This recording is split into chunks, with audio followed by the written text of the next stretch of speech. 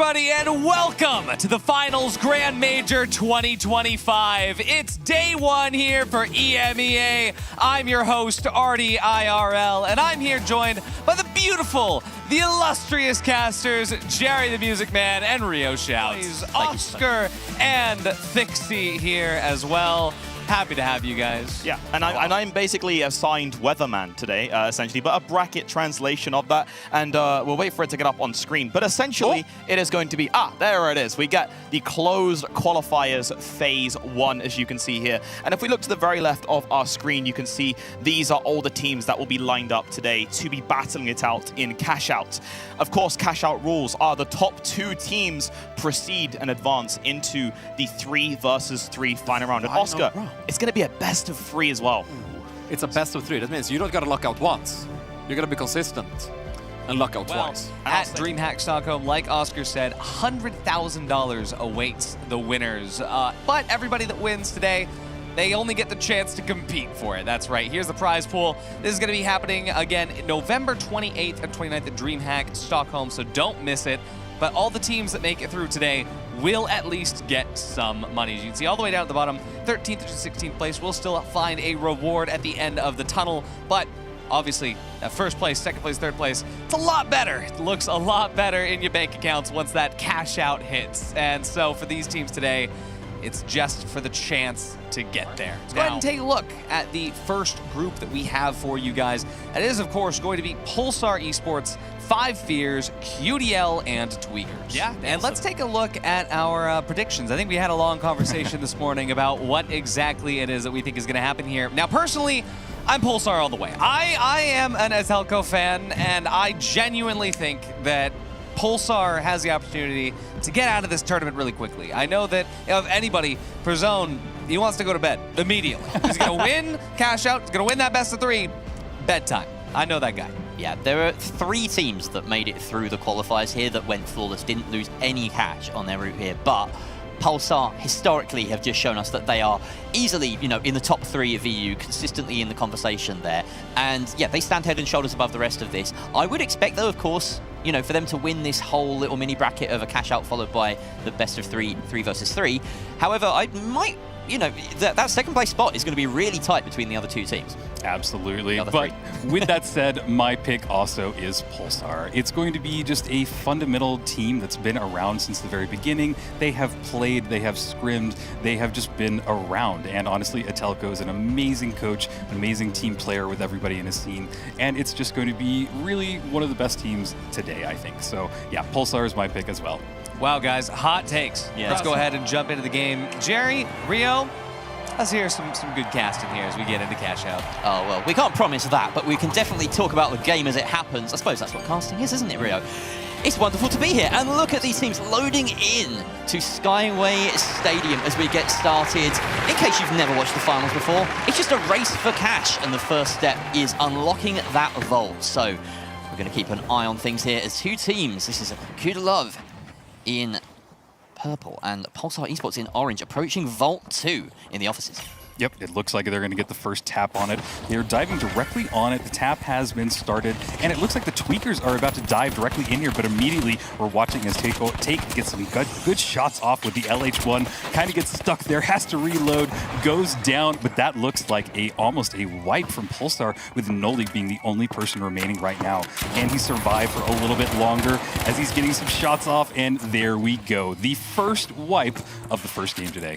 Yeah, and it goes the way of Pulsar Esports. Gorriliaz waiting for 20 seconds before they can all spawn back in, and now we'll get to see as Pulsar grab that second vault and move it all the way over to A. Now you see that gateway set up really efficiently, just closes that distance. They can get it plugged immediately. That cash out timer starts 2 minutes. Now they have to defend this for. On the other side of the map, however, we've got the box slowly being delivered by 5 Fears, I believe. So they will be up and ready to cash in over on the northern side. Yeah, and we're really watching this setup right now from Pulsar, and I'm not seeing anybody kind of charging them on directly. I think that everybody's making the call to maybe go towards B. That might be the smart option because, you know, like we said, Atelco and Pulsar are just a very dominant force, and yeah, I'm just not seeing anybody come towards them. On top of that, it looks like Vault 1 is on the move, but still, it hasn't been plugged, and honestly, at this rate, by the time it gets plugged, this first cash out is going to be more than halfway done. Yeah, and it feels as though, yeah, everyone is just ignoring Pulsar Esports. So Vault 1 seems to be where all the action is. We've got Gorriliaz and 5Fizz fighting over it. 5Fizz reduced to just their light player, Rabinski. Looks like Gorriliaz will finally get this plug, but it's going to be very staggered. Already the other cash out halfway complete. So this is going to lead to some very desynced gameplay in the arena. Lots of choices to be made for the teams attacking. Do we go A or do we go B? Yeah, and honestly, right now, I would try and go for A and then come over to B. And looking at that, it seems like that might be what's happening. Yes, we see that Pulsar is starting to get swarmed by the tweakers, and basically everything has switched. Nobody wants to be here at B because of the timing. It just isn't where you want to be, because you have time to basically get both cash outs if you do this right. And now, Jerry, it looks like 5Fears are making their advance. Yeah, there they are. There's the engage through the gateway, and they drop down a great winch, and they do get the follow-up kill onto Yoip.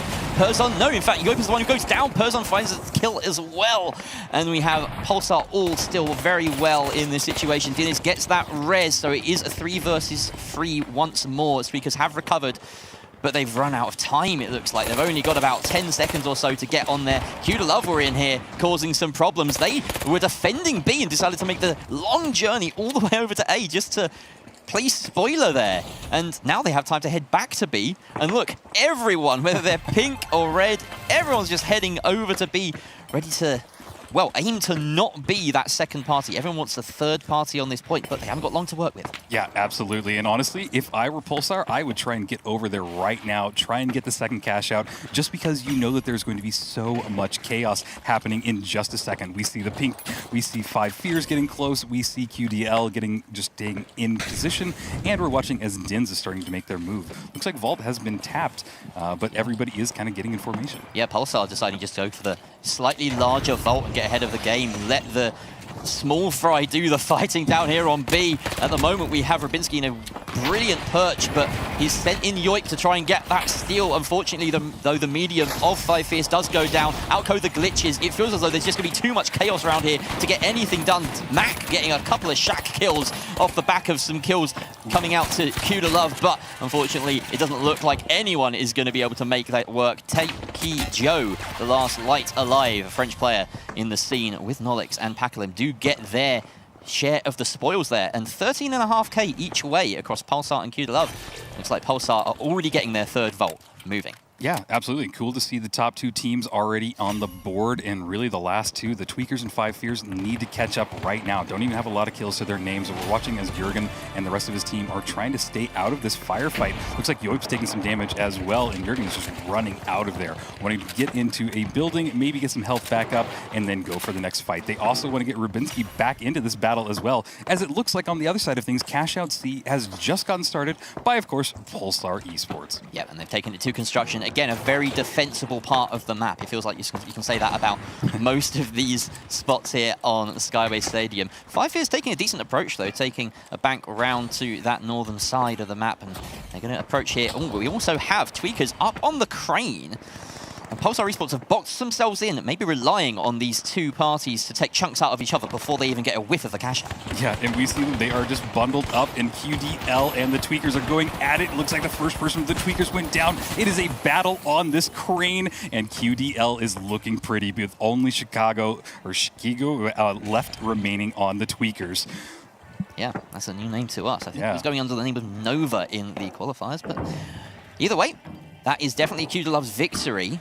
The question is, can they convert this into a cash-out push, especially with Tweakers lurking and waiting to come back in? Oh, 5Fears, though, getting in on the action. That's the pink team getting in out of nowhere and causing some problems for Atelco and the gang on Pulsar. It feels like everyone wants a piece of the action down here. The shots come out. Atelco not quite doing it, though. He's the last one alive here for Pulsar Esports. He's grabbed that totem. It's going to allow him to get the res in safety. drops a goo just to provide some cover for himself, but has conceded the cash out in the meantime. Love now on the defense. Yep, they have control, but it is still a third-party situation here. It seems like everybody is wanting to get it, and 5 Fears are here now. This cash out has about a 4th left in it. The time is ticking down. Everybody is starting to swarm on top. I think that Pulsar is just waiting for 2 more seconds to let Brazone get back in here, but boy, there is a winch claw, and they pull that cash out.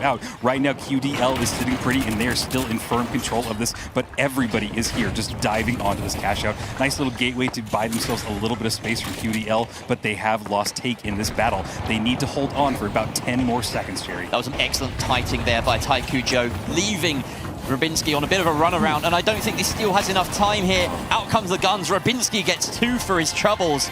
5 Fears get a bunch of kills, but it doesn't matter. Love wiped in the process, but they have their cash and now sit top of the pile. Yeah, this is pretty surprising. It's a little heartbreaking for Pulsar and for them to get wiped right now, but they still have a lot of time left in this match, and they can come right back up and get some more cash on the board. But it is really interesting to see QDL where they are. Watching now as Vault 5 has been tapped, and other side of the map, D is firmly in progress and getting close to about halfway there.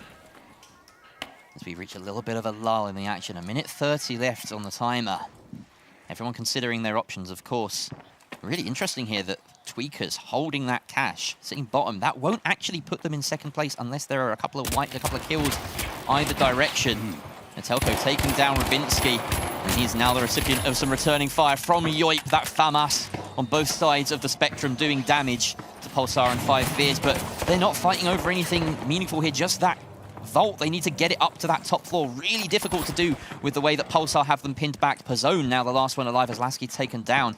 It feels as though Tweakers are going uncontested with their cash out on the far side. And with 57 seconds left, it's Jürgen who's tasked as the heavy to ascend all those stairs and finally get the plug going as soon as he reaches A here. Love very hot on his tail, very close behind. But there we go. That 1 minute and 44 second timer now starting as they're in overtime.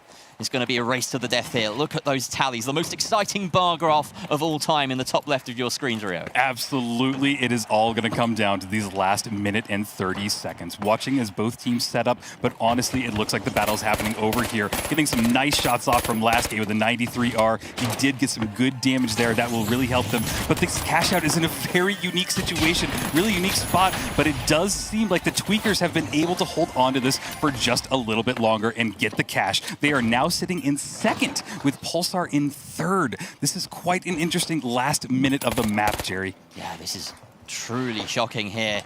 We were expecting coming into this map that Pulsar will be in that top 2 position. They need to get a steal off right now on A. It's the only option for them.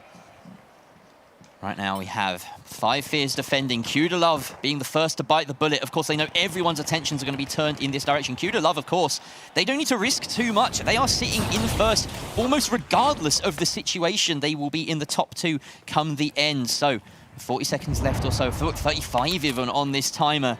Is there even going to be a steal, or will we see a surprise upset already with Pulsar Esports potentially dropping down into that dangerous lower half of the bracket? It's going to be really chaotic because everybody is here and they need to hold that steal to be able to get it. And with so many people battling it out, it is going to be intense. But Dins is there. They want to try and grab it. A nice little shock went off and just blew up that mesh.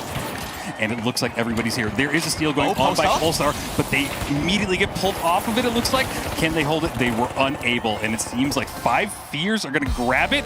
Oh my gosh, Jerry. Wow, Pulsar in last place after that one, and that is the chaos of cash out manifest. How have we gotten to this point here, Rio? We've got Love and 5 Fears in that top 2, progressing to the best of 3. Hello and welcome back, everybody. It seems like even here at the Major, we're not safe from the grasp of CNS. And although we might have to start sometimes with a little bit of stormy seas, we have Thixie and Oscar with the weather. Welcome over to the weather station. Now, look, stormy seas indeed, and a little bit of a CNS infraction, we could say, because we are going to be doing a little bit of a remake of that first game, which for you watching at home just means that you're getting one more game of the finals. Because, Thixie, in that last game, we saw a couple of things that weren't correct. Yes. Teams were wiping, they weren't losing money. And at one point, I think I saw Spaceship. In short, first game created, unfortunately, was played with the World Tour rule set, which is not what we're playing in official esports. We are going to be playing the ranked rule set, which means no random games from events, and it means that you actually lose cash on a team wipe. Since the first lobby was set up the wrong way, which has now been fixed, we've had Vaya running through the studio with, I believe they were armed with butter knives. Damn. Chasing CNS out of the building. Yeah. We're now safe from the grasp of CNS. We're going to remake that first game and make sure that they play it properly with the ranked rules. So Yes, we're going to dive directly into it and see how this plays out a little bit differently. Here we go. For realsies this time. The first cash out of the tournament. In we go to Skyway Stadium yet again. And here we have Pulsar Esports and Tweakers spawning either side of this second vault over in offices. Let's see who wins this fight. Absolutely. Looks like two teams are headed towards vault number 2. Gateway in hand by Pulsar Esports brings them immediately to the top of that roof, but it looks like the Tweakers will be the first ones to tap it. Moving over to the other side of things, we see that Yoip is getting some shots off, and they've tapped vault number 1. So both teams are ready to go for the vault. Nice shots off with the FAMAS, getting Noli down immediately. And it looks like they're chasing, and they want to just continue these kills and maybe bring down QDL. And you've got to be careful, particularly on high rise, with these massive jump pads. They can expose you so hugely. QDL do get those reses, and Takey Joe actually fights off Rubinski. 5 Fizz being turned around on their heads there.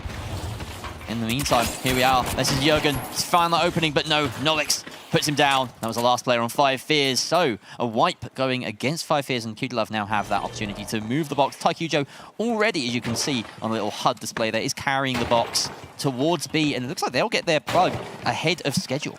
Yeah, the plug will go off, and we'll see them set up, but QDL is looking pretty. They got some kills in that first round, and now they have the cash from getting the plug. So we're going to see them probably go to this rooftop. It's a great place to set up, and immediately, it looks like 5 Fierce has spawned directly near them, so they're going to get into that engagement immediately, but we're going to turn our attention to Cashout A, where it looks like Pulsar Esports is immediately engaging with the Tweakers. A lot of the Tweakers are pretty half damaged already, but there goes one of the persons on Pulsar. Immediately brought right back up with the defib. Oh, it's but they are down to just one player left on the Tweakers. Can he survive? Kills are going left and right. And Jerry, this is getting quite intense. Oh, the moment. We've all had this happen. Is he going to keep it?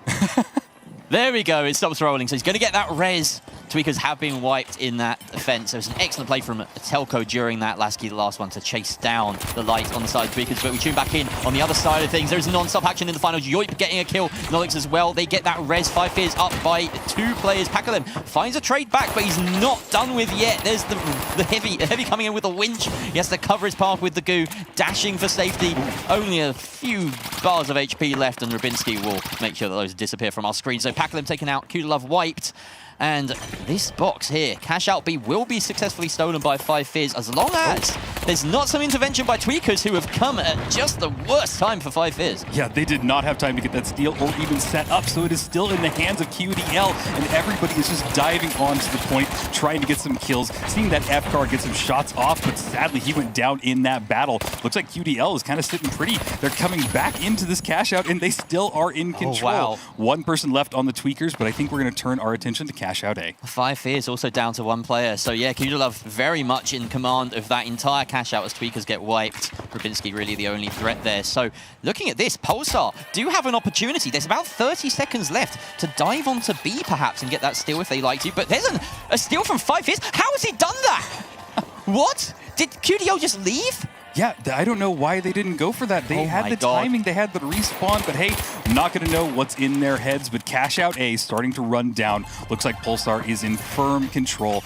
I don't think anybody even has the time to dive on there just yet. I'm still processing what I've just seen. 5 Fizz have just pulled off the heist of the century, and we're only 2 cash outs in, Rio. This is insane. Pulsar Esports collect theirs and tie effectively level with 5 Fizz. But for the fact that 5 Fizz got involved in so many fights and got so many kills to their name, that's why their tally is so much larger. They also had that initial plug, I believe, or maybe they didn't. So yeah, just a lot of kills coming out from 5 Fizz during the course of this game so far. Yeah, absolutely. And these two teams are immediately right on top of each other. Tweakers taking some damage. Looks like they have taken a lot in there. Mac going down as they're heavy. He is in that stairwell. And sadly, it is a bad place to be caught out at. One person remaining, but he is now on the receiving end of that nice 93R. Can the Tweakers survive with their last remaining member? The stairwell is not where you want to be, but it looks like they were able to get a totem. Can he get out of there? Nice little goo wall. I got to commend him on his ability to stay alive, Jerry. He's a slippery little snake, this one. Chigo just playing the run around. He's finally taken down by Pulsar, but not before Dinny's coins back in, or his res back up,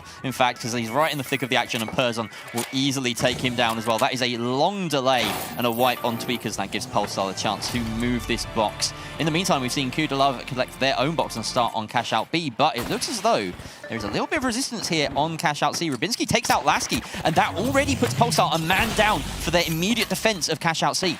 Yeah, this is already intense. They have to get that res, but not yet. Yeah, they have to get some kills. They're taking some decent damage, and I think we're getting a replay. What a trap that they laid. This is impressive positioning by 5 Fierce, deciding to wait right on top of the Cashout, and they took down Pulsar. Now they have an easy steal. So great targeting, great forethought from the team in pink.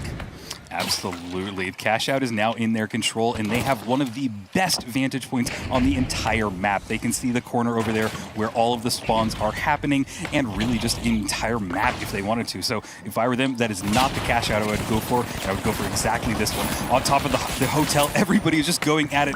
One person went down, and the Tweakers have lost one of their first members. Can QDL hold on for a few more seconds? Both back up, though, in a 3 versus 3. Din is taken out. I mean, QDL have the edge here, but everyone has taken damage here besides Shigo the Light, and he's been winched in and taken out by the tag team of the SA-12, the Winch, and the AK. Incredible shots all round from QDL. They get that near wipe, but that should be enough to protect it for the time being. Only about 20 seconds left to defend here. Tweakers are still a man down, and they have to climb up with the zipline already taken out as well. This seems like an impossible task for them. They are running a DMAT, so can try and drop it down, but they decide it's not on and disappear into the night. So that's another cash out, this time going the way of QDL, so Tweakers are the only teams yet to get on the board. Yeah, this is quite interesting. Not the way that we had predicted, but we still have basically 3 minutes and maybe a little bit more. Cash out, see, last fourth of it. Looks like Pulsar is here. They're in a good position, but have they just made the call to go a different route? I think so. They want to go from the top down, find a little bit of an entry, but there are 3 teams here. Great shots with the 93R from Lasky. He needs to get a few more shots off, get a kill, and then they'll finally have their entry. 5 Fierce have been caught in the middle here defending their point, but 2 teams very careful, very anxious not to overcommit because they don't want to be the ones third-partied here. And they're going to attempt the steal here. Pulsar Esports dumping resources. In goes the defense, though, and that is Jürgen getting the crucial kill, denying Atelco the steal, and that should be enough with all the chaos around to confirm the cash out for 5 Fierce. They sit top of the pile, and it's looking like, at the moment, QDL in second. That fight for second place is going to be crucial. It's going to all come down to these final vaults, Frio. Yep, and we're watching Pulsar just trying to get out of there, trying to stay alive and not get that wipe and put against them. So they're just desperately trying to cling around to it. Looks like QDL is in it as well. They have gotten one of the cash outs started. They have a ton of cash to their name. And look at this, my favorite cash out spawn in the elevator. They don't want to play the elevator, though. They just yoink it right out of there. And now they're getting set up. I don't see anybody close to them, so they might be going to the other cash out. Yes, I'm sure everyone knows the elevator can be such a cheesy place to have to defend or attack. Pulsar Esports just casually getting a team wipe there onto Tweakers, racking up the kill money. It's not enough, though. You really have to get those objective scores to put yourselves at the top of the leaderboard. They're currently sitting in third. They hold that 6 vault, but they're being guarded against here, being shepherded around the map by 5 Fierce, who are waiting on objective B. And this is a really tough approach. They have to climb the sky, the high rise as well to get up there. So they're just deciding to throw that box out into the open, leave it as bait, not telegraph their movements. Here's the strength of that vanishing bomb, that real pocket pick. They're going to ambush Jürgen. They take him down with ease as Pulsar and Lasky just dive bomb him. They can see here Rubinski now taking the opportunity to try and grab that box, but it's bait. Down goes his teammate. Rubinski caught in midair, but this is a light. He's nimble, he's fast, he can escape, and he's going to go for the double on A, and that will guarantee 5 Fierce a first place spot. So he just needs to keep it on this side of the map. 30 seconds left, Brio.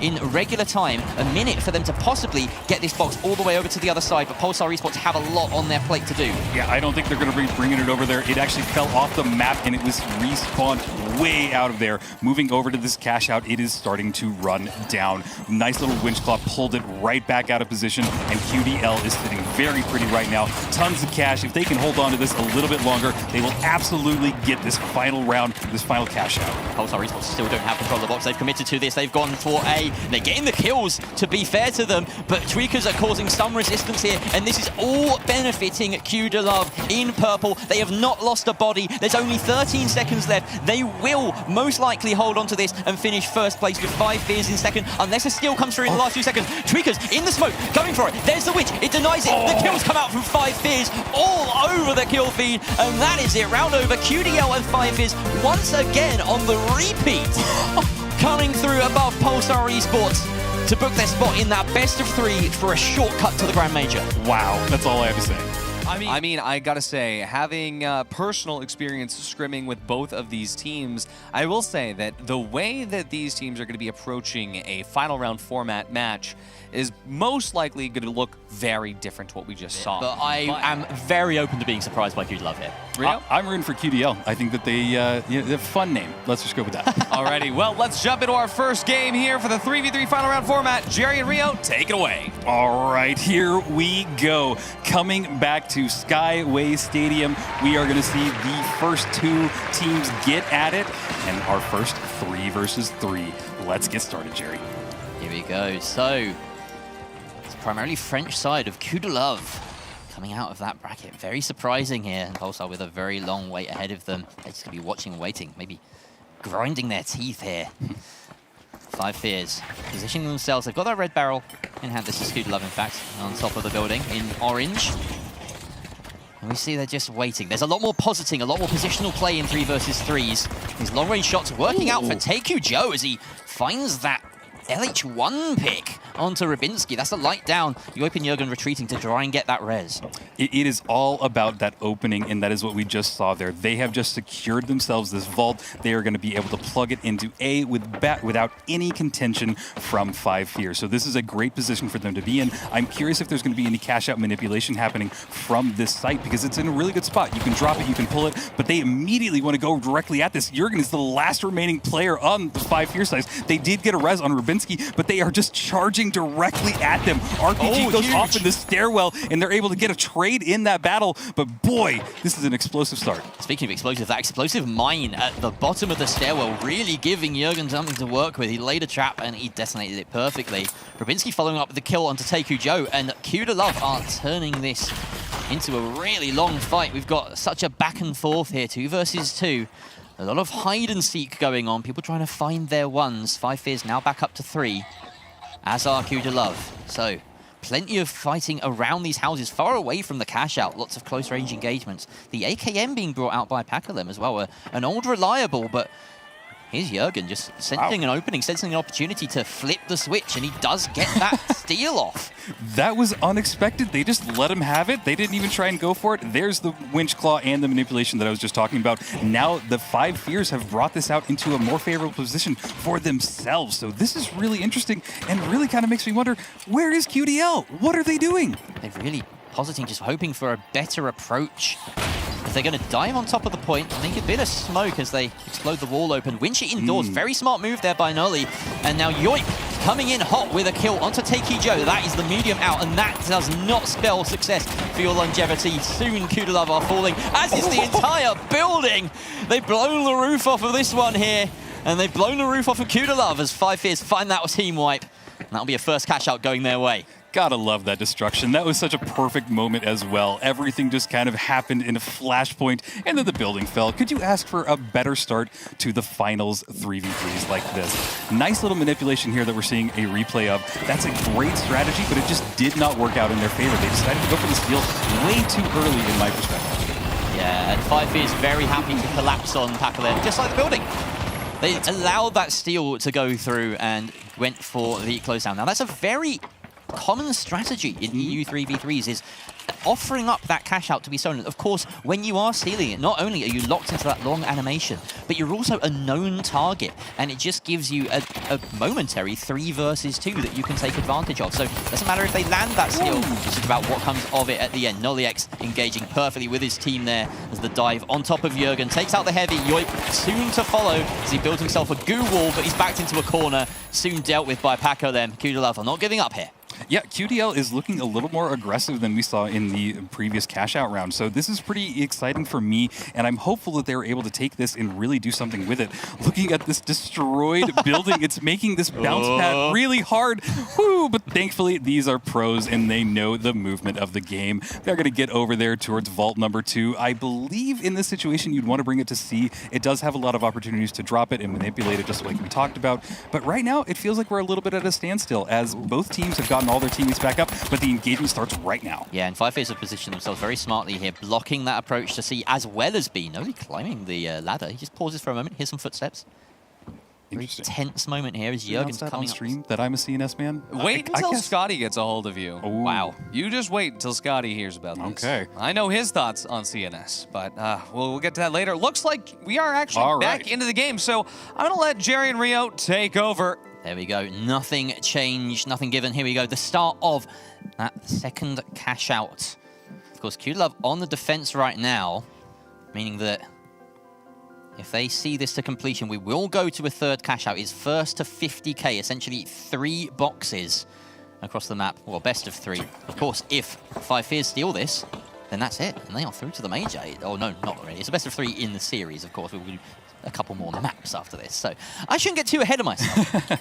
That's okay, because it looks like everybody is back. Five Fears are getting ready to set up, and QDL have the cash, and they are just watching it tick down. Looks like Five Fears is going over to the hotel area, and they want to try and find an entry there. Nice little setup by Noli, because he has the bounce pad and RPG, and they just want to dive directly on there, and that's what we're going to see right now. Can he jump in there? Sadly, he did not get an RPG shot off, but he is now chasing them, and I think that he might be able to get another kill here. And there we go. That is Yoip escaping with Jürgen's totem. But he's being chased down there by Nolix, who easily collects that frag. And there's a pile of totems. That is the perfect scenario for QDLove on this defense. They know that they just need to guard that from Rybinski. Of course, the timer quite long. Yoip with a 15-second still timer before he can even coin back in. I don't think he's going to have any part in this remaining action. Jürgen comes back. It's going to be a 2 versus 3 on the point for Five Fears to try and do this. But Rybinski does have a power position here. QDLove know about it, though. They don't want to expose themselves to it. Yeah, the crane is a great spot, but boy, I don't know if the timing will work out. He does blow up that C4, and it is going to make the cash out drop down. I did see some bouncing, so there is a bounce pad at the bottom of that, and honestly, that is going to secure the cash. I say that, but a steal is being attempted. Everybody's here in the stairwell, and there is the cash out. We are going to have one more vault appear, and it is all going to come down to this last one. Take the last person remaining on QDL. He has decided to get out of there, let his teammates coin back in, and then get back in the fight. I take it back. He decides to just dive in there into Jürgen's Deagles and just dies. Fair enough. Sometimes it does make sense to just commit to a full team wipe, particularly in the 3v3, where you don't risk losing any actual cash in your pockets from those wipes. That's only in the ranked cash outs that happens. So Five Fears, obviously, cold comfort that they win that fight, seeing as they just lost that cash out, but they do get the tap on the third vault, so it affords them a little bit of control and decision-making power over where this next one goes. Likely to D, that's the nearest, but they could circle all the way over to B, which I believe is in construction. QDLove taking the sensible strategic approach of positioning themselves in that middle island to try and control the map. Yeah, and this is a great position for them to be in. This is what we call a rooftop battle. These two teams are just kind of fighting it out, trying to see if they can get any kill, and then that is their opening. Yoip is pretty low, and it might be a little hairy for them to get over there, but the gateway just helps all of the teammates get over there without taking any more damage. So they know that the vault has moved. I think that they're going to have a little bit of trouble, though, bringing it over to B. They've got a long journey to get all the way over there. I mean, ideally, they'd take it to D, but you know that QDL is just set up right there. Yeah, they decided to drop this box because right now they've positioned themselves somewhere where they at least have options. They can pivot to B or to D now. But of course, Five Fears, they do have the whole of QDLove in front of them, fighting from that opposite island. And they're here on top of the hospital just waiting. And in fact, QDLove decide to go for the engage. They take a lot of damage on the way over, but they heal themselves back up with the H+ Infuser. That winch is fantastic, and the Deagles can unleash hell upon the Heavy, and they're going to follow up with a kill. Is it onto the light? Yes, it is. Rybinski cleaning up both of those, but make no mistake, that was a team effort from Five Fears. Takey Joe is the last one alive, being chased down, grabs hold of a totem. I don't think he's got long to last here in the arena. It feels as though, yeah, they've turned their attention away from the wipe and are going to try and get this plug. QDLove have managed to get that res, though.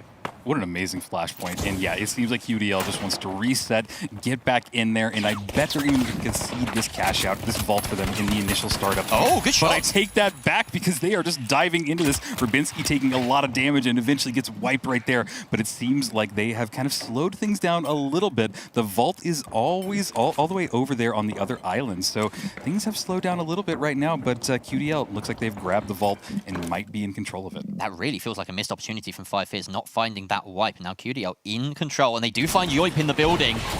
And he's taken out, leaving only Jurgen the Heavy alone on the side of 5Fizz. And I think at this point, you just have to concede this box, allow 5Fizz, or allow QDL rather, to get that plug.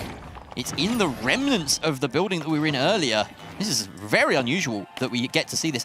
Rubinski and Jurgen going for a double drops. Like that is unheard of, but I think they just want the better positioning. They need to rely on a spawn to bail them out of this one. Also, they just don't have a lot of coins left. From that pause, I think that they were forced to use some of their coins. So there's only 1 coin remaining on all of 5 Fears. This is going to get intense. They are about to respawn in, and basically they have to either wipe or use up that last coin. So I don't know, Jerry, I'm at the edge of my seat. There's maybe one fight in this here.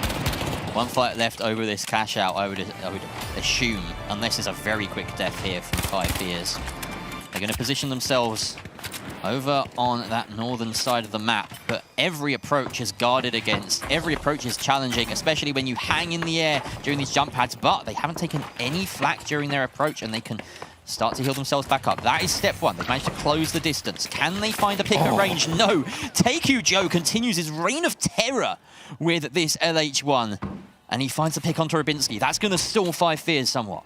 Yeah, absolutely. Just having that one person go down, force the force the res back on them. They're going to have to go at it, but this cash out is more than halfway done. They are starting to run out of time, trying to get some shots off with the Deagles. They do deal a little bit of damage, but honestly, QDL is in a perfect position. They are set up on top of this building, and they can see every sight line for anybody that approaches. Rubinski looks like he's found something in the building. He might be going after Nolix, but there, we can see the health bars draining slowly on QDL. They just need a couple of picks here, 5 Fears, to try and then commit to the steal. Rubinski does find that pick onto Pakalem, and now is the time to pull the trigger. But Nolix hits him with the C4, the pre-placed barrels, taking out Yoip. Jurgen, though, finds that trade. It's a 2 versus 1. The steal is going down. The glitch connects, but can he deny the steal? The shot come out. It's a double kill for Takeu Joe, and he steals the steal back. He keeps QDL on top of the money, and that is the first map going the way of QDL. Oh my gosh, that is an amazing way to end the very first round of 3v3s. What a wrap-up.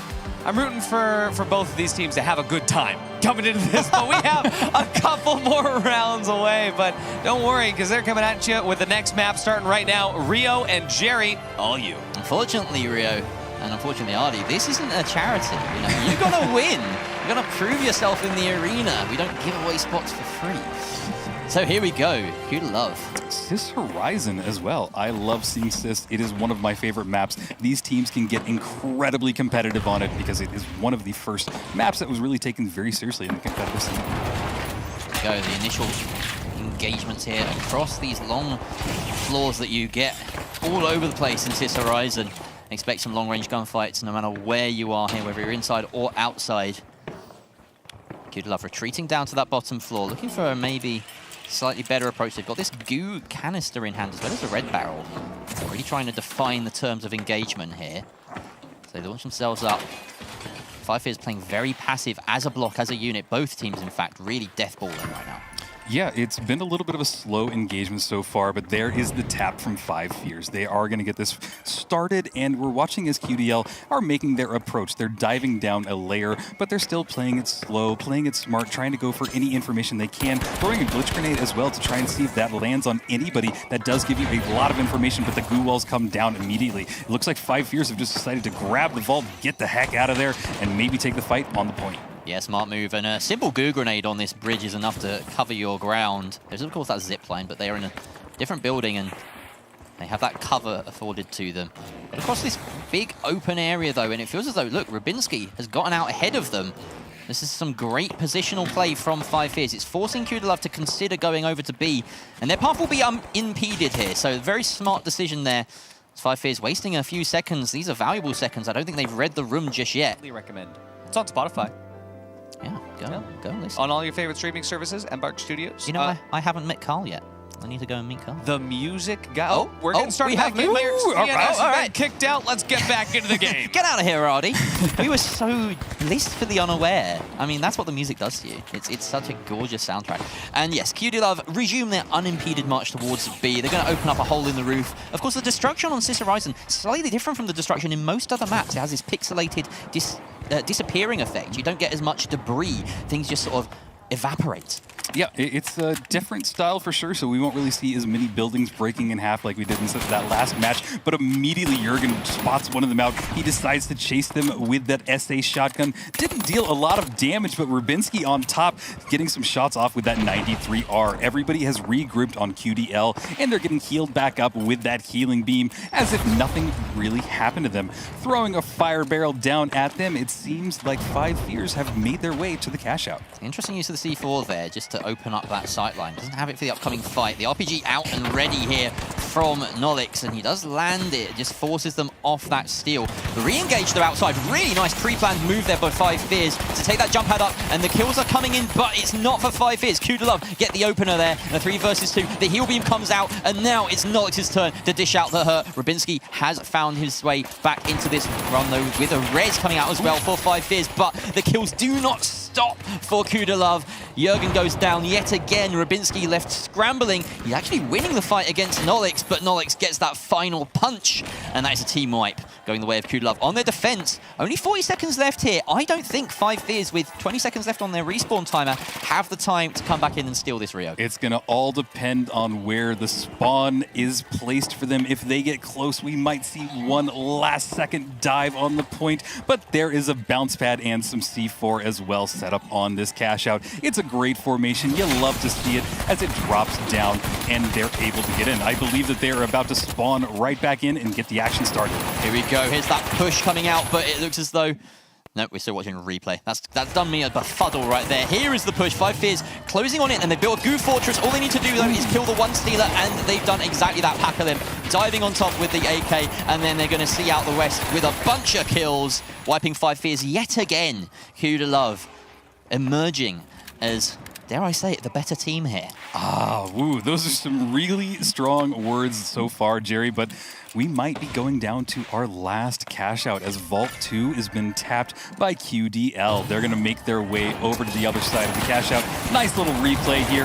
That is the moment that absolutely saved them that cash out. You got to have an aggro teammate that is willing to dive in there at a last second's notice and do exactly that. So wonderful plays, wonderful performance. Can they hold it out for one more cash out, Jerry?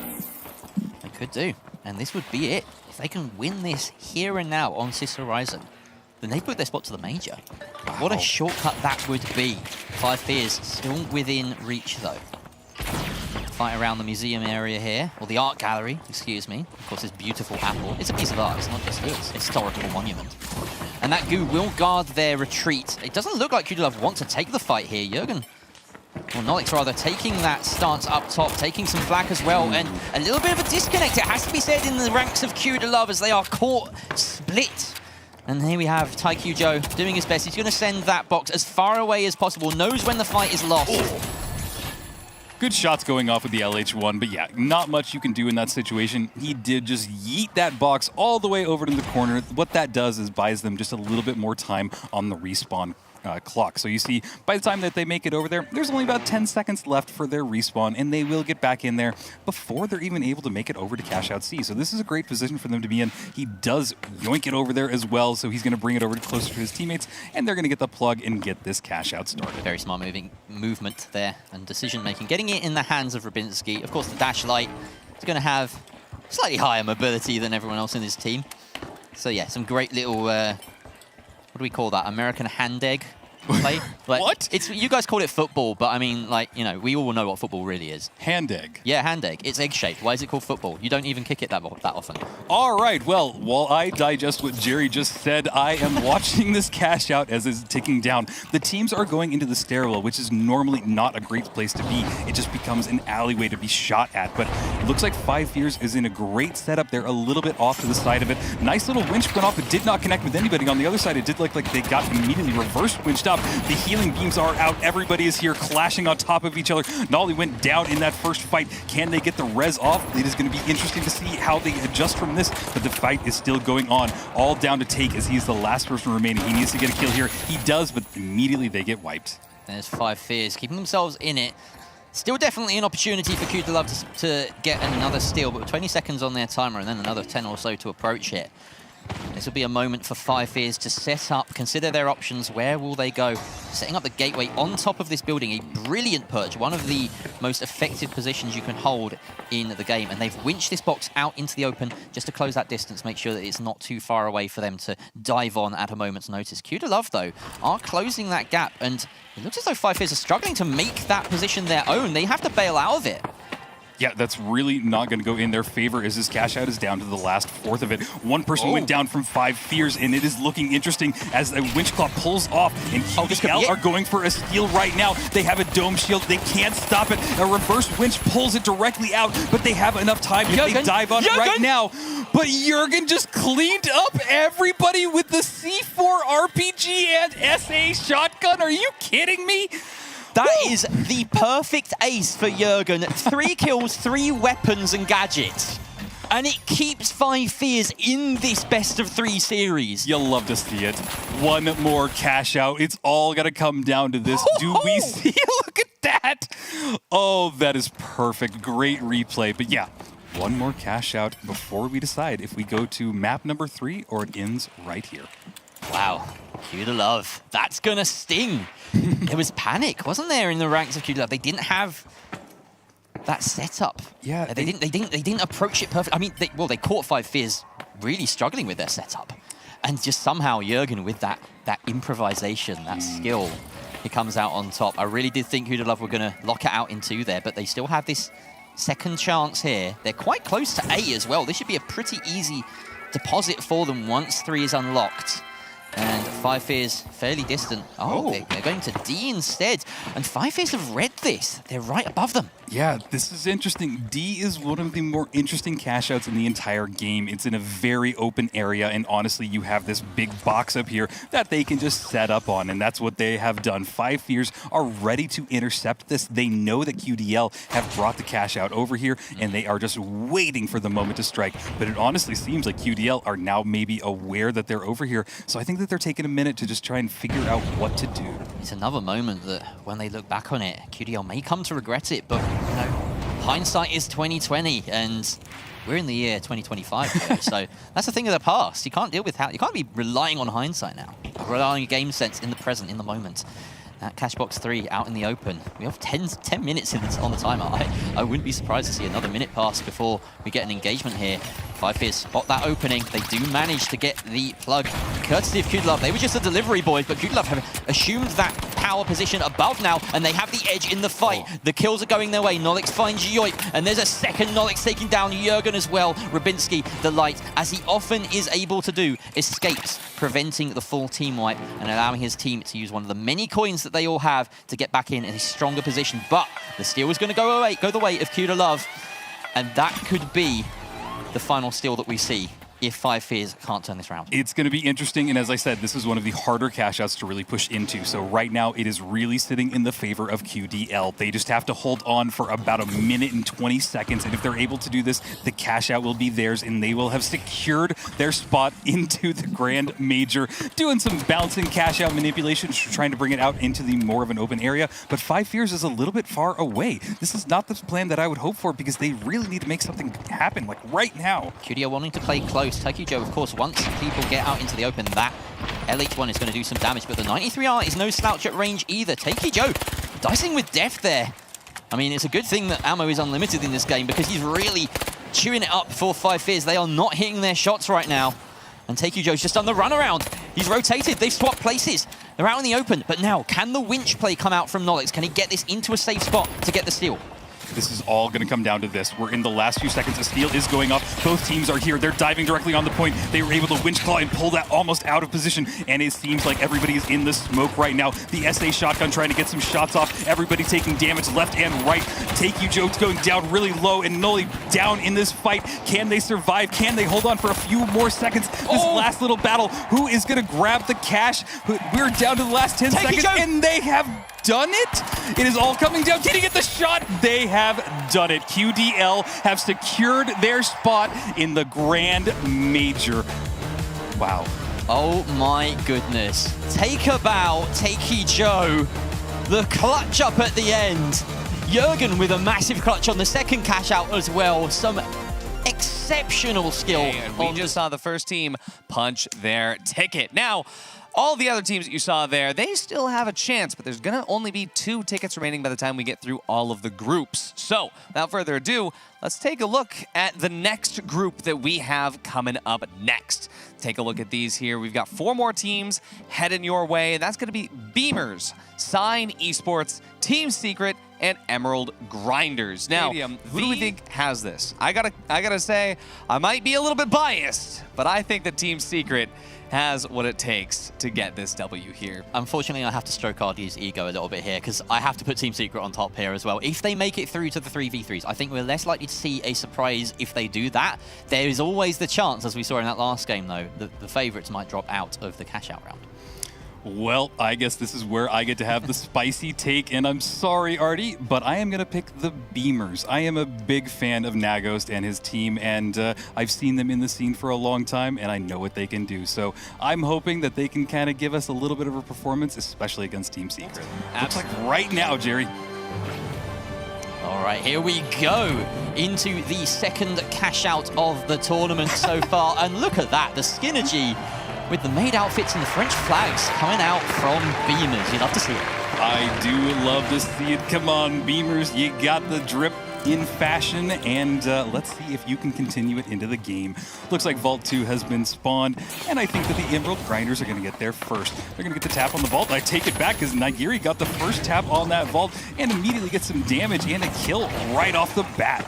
Oh, that winch not working out for Renko though. Sends down the RPG and does a decent amount of damage, and there's a tag team going down on Nuok. He takes him out. The follow-up onto Alone in Paris. That is almost a wipe. Donk Rage is still up, though. The light on the side of Emerald Grind is just causing some problems, but it's nothing that Nagos and Nigiri can't deal with. They bring up their heavy, and that should be all she wrote for Emerald Grinders just getting wiped off screen there. We tune into Sign Esports, who are clinging on as they have wiped Team Secret in the first fight of their map.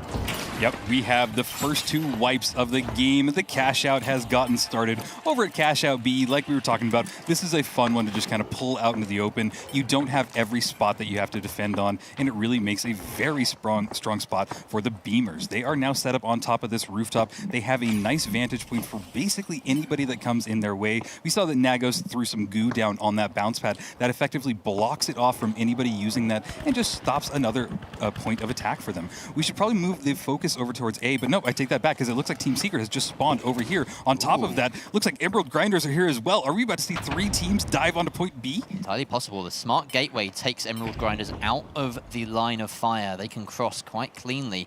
Team Secret keeping their options open. Looks like they are diverting their attention, seeing that Emerald Grinders are focusing on B. They're going to go and try and take down A. Now, Sign Esports, a team very much known for their power positions. They love being able to set up a defense, and they're very difficult to unseat from it once they have that spot set up. So, Mickey, Emilian, and someone with that healing beam on their side as well. They're going to be leveraging the R357, the revolver, to try and hold this at range. Very interesting choice. Not something we see that come out a ton, but I kind of love to see it. So let's see if it works for them. But a lot of people just on this rooftop trying to find any opening that they can. Looks like the cash out just dropped from some C4. Winchclaw pulling it off into the corner, throwing some goo down as well, trying to build themselves a wall, and I don't think anybody's going to stop Team Secret from getting this steal. They're now in firm control of the cash out, and now it turns into, can they hold it? That's an impressive flip, and Sign clearly just not on the money there, a little bit far away. And they probably read into that quite early and decided we need to reposition for the follow-up fight. But only 40 seconds left or so. They need to try and take out Team Secret. Team Secret are actually dealing with some flak from another side, perhaps.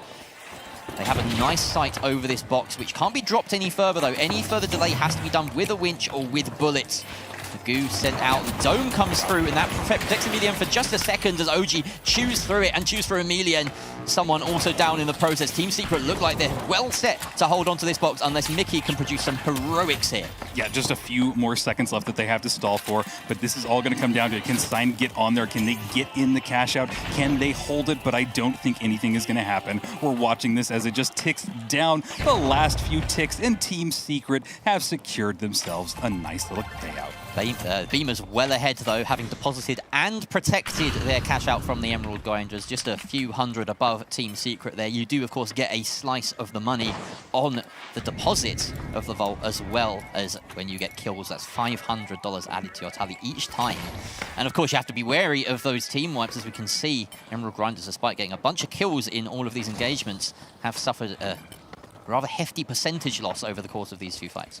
Yeah, moving over to the Beamers, they're taking their attention towards Cashout C, so they probably want to intercept this from Team Secret. They are just here to set up and absolutely steal it when it comes in. Some goo went down. I think that they know that Team Secret is right outside of the door. Moving our attention to the Mega Dome, as it seems like Sign Esports are trying to set up here, maybe go for C, but it looks like Vault 3 really kind of not touched yet, just kind of waiting out there as everybody kind of turns their attention towards Cashout C. Beamers once again getting a deposit as they start to pull away from the pack here, but they have now got Team Secret on their tail, something they didn't have to contend with before.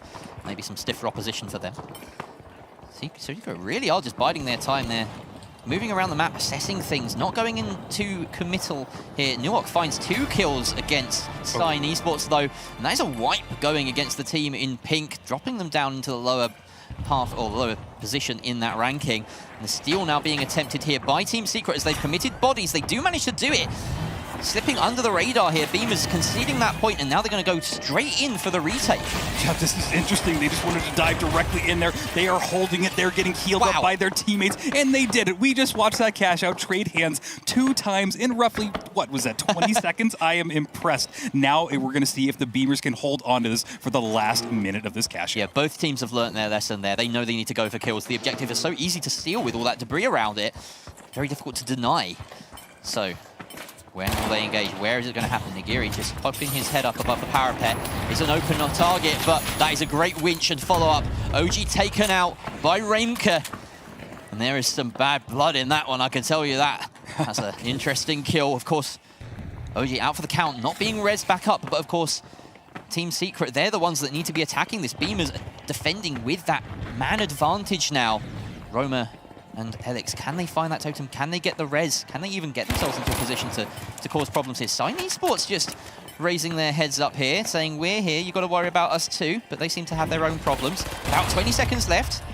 That explosive is destroyed, and now we have a full-strength Team Secret, and they do get the opening kill in that engagement. Nagos goes down, 3 versus 2. Dome is committed from the defense, and that is huge for the attack. Roma just skirting away. I don't know if they got the opening for the steal, though. Nigiri trades it back onto Elix, a 2 versus 2. I can't see this happening. There's not enough time.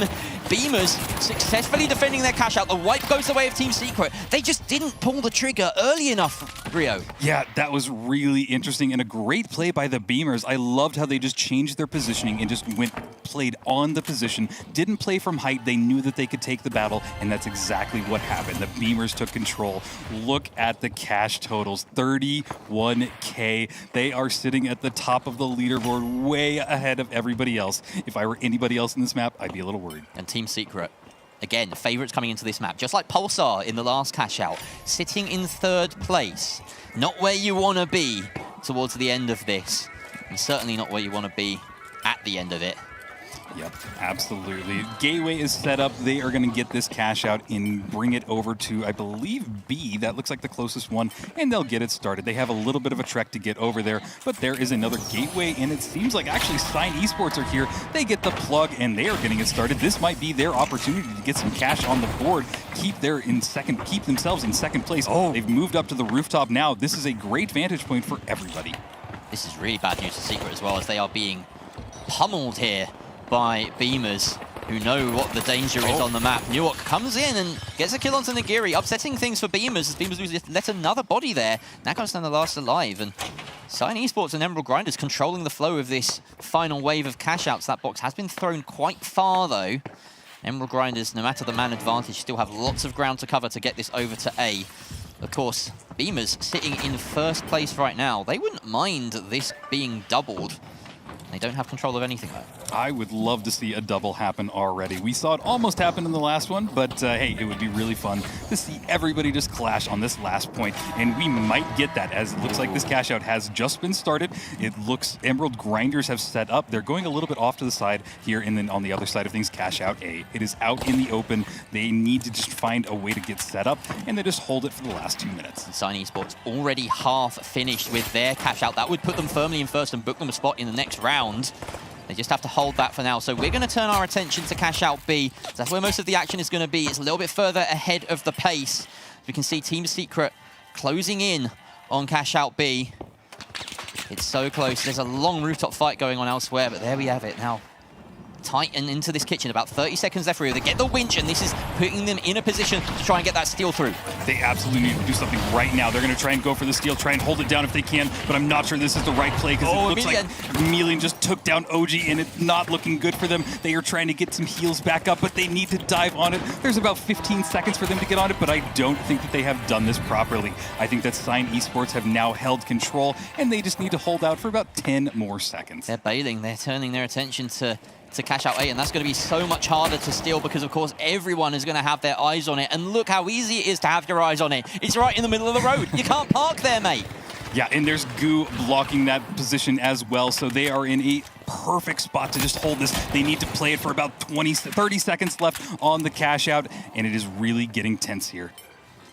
Beamers currently sitting in second, though. Emerald Grinders need kills. They need to wipe Orange Team. Beamers are not going to afford anyone the luxury of taking that. Of course, if Secret steal it, they will propel themselves into second. And Beamers, they need to do something about this because their second place spot is in danger. It's stuck, but no, Alone in Paris with two crucial kills. And that is going to put them in a position, unfortunately, where they still need more. This is not enough for Emerald Grinders to get into second place. The timer is up. And it's Sign Esports and Beamers that make it through to the 3 versus 3.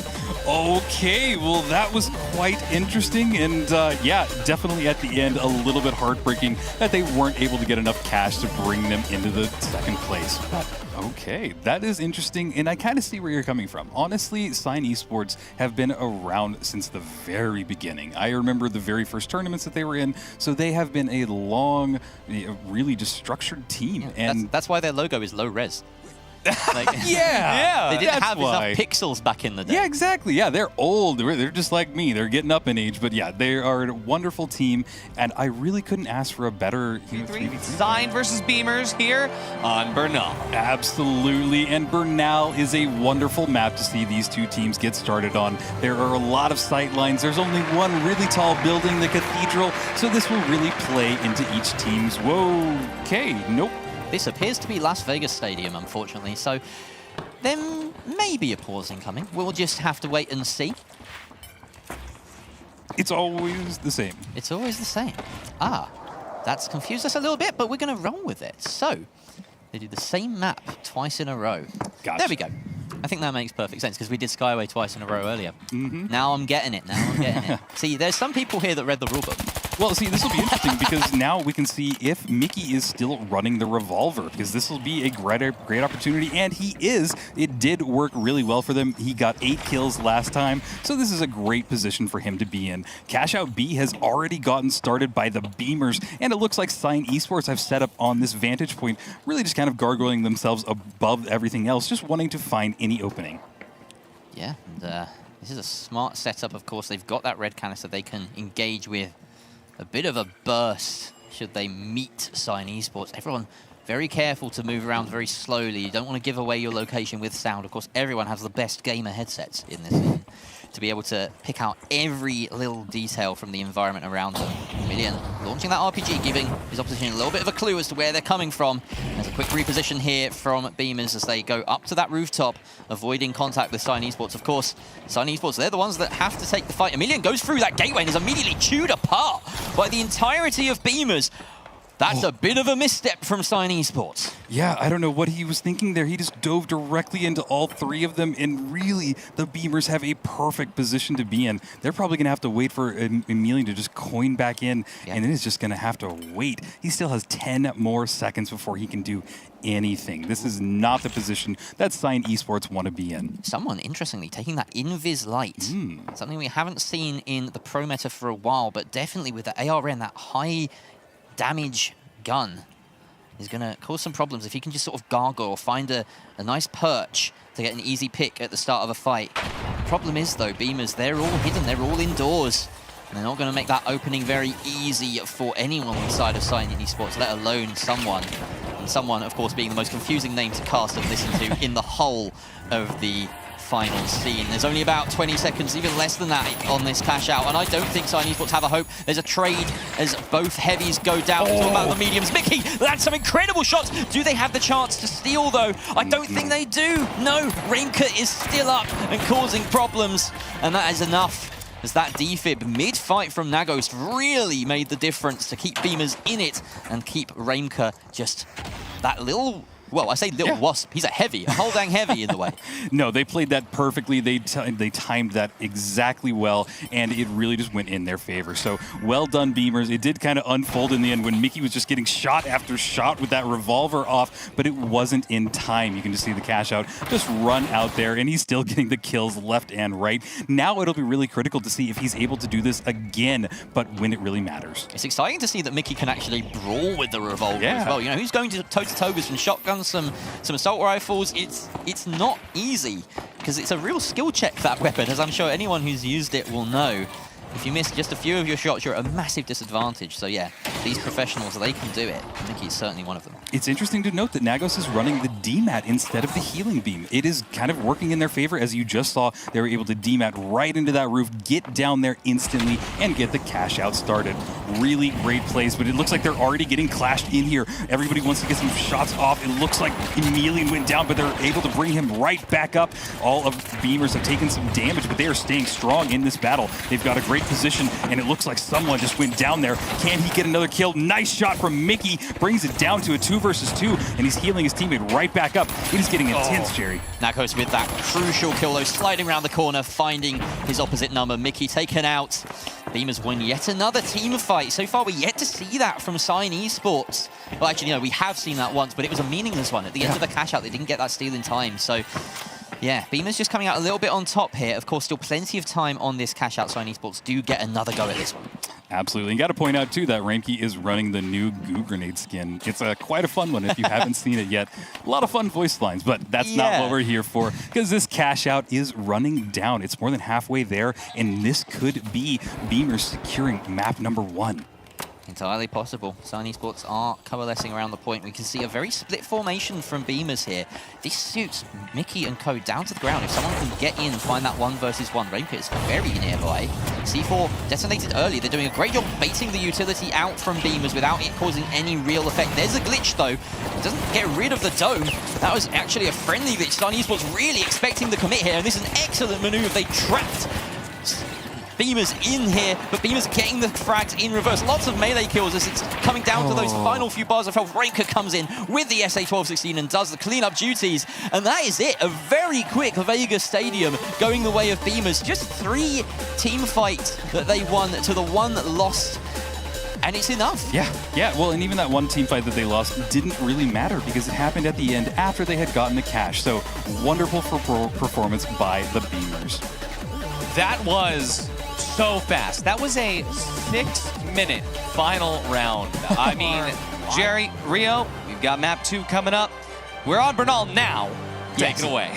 There we go. Bit of a false start on my end. Apologies. So yes, Bernal. And this is a much better suited map to that revolver, I think, for Mickey. This is the point where they have a bit of a say in things. And maybe they can turn it around here. They have to turn it around here, of course. Beamers up 1-0 in the series, as you can see right at the bottom of your screen there. Let's get going. Absolutely. These teams are making their way over to Vault number 1. It does look like Sign Esports will get there first, but will they go for the tap? And that's exactly what they've done. Now they're going to go in a higher position, try and find any pick that they can, but it seems like the Beamers are taking it slow. They want to find the opening. They don't want to give anything away. Nice little red barrel in hand, too, so I think that they're planning to just explode onto the point as soon as it pops out from the Vault. Sign Esports well positioned, as they often are, though. They grab that box, and now here's the jump pad engage. Beamers revealing their location, and they try and pick Mickey out of midair, but it's someone who actually gets the skeet shooting off to a good start, taking out Nagiri. Rainker does finally trade off Mickey, and that res comes in favor of Beamers. This is a huge swing there, and Emilian, the last one standing, as he does find a kill on the Nagos, but Rainker, just a better heavy in that situation, had a bit of an edge in that fight. Yeah, that SA shotgun in your face is just brutal, and that's exactly what we saw. He got 2 amazing kills that absolutely turned the tide of the battle. And like we said before, there's only one high spot on this entire map, and it's the Cathedral. So they're going to take it there. They're going to have all the opportunity to manipulate and move this cash out, and it is really going to go in the favor of the Beamers for this first cash out. Now, can they hold on? I am not sure, but we will find out. Yeah. There's only one way to find out, isn't there? Yeah. That's exactly what we've got to see. So we can see in this little corner of your screen here, that is Sign Esports approaching. RPG being reloaded by the Beamers. They have the absolute height on this cash out, throwing some goo, buying themselves even more positions, but the cash out was just dropped by Sign Esports.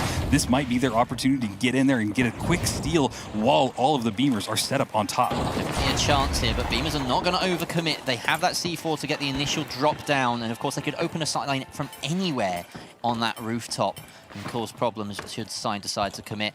Sign deciding instead, they've got to try and deal with the problem at source. Go all the way up. That's some good shots on Nagos, but not enough. And Sign really taking the brunt of the beating here. Some shots come out from both heavies.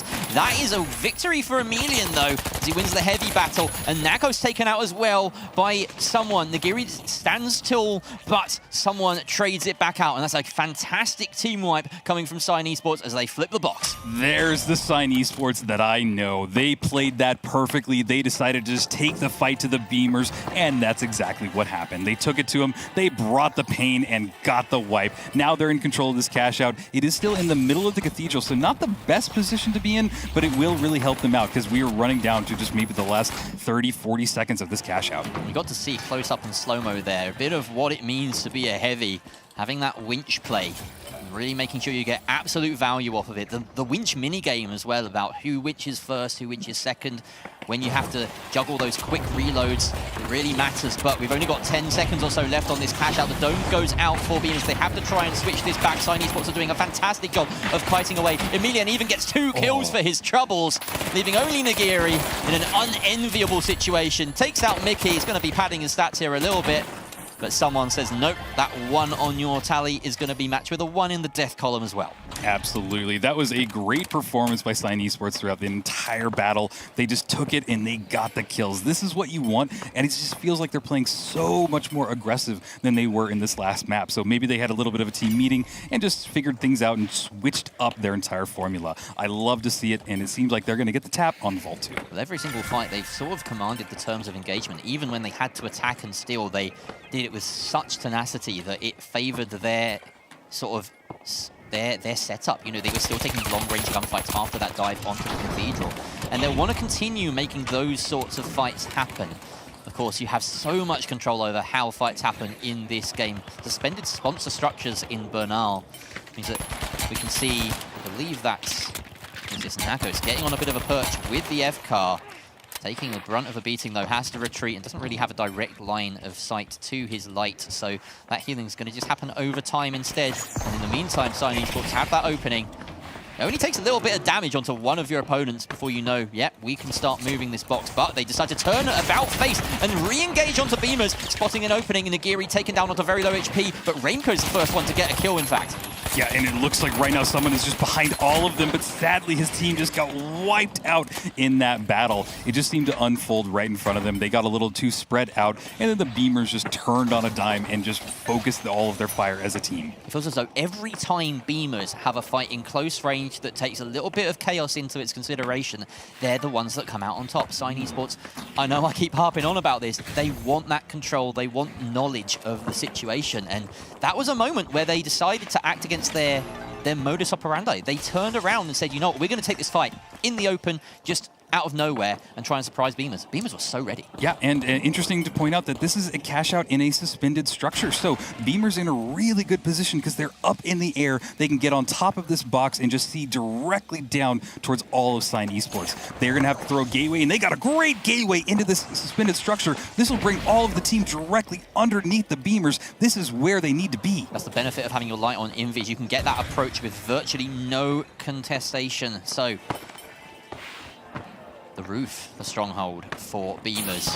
They open a sight line to those doorways. They have a good angle here, but they're positioned very much a known quantity for Sign Esports to try and engage onto. Doesn't mean it's easy. They're going to hang in midair if they hit that jump pad, and you know you don't want that to happen. Someone trying to go for a flank here as Mickey and Raimka, or rather Emilian, do commit. There's a trade. Mickey wins his fight in midair. Now it's only Raimka left in the vicinity, and that's going to be a successful team wipe for Sign Esports. They steal the box, and that leaves Beamers with one chance to try and turn this round and wrap it up in 2. Otherwise, we're going to go to a third map. Oh, that just looked really sloppy from the Beamers. I hate to say it, but they just kind of just spread out and then died one after another. They didn't have that harmony that we've seen in so many of their battles. We're going to get a replay here as well.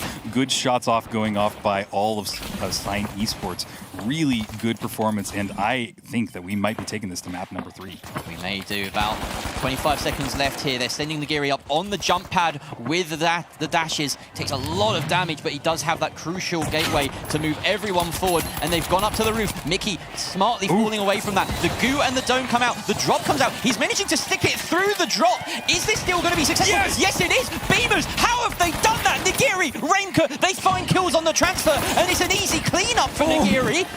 We're going to a third box, Rio. Oh, I love this. This is what I was hoping for. These are really evenly matched teams, and you can see it in all of the battles, all of the steals, and just the chaos that has been happening so far. I love it when a map goes to 3 vaults, 3 cash outs, and that's exactly what we're going to see. Looks like they are tapping vault number 3 right now and bringing it up. Sign Esports must be mystified. They were relying very heavily, it must be said, on that C4. Mickey with the heal beam, not able to get in close and dematerialize it. They'd use their RPG. They didn't have any further tools for Salt, and if you're only counting on 1 floor to drop, things like that can happen.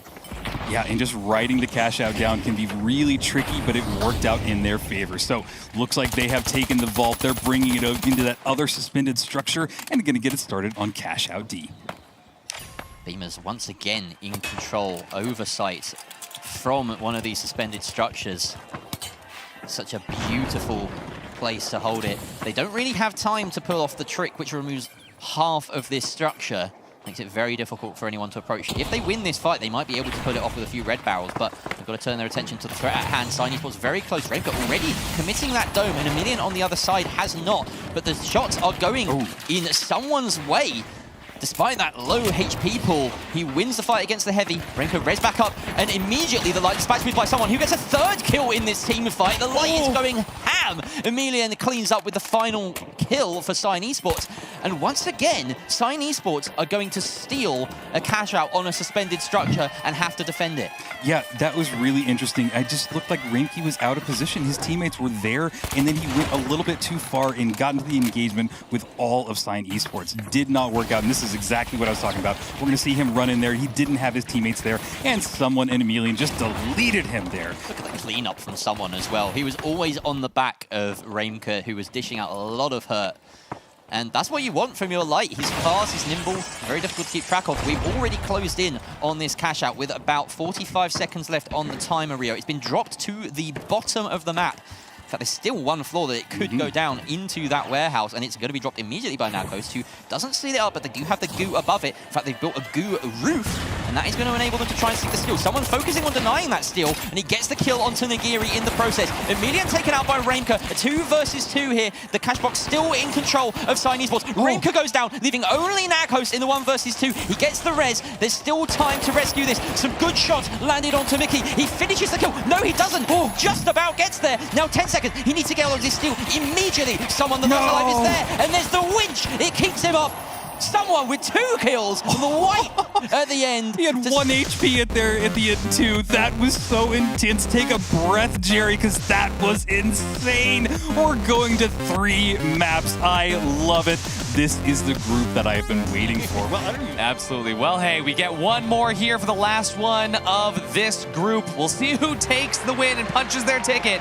Jerry, Rio, take it away. Absolutely. On Fortune Stadium, nonetheless, one of my favorite maps. What a great way. This feels like a treat for me. Watching now as Sign Esports make their way over to Vault 1, but I don't think they want to tap it just yet. They want to maybe go and directly intercept all of the beamers. Great shots going off already. Ramkey brought down just a sliver of HP and now just deleted in there in this battle. They are on fire right now. Nagiri, the last person remaining with 1 bar of HP, and then he gets deleted as well. What an impressive, intense first team battle. Yeah, I barely sat down and it was over. That was incredible from Sign Esports. The tracking on the shots from, was it Mickey? No, this is someone. Wow. And Mickey. That's the benefit of the Invis Light as well, just revealing themselves at the moment of pulling the trigger. And he can follow up on all that damage as well. We're really starting to see Sign Esports click into gear here across Bernal and Fortune Stadium. They seem to have something. Yeah, maybe it's something to do with the revolver. You know, you can't beam people out of midair quite as reliably. You really have to hit those shots. But when you've got so many bullets at your disposal, it makes it a lot easier. Yeah, and now this cash out has been started on one of the harder cash outs to really push into. It's kind of known as the hospital spawn, and it is going to be an uphill battle. We see that they have already blocked off the bounce pad, so they're going to have to get in there with a gateway, and that's exactly what they've done. So they've absolutely avoided all of the incoming damage, and I'm curious if they're going to drop it. They do have a DMAT, so this would be a perfect opportunity for them to drop it, but interesting plays as they go around it. I think they just dematted some glass. Yeah, I don't know why they did that. That's a little bit of a oopsie, but now all of the glass is removed. There's a sonic boom outside the building. That should make Sign Esports' ascent a little bit easier. They do, of course, have that DMAT beamers, rather. Beamers trying to drop it a few floors. Of course, this can be dropped so far. As we've just seen, it's gone down about 3 floors in one go. Yeah, this is perfect. This would be the opportunity for the beamers because I don't think that Sign Esports are close enough to even stop the steal, but they've immediately made their way on top of them. Here is the battle. They're all bouncing and dematting left and right. Mickey goes down in that first one. Someone taking a lot of damage. Nagiri went down as well. Can someone stay on? He got a great kill, but can he hold on? It is all versus Nagos and someone. Which one will take it out right now? It seems like someone wants to bring the battle closer towards Cashout A. They get a res on Ramkey, but the battle continues. Wow, Narcos, incredible moves there. Has that defib to turn the fight in his favor. And someone didn't pick his moment perfectly. Did almost kill Narcos, but Narcos, even with the turn and burn, gets the kill. And that's the steal. Successful for Beamers. And that's going to be it. There's no chance really here for Sign Esports to spawn back in and get the steal. The time's just not in their favor, and that's why we can see Beamers already making their move towards the center of the map. Yeah, that is not going to go in their favor for all of Sign Esports, so they're going to have to turn it and look more towards the next vault. Everybody on the Beamers team has just moved out into the open, and they are ready to go here. But look at this. These teams are aggressive and just want to bring the combat directly to us. Bouncing up and down on top of the rooftop. RPGs going off. Someone getting some kills, but Nagos getting 2 to follow up. It's all on Emilian, and he's at half health, and he does get a great kill, so it's Nagos versus Emilian. Winch Claw pulls him in, and the Beamers have been... God! What just happened? It's a direct trade. What? There's no one in the lobby. We're going to have a 20-second break. Oh, all right. Well, I'm going to... Yeah, all right, I've been screaming. That never happens. That's a frame-perfect trade. There wasn't bullet time or anything there. They were just shooting bullets at each other. Wow. Let's have a moment to take that in. I was about to say that Narcos has really stepped into the spotlight for this kind of opener. But this just never happens. we are gobsmacked, as you can see. Yeah, I don't think I've ever seen this, and here it goes. They're just shooting each other. Boom! That's a payday.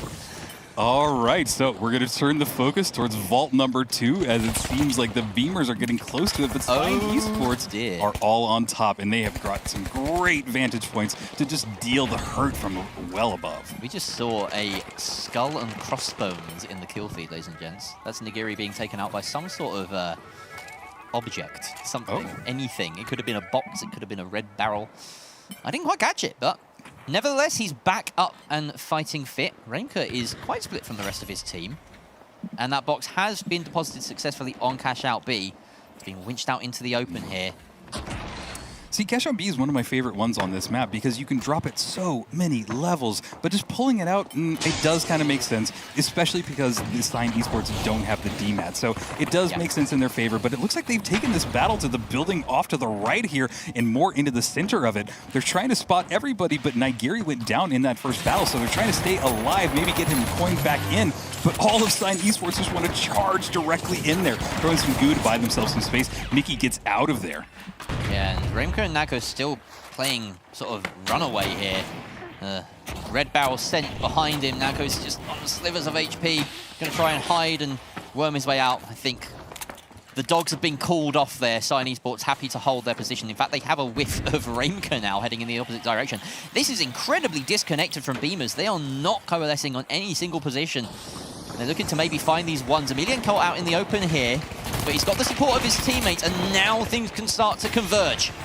Absolutely. He's in a great spot to steal this if he just sticks it. Risky. All of Sign Esports are just trying to stay alive in this, but they have pulled themselves off of it. It's all down to Nigiri. Can he find some kills? They're both pretty low. This will be the perfect opportunity, but no, the Winch Cloud just pulls him in and deletes him. I don't know whether perhaps Rainker thought that the opposition heavy had been killed or something, but he stood standing and stealing that cash out in front of 2 C4s, which is, that's a death sentence. Yeah. You know, I saw this happen, I was like, there's no way he's committing, surely. This is a bait, but no, he just immediately dies. And Nigiri left trying to pick up the pieces, and of course he can't. Someone is really, really racking up these kills over this series. Again, the spawn for Beamers looks like they're just not going to have a chance on this cash out. And another fairly anticlimactic one as we head to the final cash out on the final map, Rio, to determine who gets that early Grand Major invite. Yep, and it's actually spawned really close to both of these teams, so it will be a battle, and I'm sure a team wipe before anybody wants to go for that vault. Looks like Nagos took a lot of damage in that first fight, and they need to peel off for just a little bit. All of Sign Esports are now setting up in a little bit of a rooftop formation in this spot. They go for the tap, they do get it, and now pulling directly off.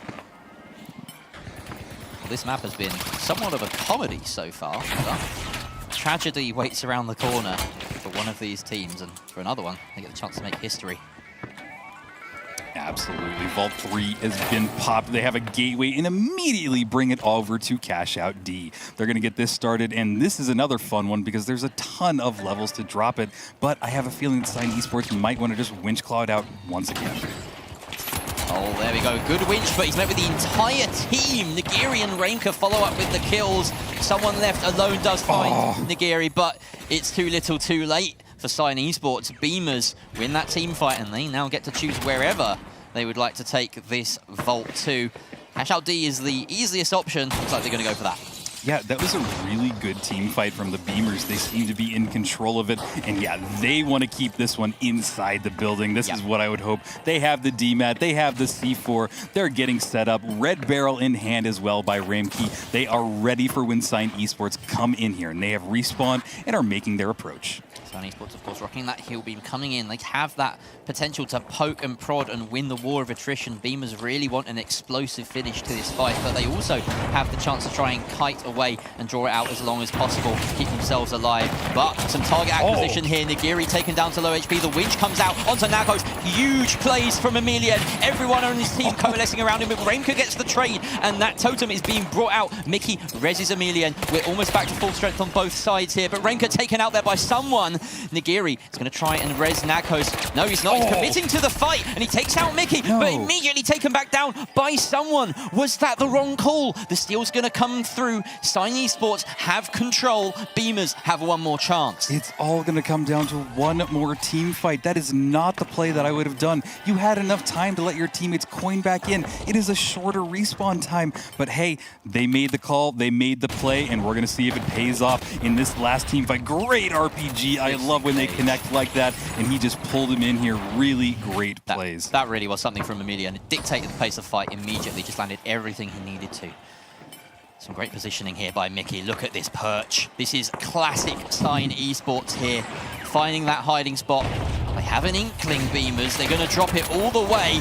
The steel's going to start to come out. Goo protection from above. Yet more layers of protection. And I don't think that Sign Esports can close the gap. The steal is successful. 3 players are still up for Beamers. There's no way that they lose this. Surely they've turned it around. We've got Renka stuck in a wall. It's chaos. The kill's coming out for Nakos. Renka goes down. Does he? Yes, he does. But there's no time to steal. Surely they have it. The wipe is there. But it's not enough. Beamers, they've killed everyone and they take the money. Oh my gosh, what a way to wrap that up. The Beamers have pulled it off. I love that I had no idea which way that would go until the very last second. What a great series. To help you through seeing this bracket and all of its craziness, it's been a while since we've chatted with them. Let's take it over to Oscar and Thix with the weather. Yeah. What is going on? I got you. So, of course, this format is going to be quite difficult for you guys to kind of understand if you're newer to the finals. Again, we are running a tournament within a tournament. So I'll briefly just get up and explain what's going on here. So as you can see on the very, very left side here, these are the 2 group games that we just played. We see that the 2 teams that went through, right here, we have Five Fears and QDL. They just played in those final rounds. And then, of course, the winner of that was QDL. They won both of their best of 3, so it's the first team there. They are qualified to the Grand Major. So QDL, first of all, congratulations, guys, to QDL. Big up the QDLs. Well done. Five Fears, though, the team that lost it, they are going to be skipping all of this crazy stuff over here, which we'll take you through later on. We'll be skipping that, and then we're going to phase 2 in a bit. And of course, we go to the next group that you guys just watched. Of course, it was going to be these teams right here. We had the teams for Beamers. And of course, on the other side here, we have Sign Esports. And that was an absolute, Oscar, it was cinema. It was goddamn cinema. Absolute cinema.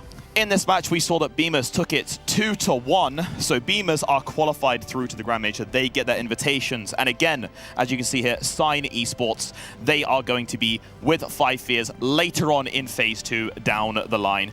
But of course, now we go through to the rest of the matches. We then have Group C and Group D. Group C contains some absolute some pillars of the community, of course. We have Carnifex there on Alliance, of course.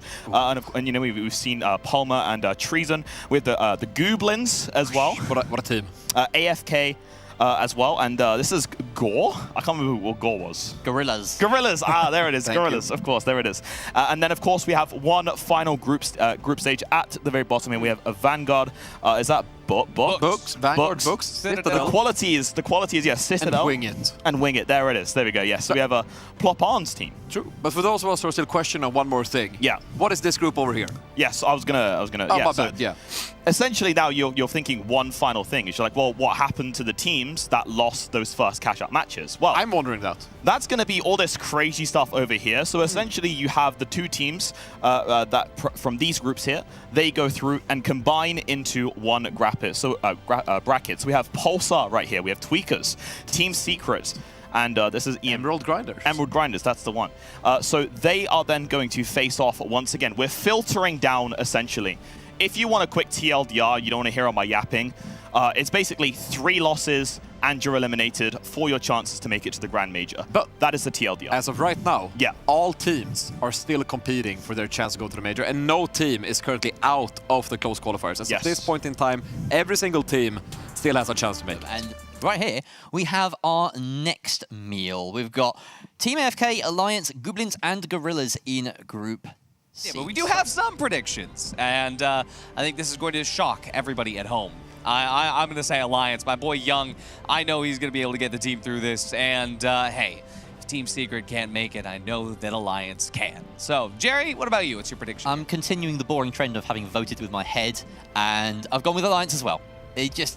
This was the most clear group to me, and obviously what's happened with Pulsar and with Secret throughout the day does cast some doubts on that. Yeah. I'm not going to lie, I'm feeling a bit more nervous. Alliance is terrified right now, given the caster's curse that's been going on. Yeah. Rio, Okay, yeah, I'm going to continue it because I pick Alliance as well. Oh, God.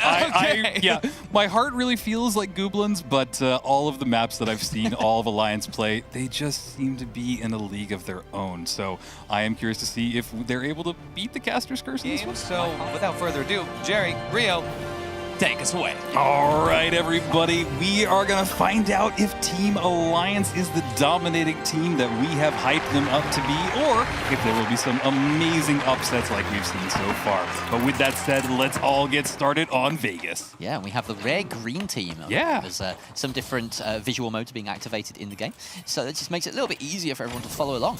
And we have the first tap of the vault coming from Alliance. Of course, this really, suits their team branding, doesn't it? That's a neat little change for them. Yeah. So, here we go. Rooftop control for Alliance. And they've got Gorillaz on the other side of it. Now, interestingly, these two teams did face off in qualifiers. It was Gorillaz that came out on top. As they dive on in, though, Gorillaz not seeing the same level of success. They do win the fight onto Treason. The Strike finds his man. Carnifex, though, trading it out, and he's the one left standing. Strike almost taken out. There it is. Carnifex finds the kill. As we move on over to Alphonse, who is raising up his teammate. They've managed to take down Team AFK. Two teams sitting firmly on top of this lobby so far, as they both take their boxes in different directions. Yep, we're going to see Cashout A be plugged right now by Alliance. I think they're going to let Treason just coin back in. They might be rezzing him, but no, yeah, they did go for a res. That's a smart play. They have all the time in the world. Team AFK hasn't even spawned back in yet. Gorillaz just came back. They're going to plug it, and then they're going to move a little bit of ways away. We're moving over to Cashout B and watching as the Gooblins are in control here, and it looks like the Gorillaz are about to dive on it. They're going for a steal almost instantly. This is an interesting play. Are they just going to hold it? I think they're going to hold it and absolutely steal it as long as they can continue to hold down this. I think that they were able to grab it. The Gorillaz are now in control of this, and it seems like everybody's just diving left and right, trying to get some kills. Looks like Stick just went down in that first fight, but they immediately bring him back up. Their heavy is right in the battle, ready to get into the next combat. Alphonse trying to rescue this as Gooblins. Once again, yeah, they are at that man disadvantage. Have to back away, having stolen this, having conceded this box. Now both teams, pink and purple, Gooblins and Gorillaz. High win rate. And so, yeah, we'll talk about that later. We're about to jump back in. Right. CNS has been kicked out. Rio, Jerry, let's take it back. Cashout B is ticking down, and both of them are about halfway there. We have both teams that have respawned. People are back in the map, and it looks like Fabi has coined his way back into this battle. Team AFK looks like they're going to Cashout A, and it seems on the other side of things, the Gorillaz are sitting pretty with nobody really charging them yet on Cashout B. Alphonse just waiting here for an opening. As we can see now, we tune in with Cashout A. Alliance positioned not too far from the box. That's only a couple of doorways separation, and then they have some long-range sightlines to A. But if Team AFK can lay down some goo, lay down some obstacles in their way, then this is definitely possible. They have to get rid of these gadgets first, though. It topples over, doesn't drop a floor. They set down that goo, a bit of debris cover comes down, but Fabier will drop down to the bottom floor, and Palmer will take him for dinner. Thank you very much, he says, and there's some follow-up as well. The M11 coming out from Carnifex as he wants to get into these close-range brawl situations, finds a second as Treason presses up Palmer. This is all Alliance all day long. Cashout A has their name on it, or at least their initial, and that will be their money for the taking. Yeah, and Alliance played that so well. They were dipping and diving in and out of cover, and it really worked in their favor. Gorillaz also securing that cash out, so we're going to turn our attention towards Vault 3 and 4. I'm not sure which teams are close to them yet, but it seems like the Gorillaz have made their way to the Mega Dome. Like I said earlier, you can see for miles and miles from here, getting some shots off with the 93R strike popping off. He's now going for the tap on number 4. He has a gateway as well, so they'll be able to move that all across the map in just a moment's notice. He goes back up to that Mega Dome, resets, and getting close to his team. Alliance positioning themselves on top of that hotel. They don't really have control over the box. Of course, Gorillaz having tapped number 4.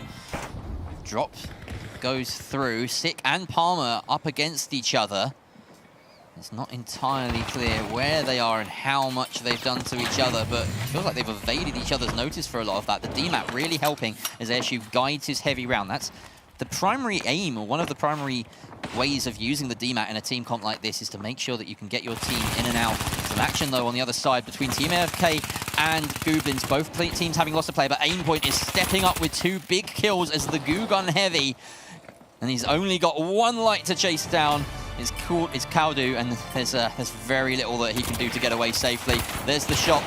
Kaudu actually wins that fight, bringing it back, but we're coming into Cashout C here, being defended adamantly here by Gorillaz. Alliance finding a kill as well, though. The chase is coming out here as we jump up to the roof, and the action just never ends, Rio. It is insane, but I'm amazed that Alliance has been able to hold on for so long, and the Gorillaz are down to their last person. He is literally surviving on just a sliver of HP, long enough to let Strike coin back in, so they might have a chance to get here, and Sick is now going to heal back up because he's waited long enough. This is a great position for them to be in, but Alliance have stolen, and now they're getting position and just setting up on it. They throw some C4 down, they go to the roof, and they are kind of sitting pretty, but here are the Gorillaz ready to engage. And if there were any nerves on display from the other big assigned orgs today, it doesn't feel like Alliance have any problem with it so far. They are sitting right atop the pile.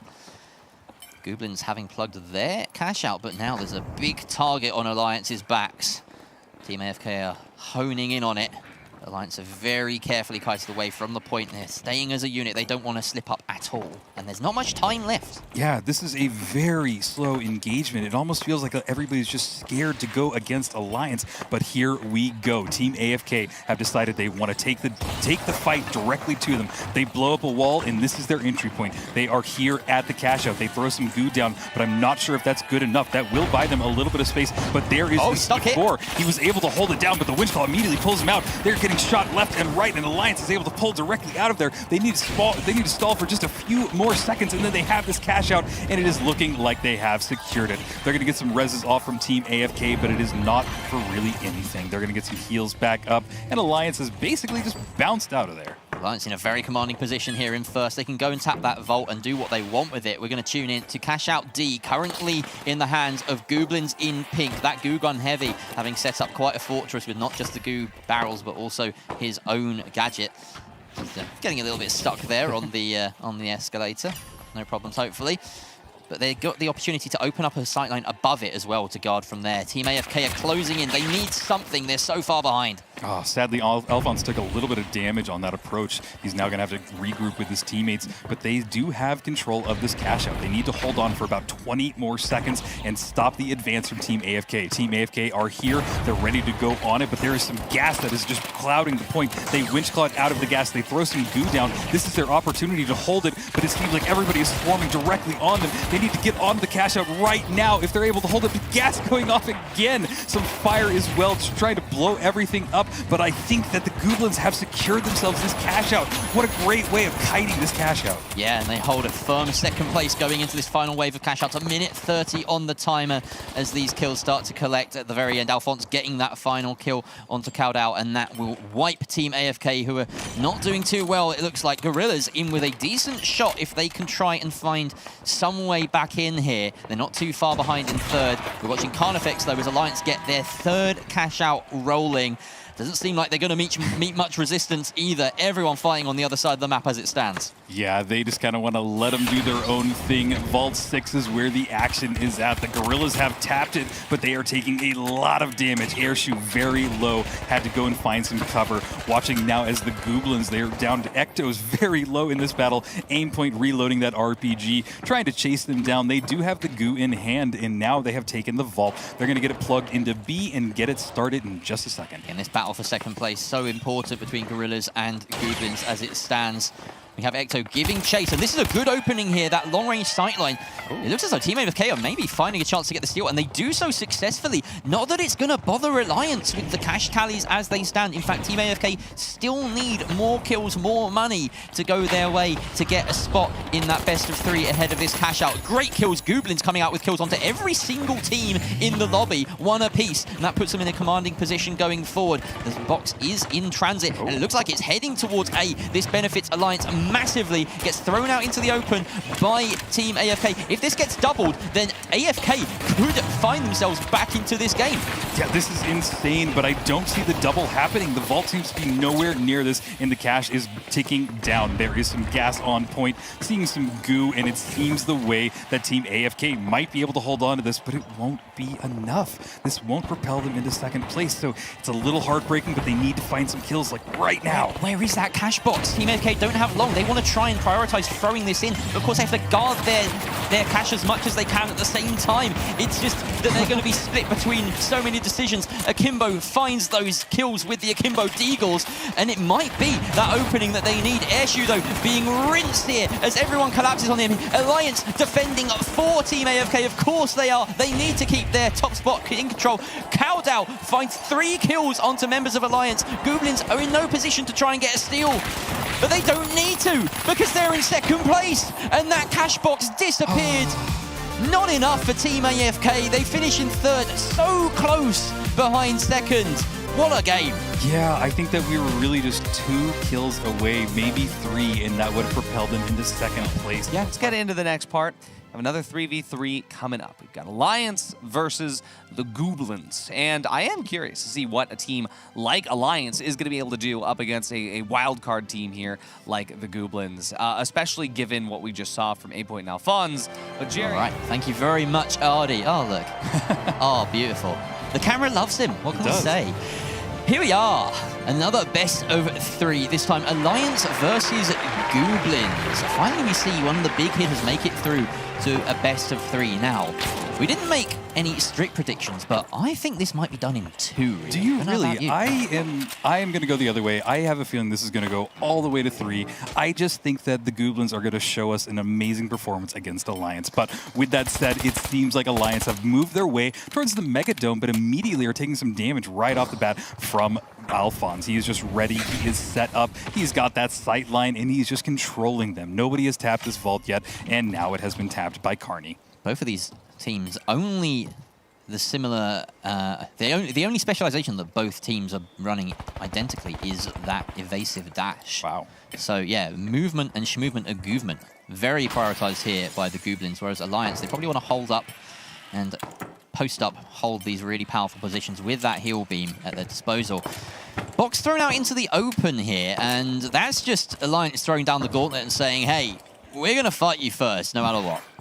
Yeah, this is interesting. This is one of our first slowdowns that we've seen. Nobody wants to make the first move. It's kind of like awkward teens at a dance. Nobody wants to ask the other one out just yet.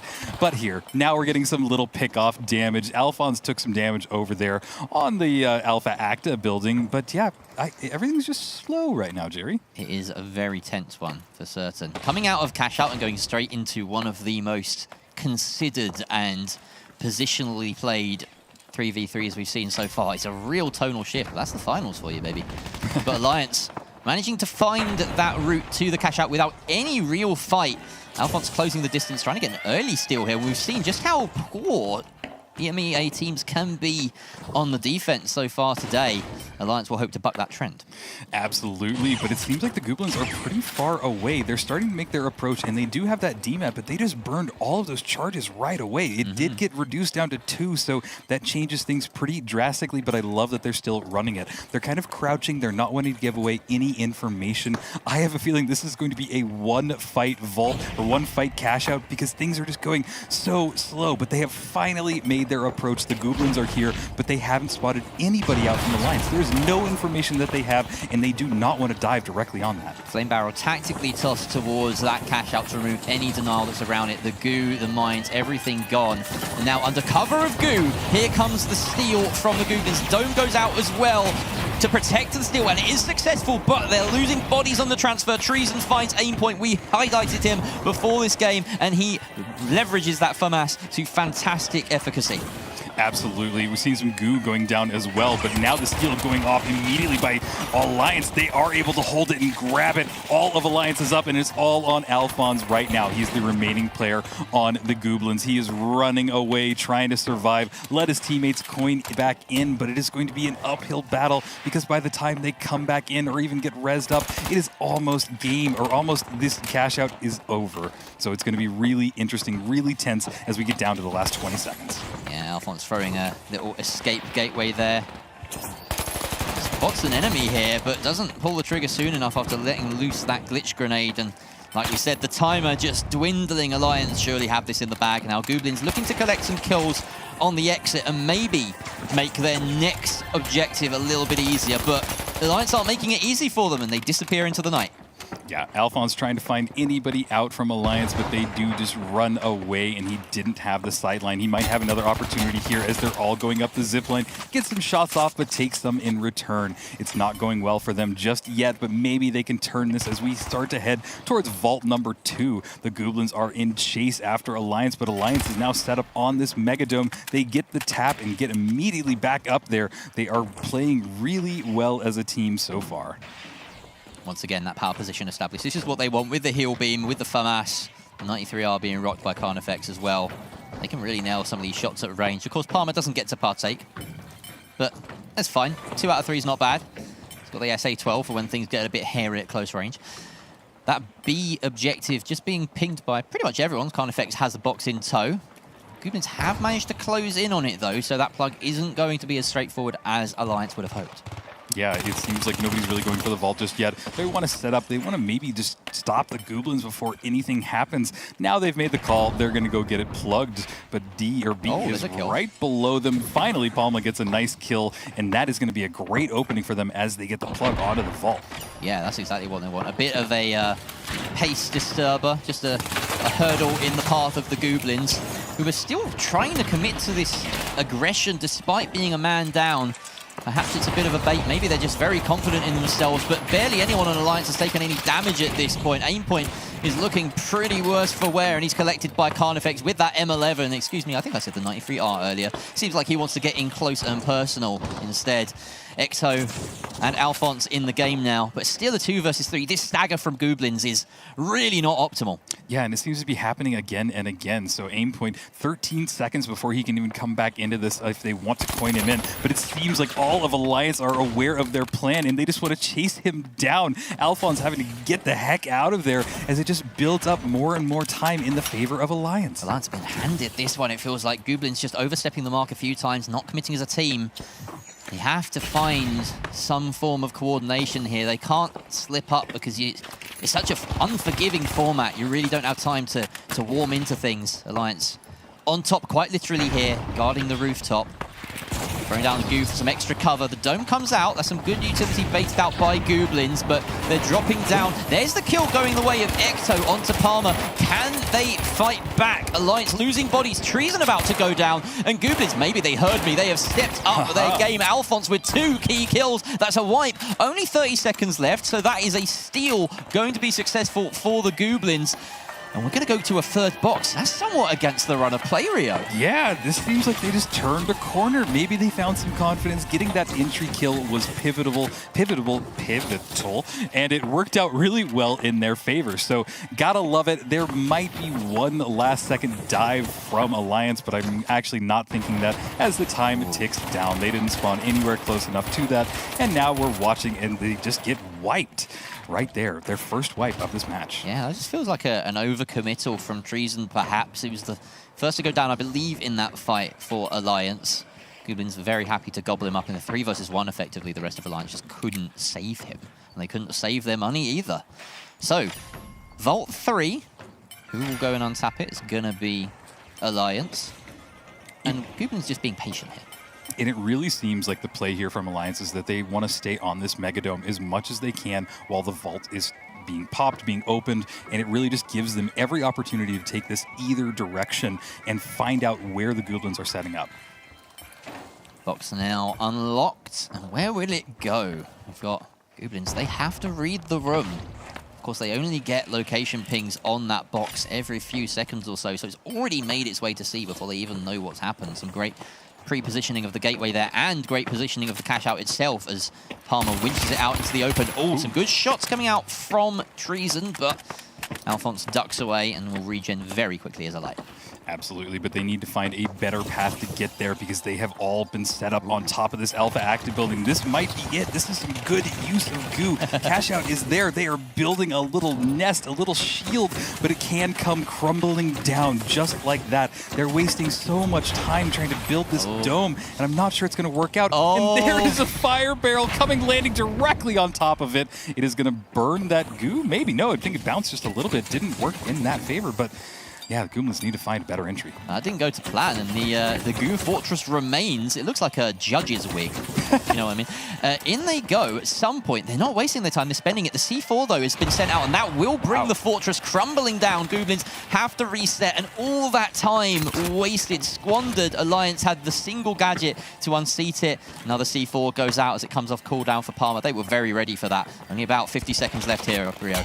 Yeah, you hate to say it, but if they had that winch claw, they could have pulled it out. And it seems like all of Alliance is just holding this perfectly. Nobody has found an entry. Nobody on the Gooblins has gone down. This time is ticking down. Not even a lot of damage is happening right now. This is a very untypical way to end this final cash out, but it is all just running down. We're in the last 25 seconds of this cash out, and it doesn't seem like the Gooblins have found any entry. And we're finally going to get a fight, Rio. With about 20 seconds left, Gooblins decide that they can't just build a fortress. They've got to kill Alliance, and Alliance are reigning on high with so much protection. There's the lineup. Palmer with the C4 to finish it off. Out comes the winch. No chance for Gooblins as they get decimated piece by piece. A kill for everyone on Alliance. And was it ever in doubt? Las Vegas goes their way. Wild performance. It seemed to be really dominated by one team. Gotta say, that was a very fun one, but it's not unimpossible for it to be unheard of, to not happen if it wanted to. I couldn't have said it better myself. Yes, let's go with that. But hey guys, we are getting started. It is the matchup between Alliance and the Gooblins. Will the Gooblins find their footing, or is this where they send them back to the bracket? All right, Skyway Stadium and the hotel being dominated here by Gooblins, taking control of it. A lovely rooftop out in the distance. And we see the repeater coming out from Treason now. We've seen a lot of interesting weaponry come out from this medium in particular over time, but with the Pike nerf recently and the repeater buff, it seems as though this is his long-range weapon of choice here. Carnifex finding that opener onto Alphonse. He just dived in 1v3 there. Gets taken out by Aimpoint, but it's 2 versus 2 now. The res comes through. Now Alliance need to try and capitalize on that early, maybe disconnected engage from Carnifex in a 2 versus 3. Interesting setup. We saw the RPG, and he wanted to throw that C4 down right below. We saw that work in other games before, so it's a great strategy. Notching now as Treason, trying to find anybody out with that repeater. He is just diving and dipping in between these buildings and these rooms, but he's not really finding anybody just yet. I think he's just trying to stall and let Carney coin back in. That's exactly what just happened. Vault 1 hasn't even been tapped yet, and we are almost a minute into this match. Yeah, I think that spells confidence from Alliance to be coining that early. Of course, you do get plenty of them in these final round scenarios, but we have seen coins be a factor in some of them. There's a fight going on between the two lights on that roof, but both of them duck out, deciding that neither of them are well enough ahead. So they hit the regen, hit the reset button, as both teams have effectively during this fight a number of times, being very careful not to stumble first. Yeah, that is it. Is really going to be who stumbles, who makes a mistake, and that is the opening. Nobody has really died yet in this battle, but it seems like it is just stalling. Nice use of DMAT to get out of there and go back and support his team. He's getting some great shots on Palma. This is a great entry for them. They need to find some more kills, and this will be a turning point for them, but everybody is still just fighting in this roof, in this building. Double defibs with back up to full HP or full rosters again, and now Carnifex finds that post-defib kill, a really crucial entry in the middle of a fight effectively. Alphonse, now the last one alive as Carney once again puts Aimpoint to the sword. I feel like most of the kills so far in Skyway have been Carnifex alone. Alphonse on 1 HP, left scrambling. Box in the hand of who else but Carnifex, as Alliance take the first dub. finally, we get the Cashout started a few minutes into this match. Cashout A is about to get started by Carney. He gets the plug, and obviously they're going to go to this rooftop off to the left here. It's a great spot for them to set up from, and it's going to make the approach for the Gooblins that much more difficult. An interesting thing to point out, Palma is really out of position right now, but this could be a game changer if he's able to get even one kill on the Gooblins. He has to look both ways before he crosses the road. I feel like Gooblins might have smelled him, though. Heard a few footsteps lurking around in this building, and the funny thing is that this does work in Alliance's favor. It's wasting time. Aimpoint now out in the open, and of course the call will come to the Heavy to try and maybe close that net. The Lewis gun being brought out here by Aimpoint to try and mitigate some of that ranged issue. Aimpoint does find a kill onto Palmer, so that Heavy dealt with. Carnifex taking out Alphonse, as now Alphonse res back up again. Alliance very low, not just in bodies, but on HP. That RPG just misses its mark. That was a cinematic shot, if I've ever seen one, diving out the way of the rocket. But there's no time to be waiting here. Gooblins, they've got to make their move quickly, otherwise Palmer's going to be back in. Yeah, they are coming directly to them, but I think that they're going to have enough time to get this steal. We're also seeing as Aimpoint is just holding everybody back. The Cashout is now in their hands, and they needed to control this for about another minute. And if they do, it'll be great for them. There's gas mine on that point as well. Gooblins have set, so adapting to some of the threats that they think maybe Alliance are able to enable these sort of last-minute steals if they need to. And only 30 seconds, as time dwindles, that gas mine gets more and more effective, just waiting for its marks. And Treason's having a trouble just even crossing to the point as it stands. This is an excellent position, held up by Ecto, just bursting people down. Alphonse on cleanup, gets Carnifex. And I think this attack from Alliance is, well, it's dead before it's even started. They're bailing, and it's the first cash box, the first objective going the way of Gooblins. Yeah, I think this all goes back to when Palma was way out of position. It just threw the entire balance of this match. They need to be close to each other. They need to stay close. Having this weird, wrap that you're wanting to do does not work in a map like this. But interesting to see as all of Alliance are now regrouping back up. They're trying to find their way to the next vault and basically just not even wanting to engage. They're wanting to get out of here. I could see the vision there with the setup from Palmer. But you'd much rather that be your light, you know, someone who's able to dart back to site if needed. Unfortunately, the Heavy is big and chunky and slow. He can't run across an entire garden in under 20 seconds. That's just too much to expect of him. Absolutely. Now we're going to the rooftop in this battle. Two of the Gooblins have gone down. It is all on Aimpoint. He's trying to stay alive in this. He does have that RPG. He's waiting to throw it. It does get some nice connection there, but it only brings Palma down to half, and Palma just gets out of there, and with the healing beam, basically gets right back up to full. It's a classic move, that one. Chuck an explosive down behind you. Especially, I feel like every time I see that happen, it's on a staircase in Monaco or Skyway. It's the perfect trap to set for people, but unfortunately, no follow-up as, you know, Aimpoint is the only one left. Alliance moving pretty unimpeded to vault number 2, which was all the way over here. That's interesting. Yeah. So they just chased people into that district for a fight, for an ego fight, essentially. There's no reason to be over there. Yep.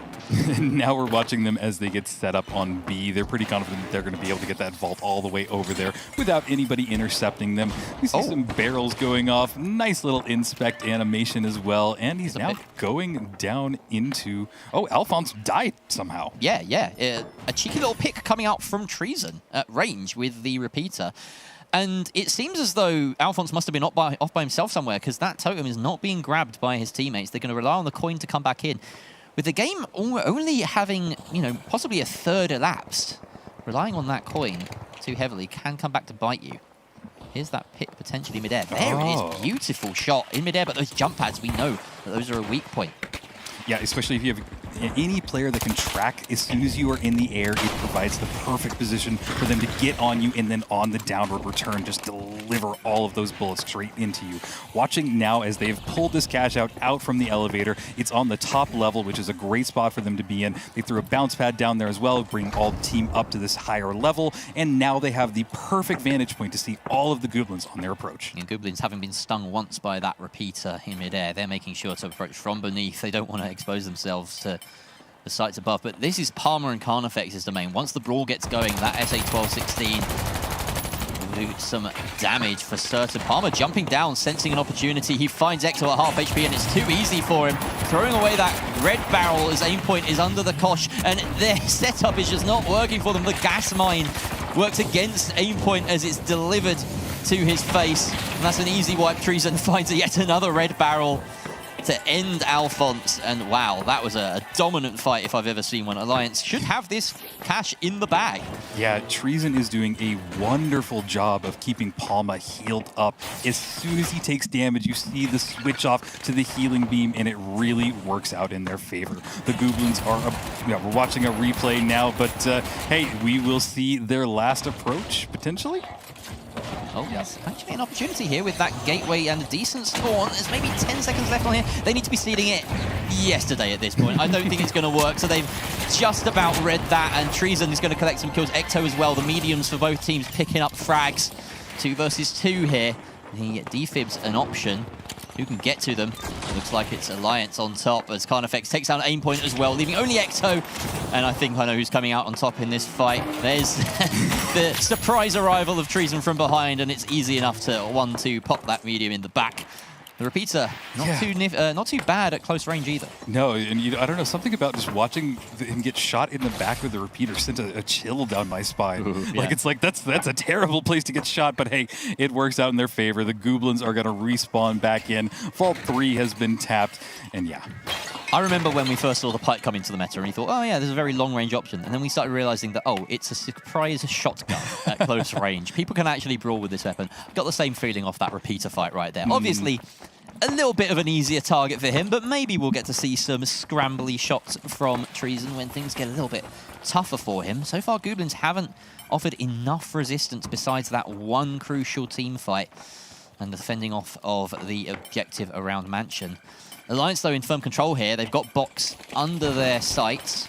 Probably won't be going to D. That would expose them quite heavily. They've got their backs to C and can move that way pretty unimpeded. The shots are coming out towards Treason.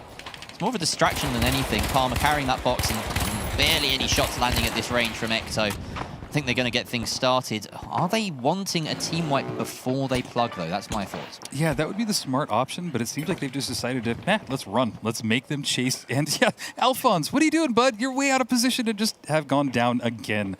But hey, they're going to have to wait for him to coin back in as they make their approach towards Cashout D, but they're doing it pretty aggressively, so it seems really like a very risky play. Oh, this is not good. This is horrific for Gooblins. Learn from your mistakes, guys. Come on, Alphonse has already been picked off twice in midair by that repeater. Of course, they have to try and make an approach. This is a really tough one to do it, though. One of these jump pads is going to be their route up. Shot after shot being connected here. He only needs one more, but he's taking some damage himself, so decides to back off. Finds another target. This is just a shooting gallery here for Treason. We did say he'd have a dominant impact on this matchup, and right now it is just his playground. Yeah, really, good gateway. Very impressive, but here is the approach by the Gooblins. They want to take this battle directly to Alliance. They are trying to get some damage off, but sadly Ecto goes down in that first fight, and Alphonse is trying to struggle to stay alive, but all of Alliance is swarming on them. There's an SA shotgun to aim point's face, and it is all on Alphonse now. Can he stay alive? Let his teammates coin in? No, he decides to kill the barrel and let himself go down. Yeah, that's absolutely the right play there. Of course, that leaves them with over a minute as it stands to try and capture this point. And of course, if they don't, then that would see Alliance through to the Grand Major. So we're going to look at the end of this fight. Of course, so long, Treason was just bullying them from range, and as soon as they came within Palmer range, it was his turn. Yep, that's a great way of putting it. And man, that SA shotgun to the face is just brutal. And now they have such a good position to be in. They can see every sight line. And look at this, Alphonse already taken some damage. They're ready to shoot that RPG down on them. And I honestly feel like we're watching shooting fish in a barrel. They need to go to the left. They need to find a little bit of space. They need to do something differently. But also, this cash out is almost done, Jerry. This is one of the hardest cash outs in the game to attack. Alliance have done this beautifully to set themselves up here. They saw the opportunity and they've taken it. Look at this, Gooblins. They can't get a foot in the door, and now it's hunting season for Alliance. Down they go to collect some spoils. Aimpoint takes himself out. He doesn't want to give them the satisfaction. Ecto goes down. It's a team wipe. It's Alliance doing it in two and booking themselves a spot at the Grand Major. Wow, what a great performance by Alliance. Absolutely beautiful stuff there. And hey, again, at least for the Gooblins, they got another cash out. That's still impressive. And got 4 teams coming up. Let's see who is up next. These are the last 4 teams of EMEA that we have not seen yet. Vanguard Gaming, Books Esports, Citadel Gaming, and Wingit. Statistically, Wingit should be the least favorites going into this. And I gotta say, as much as we've been talking about Wingit, as much as we've been talking about, hey, we love that off-meta stuff, I want to see a recurve bow, my real prediction is Vanguard. I gotta say, when it comes to Vanguard and what they're capable of, our Pika was one of the very first 9-3R lights before it was cool. And sitting on that, I feel like Vanguard with, Executor, Drax, Arpika, they have genuinely a really good shot at making this, especially cash out. Cash out is their thing. My sort of pick for this is actually 200 books. I think that they are not 200 books anymore. They are Books Esports. Just books. Just the one book. Yeah. Or maybe 2, because they're still a plural. Yeah. But either way, they've got plenty of books to go around, and they hopefully have been reading up on their opposition here, because it's only that one cash out that matters right now. And planning for your opponents is super important. They were a dark horse bet in PHL Season 1. Didn't quite live up to my expectations. It's not the first time I've placed my faith in the books in the library, but maybe they'll do it this time around. Yeah. Yeah, and my pick as well is Books. I think that they have played really well. They did good in the openings, and I'm really excited to see how they perform here as well. I think that they have a great lineup with Manda, Krieger Blue, and Mr. Fox. I think that they really are a team to watch. Yeah. Now it's time for Jerry and Rio.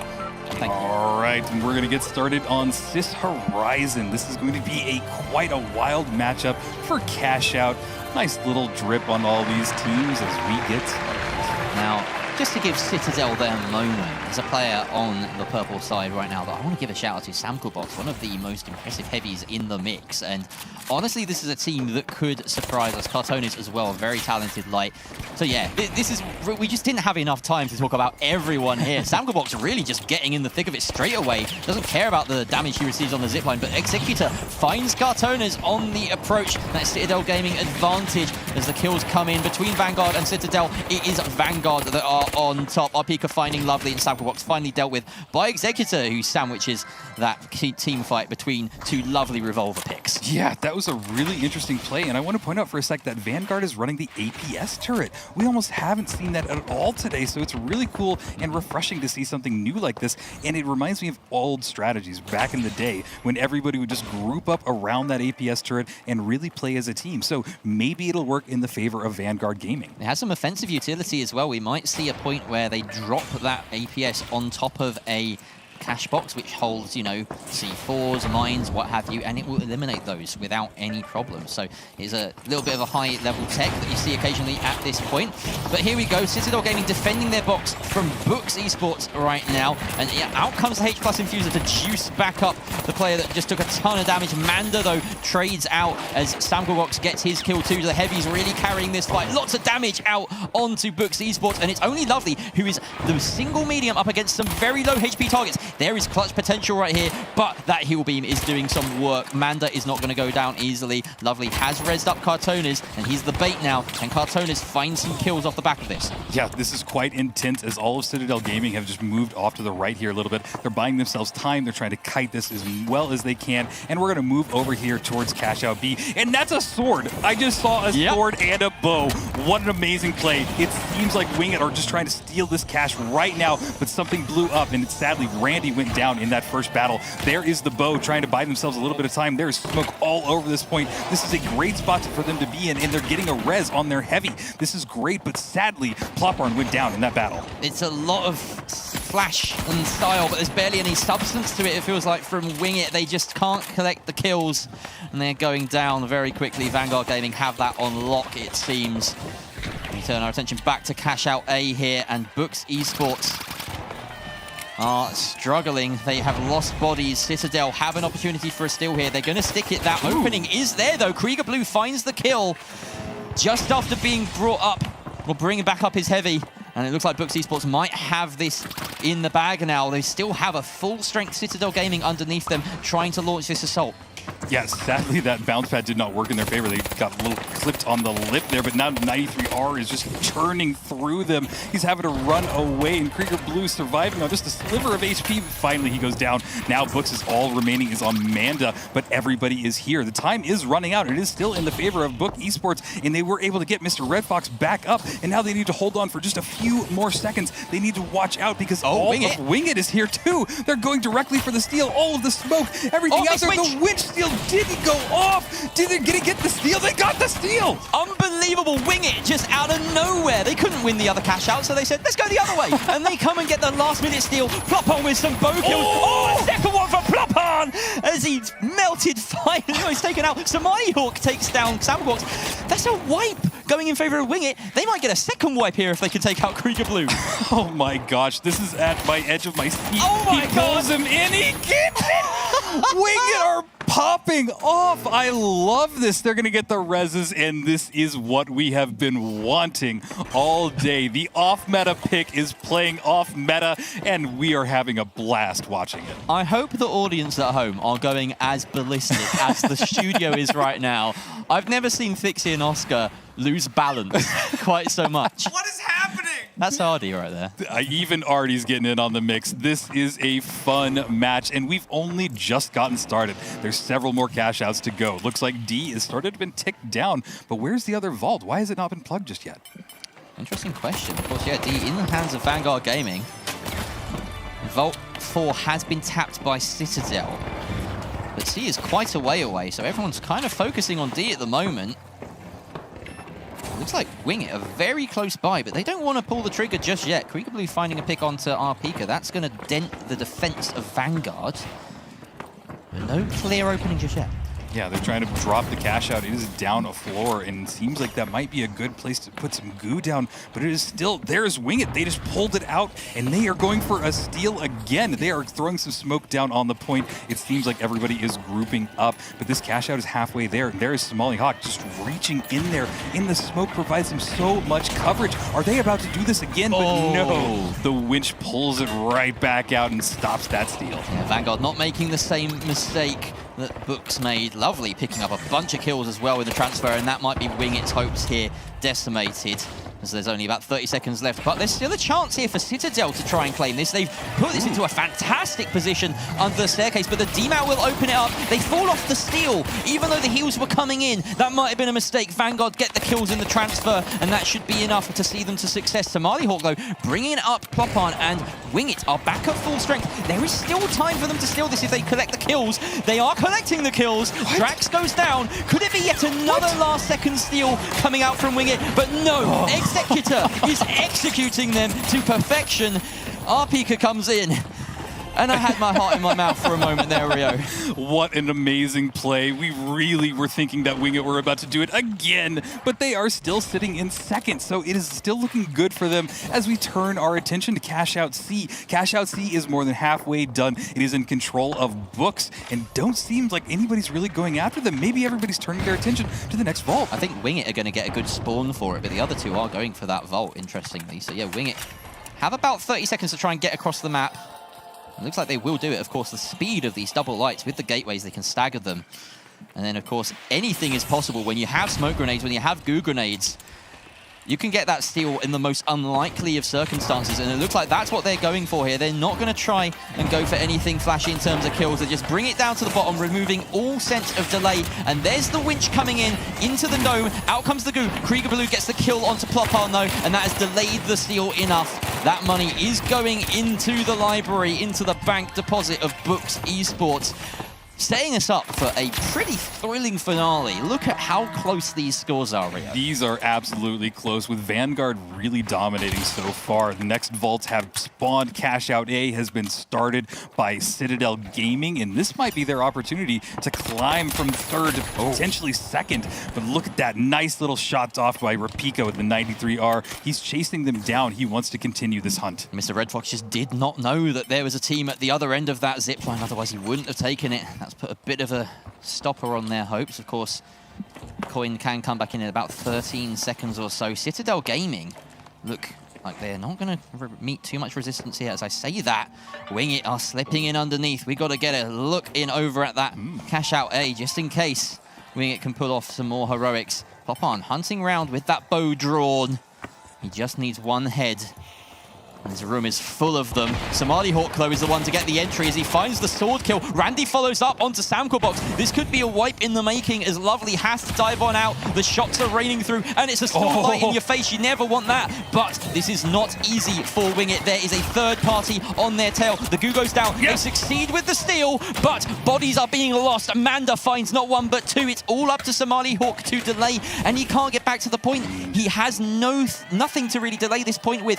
He had the Goo, but he couldn't find the angle, and now it's a 1 versus 3 for him. Books Esports sitting in a potential first place with about 30 seconds left, Rio. Yes, this is all going to come down to this. They might have one opportunity. Everybody is back in this battle. They are all charging forts. Vanguard Gaming doesn't even want to be here. They don't want to die. They don't want to wipe, but everybody is just swarming onto Cashout A. Rapika going for the steal. This might be a great opportunity for them, but they don't even need the cash. I still think the steal is going off, but he has been pulled off of it. It seems like everybody is just diving on it. It is about to go.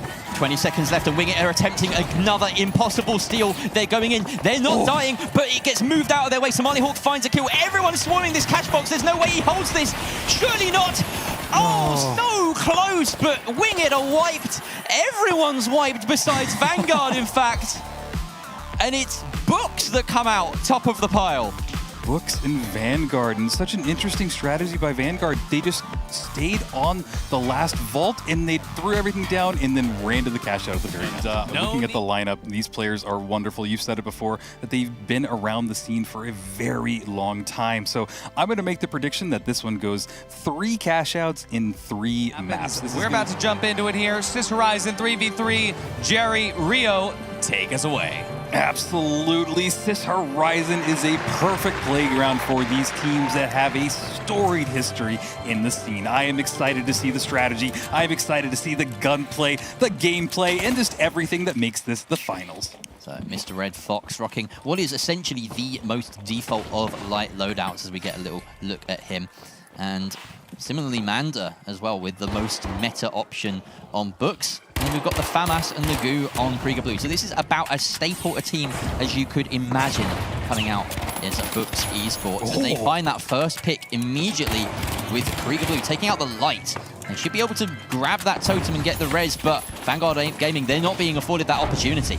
Yeah, that gas really just slowed them down. They were ready to charge directly into Vanguard, but they threw that gas at the perfect time, and it forces them to go back and find another strategy, find another way to get in there, and allow Rapika some more time to get back in there. He got eliminated right away, but there's the 93R in play by Executor. What an amazing weapon to see again. He's getting some good shots popping off already. Manda goes down in that fight. Oh my goodness, some brilliant shots coming out from the revolver there as Books Esports claim almost the first wipe. Rapika still up and standing, and they get that first box in their possession because of it. Rapika looks like he's found himself a tasty little gas canister or something to make sure it's a quick wipe, but no, in fact, maybe he was being chased. Either way, I'm just reading the health bars here.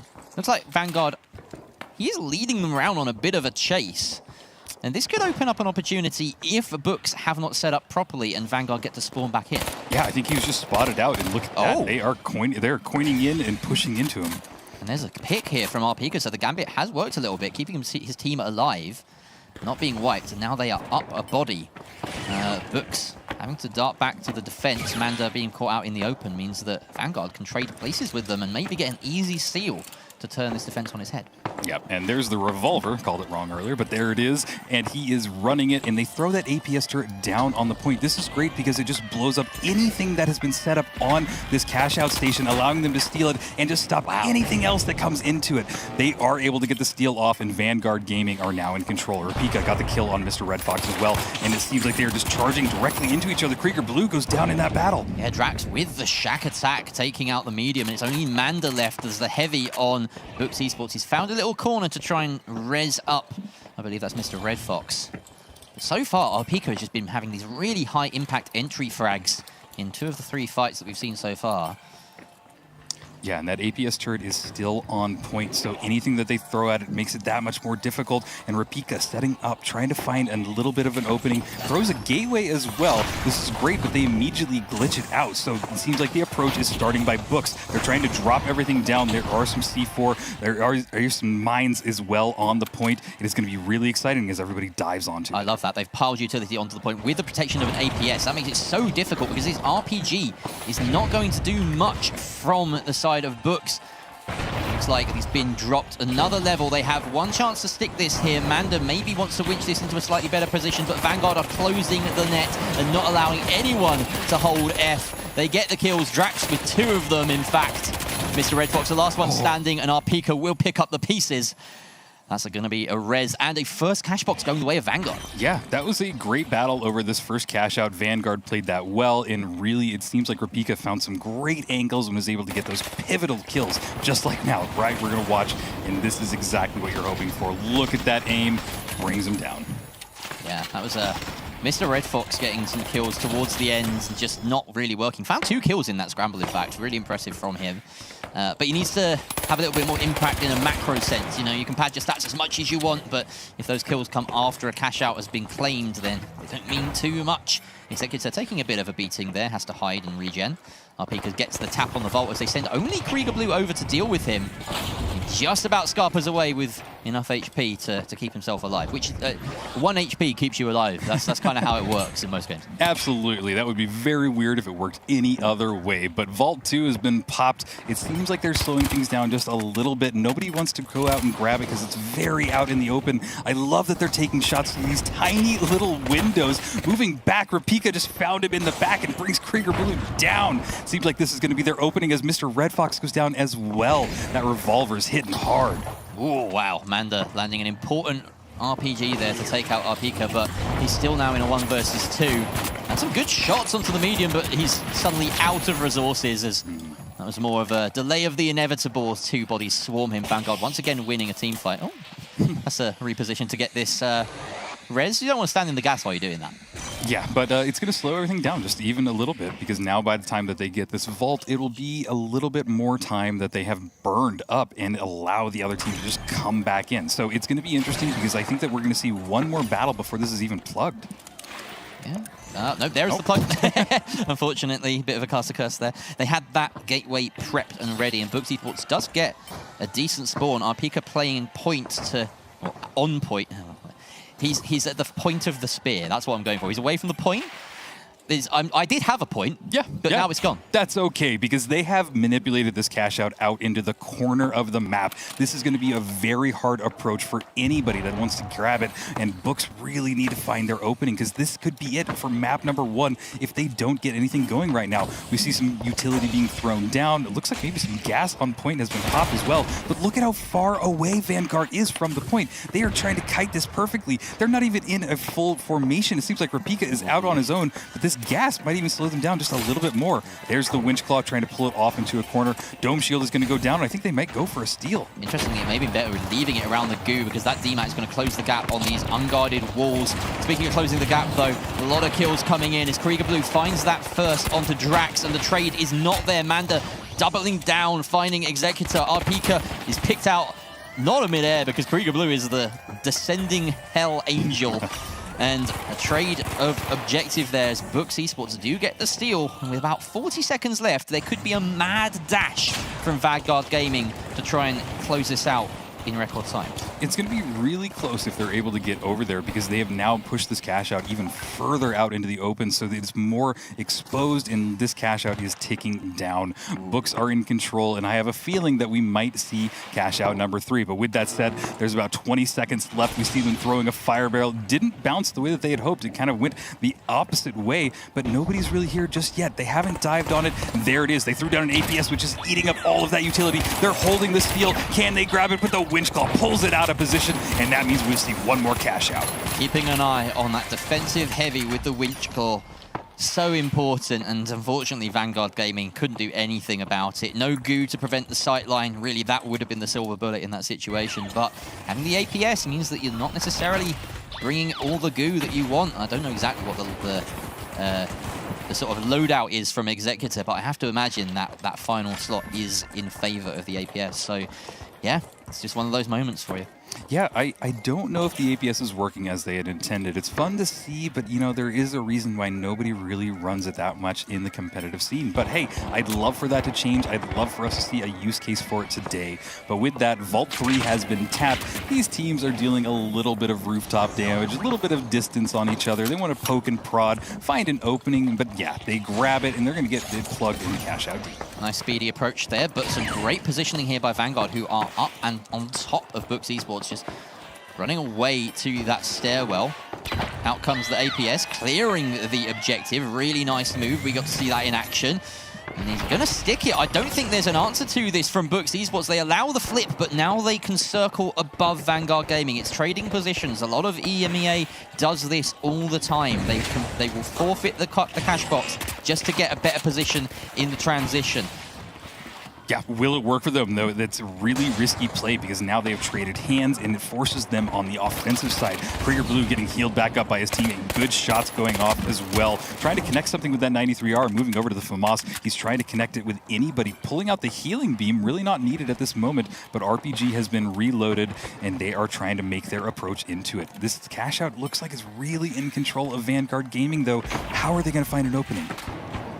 Clear off that APS, and they want to get rid of the gas. Of course, they're going to winch it or drop it. Either will do out of the range of it, but it just stays where it is. That's less than ideal for Books, who now need to turn their attention to just getting kills with about 50 seconds left on the timer. Yeah, unfortunately, Manda shot that RPG and it just did not connect with anybody, and now they are stuck in the stairwell, which is often destined for anybody that charges in there. Looks like some trades are going off. Rapico went down. Manda taking a lot of damage. Mr. Red Fox is trying to get res back up by Mr. Krieger Blue, and the rest of them are just taking a ton of damage. Out comes the winch, it's a miss, and that is crucial. A great kill from Manda, but Executor trades it back. Light versus medium, 1 versus 1 here. Mr. Red Fox needs to get on the point and start stealing. Executor has that dematerializer to close the distance. More importantly, he has the sight line to nail Mr. Red Fox and deny the steal at the drop of a hat, and that will be Vanguard taking that one. That was a great shot, and I just love that the revolver is in use, and maybe we'll get to see that one more time. Look at that sight line. Red Fox had no idea. 1, 2, down for the count, and that secures map number 1 for Vanguard. Beautiful camera work at the end there as well. Crazy stuff. I mean, hey, revolver for the 3rd time of the day? I mean, what a treat. But honestly, that's it from me, Jerry, Rio. Take us away. Thank you very much, Ardy. I will. Since you asked me so nicely, and I love the fact that Books spawn in all, you know, petting their lovely, you know, APSs and turrets and things. It's a great bit of synergy. I love the synergy in this game. Look at this outfit as well. This is sort of catwalk that we've got. All the glowing white outfits. It's really, really tasty.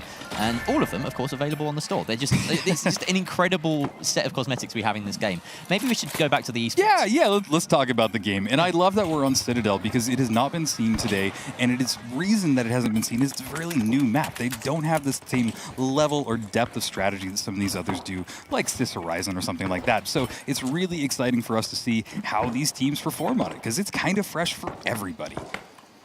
All right, Vanguard Gaming have minion over this vault. So Manda being very aggressive there. Of course, backed up by the heal beam and the H+ infuser. He can push far. And now we see emptying of mags. Trades back and forth. 2 versus 2 we're left at, but Mr. Red Fox makes it a 1 versus 2.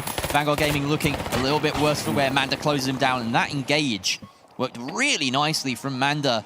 Just relying, trusting his teammates to keep him up and alive and fit and healthy during that cross. Yeah, and now they're going to take this cash out over to A, get it started, and have plenty of time to set up way before all of Vanguard Gaming come back in. They are taking it up the stairs, going to plug that, and yeah, this will be the perfect opportunity. Yeah, and this is a really nice spot to have that time on your side. Vanguard Gaming have managed to get a rather fortunate spawn that lets them close the gap quite quickly, and I don't even think Mr. Red Fox knew about it. Gets the word from his teammate who was on patrol that they are already in the building. So Vanguard Gaming obviously want to be dropping this. They want to drop it into the range of their APS, clear that utility as we've seen a number of times already. Going to send up that red barrel, drop it down. And that's step 1. Oh, okay, step 0.5 completed. Hold on. Yeah, one more drop. There we There it goes. Yep, now it is in the APS, but they immediately bring that down. Mr. Red Fox, great way to get rid of that utility, and they are still set up. They haven't made the approach just yet. Vanguard hasn't tapped it, and really, it looks like Books are in the optimal position. They have the height advantage. They have every sight line that they could possibly be. Throwing some more C4 on there for extra measure. I mean, what are Vanguard Gaming going to do here? They bait the steal. I think they're just buying time for our Pika to get that gateway, and here was the plan all along. Close that distance, but it's still advantage Books with this position. Vanguard Gaming losing a lot. Interesting winch over the jump pad gives Executor a bit of a super jump, and he's taken out, or rather he takes out his opposition there. 2 versus 2. This Revolver is missing a few crucial shots, and our Pika is making up the difference with the 93R. That is a wipe onto Books Esports. So Vanguard Gaming get the steal, and with only about 35 seconds left, Rio, it's going to be a pretty mad scramble, I would guess, for Books Esports to get over here. Yeah, Vanguard Gaming is looking really tight right now. They seem to be able to get on point and just eliminate all of Books Esports. So this is going to be an uphill battle. They have one more spawn, one more push, all depending on where they spawn in. It's gonna be close. Where are they? They're nowhere Oh, they're close. near. Oh, they've managed to cross in time, but I don't think they'll reach that far corner of the building in time. They've got to clear all this utility as well. Down it goes a level, and I don't think Mr. Red Fox wants to run it into that green cloud. So Krieger Blue jumps on it, but he realizes it's too late. And that is a prime position for Drax to close in and get the kill. The heals come out onto Mando, who's dishing out the hurt, and he finds Drax, and he finds another. It's now a battle between the two lights, both full HP. They just need to land their shots. 93R dashes everything in the mix, but our Pika, he does not falter, waves the flag in victory. Yep, great way to end that battle. They're going to get the reses off, and the rest of Books Esports, we're going to have to lick their wounds, find a better strategy, and come back at it. I really think that they need to up their aggression because it seems like they're playing just slightly passive, and I think Vanguard Gaming is just taking advantage of that nearly every time. And we've seen a couple of times so far this series, so far today, where defense has been no guarantee of success at all. I would imagine it's somewhere around a 50-50 at this point in time when it comes to team fights over and cash out, but the defense wins or loses. So here we have another fight over the vault already been unlocked. Mando with a C4. I don't know, was that like a C4 trap from underneath? Really tasty. Very creative. It does find that opening, but unfortunately, they are really trapped in a bit of a tough battle here. Krieger Blue being sent out. Executor finds that final pick. And Vanguard Gaming looking like the team on top right now. Yeah, and those stairwells are just the place you don't want to be caught out as a team. It is just normally death because you're stuck. You don't have a lot of options. You can't move left or right. You can only move up or down or break the stairs and kind of go a different pattern. It just doesn't work out. So if you are a team that's getting stuck in a stairwell, get out, and you will probably end up saving your team in that battle. But hey, they have gotten Cashout C started. They are ready to get this going. Just a quick little recap of how that fight panned out. Like you say, the staircases, they are horrific sometimes, and Executor had such a nice spot. Also the benefit of the dome after that. We get right back into the action though, as Books Esports have closed that distance. And that DMAT has given an opportunity. The winch, that separated the heavy from the entire team. Drax taken out, very little hope of being brought back up unless Executive wants to offer himself up as well with that defib. Of course, he's not even bringing it, so Mr. Red Fox chases him down, and they have effectively a team wipe there as our Pika has to disappear and waves the surrender flag instead. Yeah, interesting performance, but hey, he's just trying to buy a little bit of time to let his teammates coin back in. Interesting now as Krieger Blue gets the steal off. This cash out is halfway done. They pop some gas on point as well, so that will buy a little bit of space as Drax comes back into the battle. Executor still has 3 seconds before he can coin back in, but he is back now, and they're going to start their advance onto cash outs. I'm going to get some heat for that, I can tell. Here we go, cash out C. About 50 seconds left. And some good positioning here from Books Esports, it has to be said. They have a lot of options to drop this. There is a hole as well, though, so their entry beneath will be marked by the gun of our Pika taking some shots, and they haven't actually committed to this drop. Wow. What's happened there? They just... The APS ate the RPG or something. Something did not go to plan, and now Books Esports are scrambling. Vanguard, they could have this in 2. This is unprecedented. Books Esports going down 1 by 1. It's only Krieger Blue. It's no one.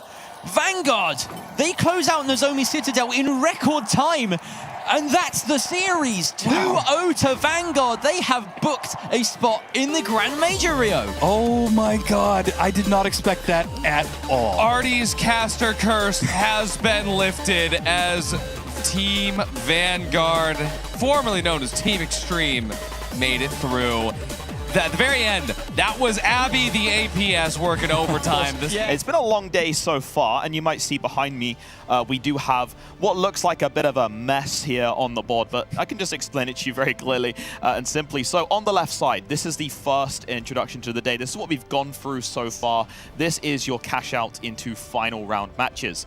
The teams that are gold right here have earned themselves a ticket to the Grand Major. And if you've been reading the rule books, which some of you haven't, then we can see here that we have 2 spots left for EMEA. Only 2 left here. So how are we going to get down to those 2 spots left for EMEA? Well, first of all, we have to now focus on the lower bracket, which is the elimination stage. During the time that we were spending our time over here towards this lower bracket, we had Pulsar make their way through into the final round of 3 versus 3. And then, of course, we have Emerald Grinders and Pulsar. That is the match that you're watching right now. Why is this super important? Because this is an elimination matchup, which means either Pulsar or Emerald Grinders will be eliminated from this. But we are heading up to head into our next game, and I believe the game we're heading into is actually the first elimination match, where we actually will learn which team is going home, and it is between Emerald Grinders and Pulsar Esports, and this is a bit of a weird one to me. Artie and Rio, take it away for game 1. I am so excited to actually get to yap during the game now. Yeah, and with you, Artie, I love that we get to cast. We had some fun just a week ago in the Ape Squad event, and we're back again, but in person. Yeah, and Rio, we had our very first finals cast together almost 1 year and 4 months ago. Wow. Isn't that phenomenal? It And is. now we're here at, well, the closed qualifiers for the major here in Stockholm. And now, Emerald Grinders and Pulsar, they find themselves on ulti height for the first team fight of the game. Yep, this Mega Dome, they want to bring this battle directly to them. It looks like Lasky has already taken a lot of damage in this first fight, but Alone in Paris now getting the return of that, surviving on just 1 HP. There we go. Donk Rage is down, and there are the Emerald Grinders wiped already by Pulsar Esports. They just clashed directly in that battle, and it really seemed like a convincing performance by Pulsar. Hey, Rio, I'm back. I was just taking a quick sneeze break. Where'd Emerald Grinders go?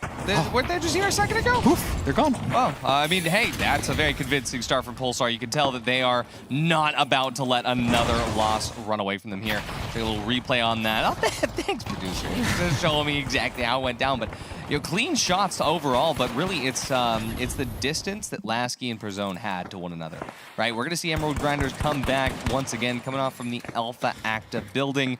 And, well, off the back of Junior McJohnson's build, we'll see them head all the way over to D, where, Cashout B on the Ngimo building. It seems like the battle today is over this Mega Dome. They just want to bring the battle right there, right on top, and it seems like already a lot of damage is being brought on the side of Pulsar Esports. Nuke taking some little bit of damage in that, but goo walls just going down on both sides, glitch grenades as well, and really nobody fighting directly on the cash out, and the cash out is ticking down. We're almost halfway done with this cash out, and it does seem like Pulsar have made the call to pull themselves closer. Yeah, this is a good kite from Pulsar. They get the early fight, they get a couple of those cooldowns out of the way, and then they're pulling back. Get close to that cash out, play off of that C4. The second one to the place right there underneath. See how this one works out. Boom, C4 gonna drop it. The Emerald Grinders, though, they were ready for it. Don't know exactly where Pulsar is going to be coming from. They flipped up to the rooftop. Already the shots going out. Donk Rage getting healed back up to full. Same with Lasky. Now Atelco pulls the team back, calls to go once again towards the cash out. Already been dropped, so now it's on max bottom, which means they don't have another time to stall it out. You see Alone in Paris get ready to jump through. Goo gonna block one side, jump pad ready to flip the other. And now as Pulsar comes back down, Nuok gets taken away immediately. LH1 on Donk Rage. Gonna be chunking out some damage, but it's dealt with immediately. Perzone taking out Alone with Paris. There we go. Lasky takes out Nuok just up to Donk. He's going to be able to pull off here with the LH1, but it's not going to be much. He jumps into 3.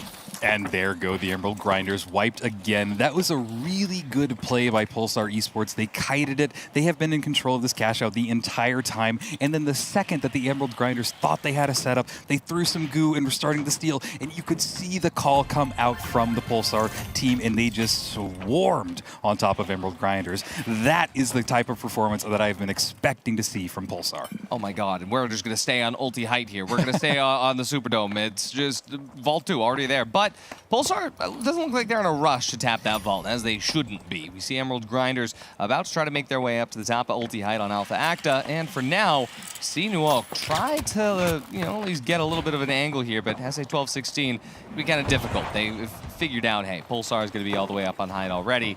But, well, for Emerald, this is going to be a very difficult road to go uphill on. Lasky dealing a lot of damage there to Nuo.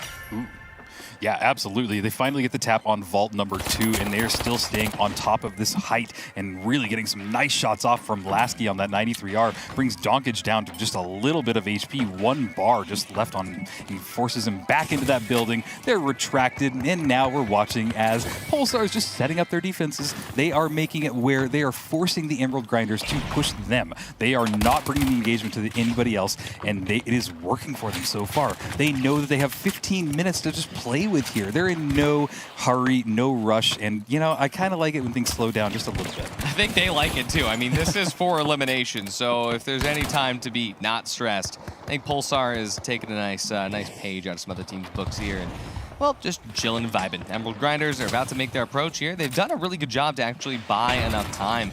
Donk Rage actually using that LH1 quite well to push some pressure on the Pulsar, but now Pulsar still unwavering in this hold. So stalwart defense coming through here. Lasky getting healed back up as the Telco keeps that heal beam working. But for now, Emerald Grinders are still struggling to make their way over, and even though every now and again they are able to push Pulsar back a little bit, Pulsar does not need to push forward, and so Emerald gonna have to do a little more than that. Yeah, well, on top of that, I mean, if they run out the clock, guess what? Pulsar will win. If this is where it ends, this is how it goes. I don't think that's what we're going to see, and it seems like the Emerald Grinders have finally decided to make a push. Everybody is falling down to this bottom level. They're going for the vault. They're going to take it, and they might have bought themselves a little bit of an opportunity to bring this over towards Cashout A and finally get it started. Nuke running with the vault. He will get this plug, but his teammates are a little bit spread out. This is not the situation that you want to be in, but hey, they're going to roll with it. They're going to strategize. They're going to try and regroup and get there, but look, in chase, you see them close. Yeah, I mean, Emerald Grinders, they got that plug. They were able to steal the vault, but Pulsar is not giving them a lot of time to set up. They did get C4 setups to drop, but Pulsar,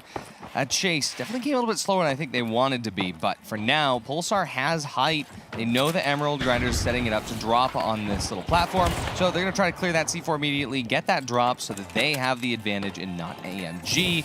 For now, EMG swapped height, but goo in place in a late dome here. Pulsar, not even worry about the dome. They flip up to height.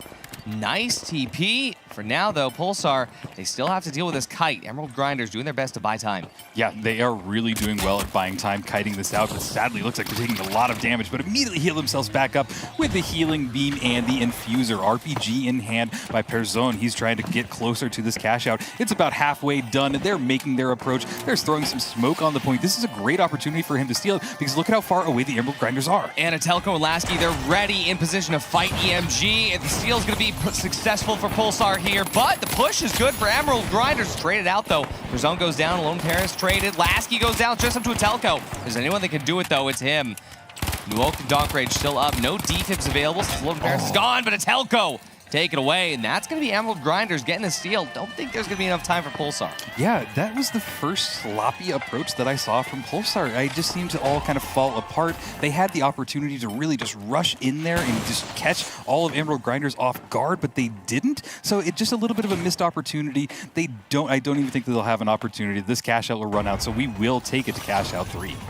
Absolutely. I mean, beautiful replay here. Nice to see the other angle there to see exactly how Zone went down. Lone in Paris went down on the rooftop. But yeah, I wasn't expecting to see a Telco sort of take this fight like this. We had defibs available, but either way, we go next. Still one more vault, 2 more cash outs available.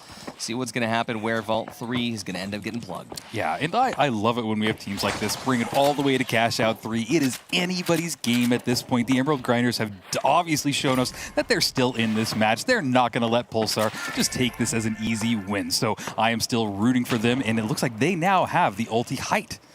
Yeah, now finally up on the Superdome, it's going to be EMG, and it looks like they do not want D to get plugged in. But either way, D and C are both so close to one another over here on the Alpha Active side of the map. No doubt Junior McJohnson dabbling in things he shouldn't be, but we do have Pulsar trying to run this vault over, and I'm curious as to where they're going to go, because remember, Pulsar still doesn't have to get the win. They also could just sit for 11 minutes and then it's fine. So, I mean, I don't think that's going to happen. They're already headed over to C. Yeah, they're definitely going over to C, and it looks like they might have even gotten there without anybody really intercepting them or stopping them. So it's really cool that they're just running there. I'm not sure what the Emerald Grinders are doing. They're staying on height, but really, this cash out is really low down. I don't even think there's a drop in this cash out. Yeah, I think there's one level. Okay. Yeah, one level to drop, but definitely going to be a weird approach here. So Lasky is opting to use the gateway immediately to make sure that this cross is free.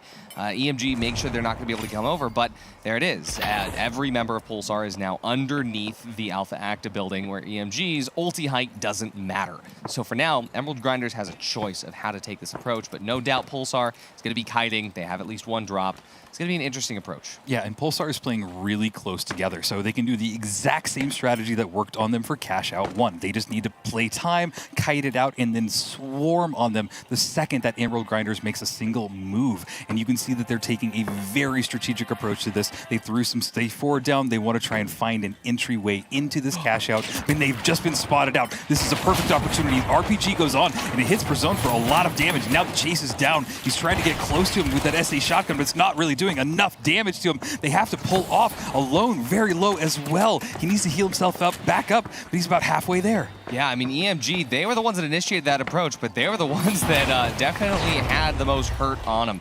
Now, that drop did come a little bit early. Pulsar, though, they were waiting for it. Donk goes out early. They know that that trophy is about to get res, so Pulsar uses this as an opportunity to reset their approach, moving in. The winch is going to hit first for Nuok here. Brazone down to half, but there's 2 beams healing him up. But that same healing power is on EMG as well. Both heavies get all the way back up.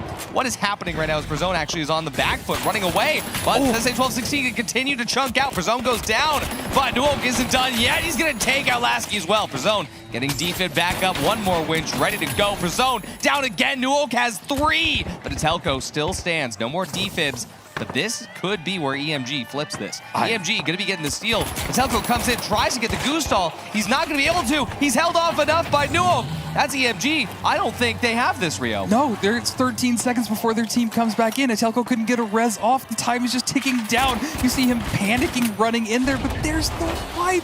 Oh, it feels like they just fumbled it right at the last yard. Whew. All right, but hey, that was 3 cash outs. We have more maps still. Wow, I mean, Pulsar 1 map away from being removed from the major. Thanks, Oscar. Appreciate you so much. And yeah, I'm staying awake quite well here. I've got my pro juice under the desk. Oh, I don't think I was allowed to say that. Sorry, Rob. We're going to jump in to see exactly what's going on for this next one. Looks like over here on Cis Horizon, Pulsar going to be spawning quite a ways away from Vault 1. Yep, there's always one team that spawns a little bit further than the other, so Pulsar are going to have to go into the fire of Emerald Grinders. They are staying a little bit away from them, but there's that gateway, and they bring them over all at once. Now we're watching as the Emerald Grinders are kind of playing this a little slow. They're waiting for any approach by Pulsar Esports. I think that they've heard them at this point because they're not trying to be quiet, and there's the first engagement. Looks like Atelco took a little bit of damage, but also Donk Rage went out. There's a nice RPG that just went off, took some great damage out of Nuke, but it really hasn't capitalized on it. Nobody's really swarming anybody just yet. These teams are staying very close to each other. Nobody's really made a move yet, Artie. Yeah, I mean, oh, here's the first move coming through, but Nuke cannot stay alive. Atelco making those shots ring out with the Famas. Still has more in the chamber, but for now, it's going to be Alone in Paris to try to stay alive. He gets the pick on Prizone.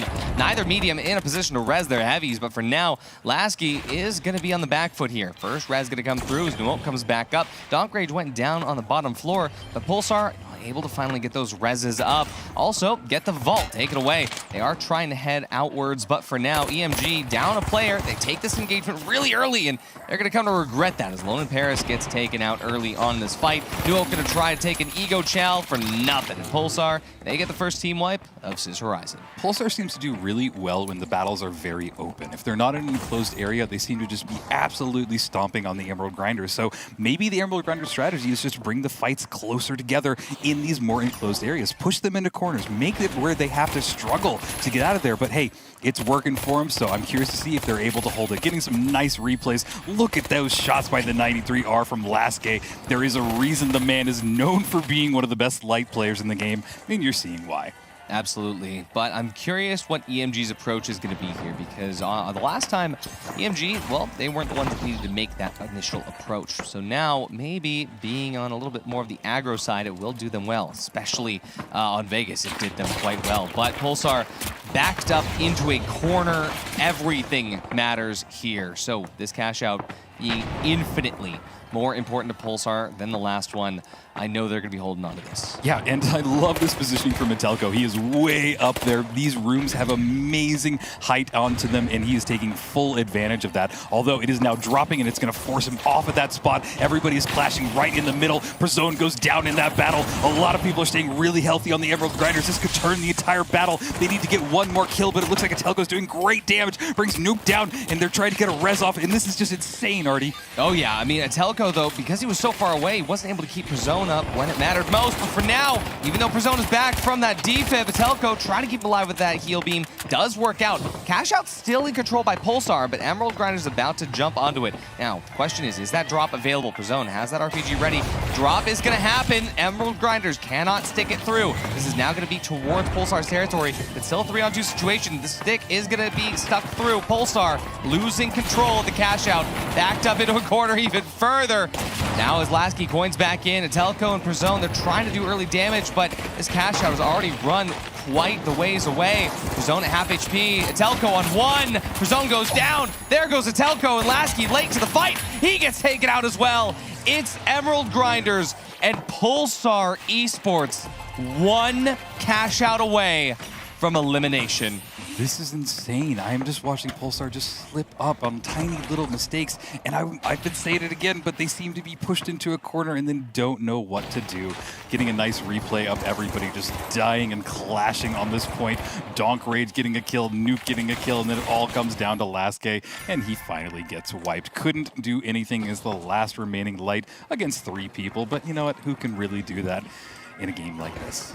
I gotta say, I mean, you know, you were talking about that height position that Atelko had. I think it was a bad play. He wasn't able to be close enough to Prizone, and I think now they are gonna do their best to try and keep Prizone as the most aggro heavy that he can be. It's the only thing they have left. Look at how close Pulsar is playing to one another. I don't think they're gonna find themselves that split ever again. But Emerald Grinders now finding themselves in the same position as Pulsar was last time. They don't actually have to move this vault. They can just sit here for 15 minutes. Although, I think they have a better chance that they do get that plug, but they're going to take height here on the museum. Pulsar hunting, looking to see where their point of entry is going to come from. Yeah, they're just trying to find any information. There's Nuke really out in the open. This could be their opening if they're able to get a kill on him, but Lasky took a lot of damage in that. Now Atelko getting in the battle as well, going down, almost immediately getting winched out of position, pulled out, and they're going to try and get the res off, but it's all on Prizone. He's the last person remaining. He needs to get a kill here. He does. This might be their opportunity to bring his team back into the battle, but they need to make something happen because it is still a very one-sided match. And there he goes. He has just decided to get out of dodge. Alone in Paris is going to res their teammate up. And I think that this is their opportunity to grab the vault while Pulsar Esports are bringing everybody back up. Absolutely. Atelko has the chance to coin back in, but again, Emerald Grinders, they are winning the fights they need to. And as Atelko comes back, luckily very close, we will see Vault 2 finally on the move. Cashout C to the other side. And this is actually a great position for Pulsar to be over here in the red rooms. They have a chance to cut them off. And Donk Rage going down to half HP is the perfect opportunity. Atelco here up top, again, trying to close that gap between him and Prozone. Question is, though, if Emerald Grinders dives in, are they too far apart? Looks like they actually haven't read where Emerald Grinders is coming from. Prozone, no doubt, has heard the footsteps, but doesn't matter. They do have the gateway to take them away over towards Cashout. See here in Workspace. Now holding this ulti height, they need to not make the same mistakes, Rio. Absolutely. This is their opportunity to bring it into one more cash out, save their potential to bring in themselves into the major. Getting some good shots from Vitelko. He did deal some damage, but immediately they heal it back up. They're gooing everything off, trying to stop any advance that they can. All of Emerald Grinders right now are in the stairwell. They're trying to find an opening. They're playing it a little slow. They have some C4, breaking that goo. This will be their entry point. They took a little bit of damage on that alone in Paris, but he immediately gets healed back up by his teammates. But again, they're in the stairwell, which could be lethal. Absolutely, and Pulsar knows that healing util is going to be on cooldowns. They're going to swap to try to take that engagement, but in doing so, they don't read that Emerald has also swapped back up. You're going to be able to take this jump pad up to match the height, but the dome is definitely in favor of Emerald Grinders here. Everybody back to full health except for Pulsar. This is a rough one. Luckily for Pulsar, Cashout still in their possession as they trade rooms back down to the boardroom underneath, but Emerald, they're on the sidelines. They're in the way, and Lasky goes down first. Nuuk going to start this steal. Double C4, possibly going to hit this drop, but wait, they don't. Emerald, they just get the steal for free. Atelco, Prozone, what are we doing? They didn't drop it. They had the C4 on point. They could have dropped it 2 levels. Oh my God. Lasky is down. They got to bring him back up. They got to get him in this fight. Or no, they're just waiting. They're waiting 10 seconds. This is not the play. What are they doing? If Pulsar loses this, that's it. If Pulsar loses this, that's it. And it's 30 seconds left on the cash out. Lasky's going to be coming in, and as soon as he does, they have to start. The double drop going to happen now. Prozone, he drops it 1 more level, given Emerald Grinder's own C4, but it's now or never. Atelco, you have to make this push. Huge difference for the RPG. Huge dome here. This is exactly what they needed. It's Thornbridge goes down. Nuuk goes down. Yes. Loaded Paris is still up. But Atelco, he's here. Lasky is here. They're going to be able to get the steal. Pulsar is safe for now. And alone in Paris, he's going to get wiped out here. And Pulsar, they've got 1 more cash out in them. 1 more cash out indeed. Pulsar are hanging on by a thread of a needle or a thread of a wire. They are barely staying in this. I cannot believe it, but I don't want to see them go out just yet. So 1 more cash out is what we will get to see, and it is going to be intense. I don't know which way this is going to go, Artie. I almost feel bad that I used the backed into a corner analogy earlier because that's what that was right there. 30 seconds left. What a ballsy move to let Lasky come back in. So now, Pulsar, they do have control over this vault. With Vault 3 being in their hands, they can choose. We do see Emerald Grinders heading up on top of campus already. That's where Pulsar decides to go, but Emerald, they're here. They're not going to give them time to set up.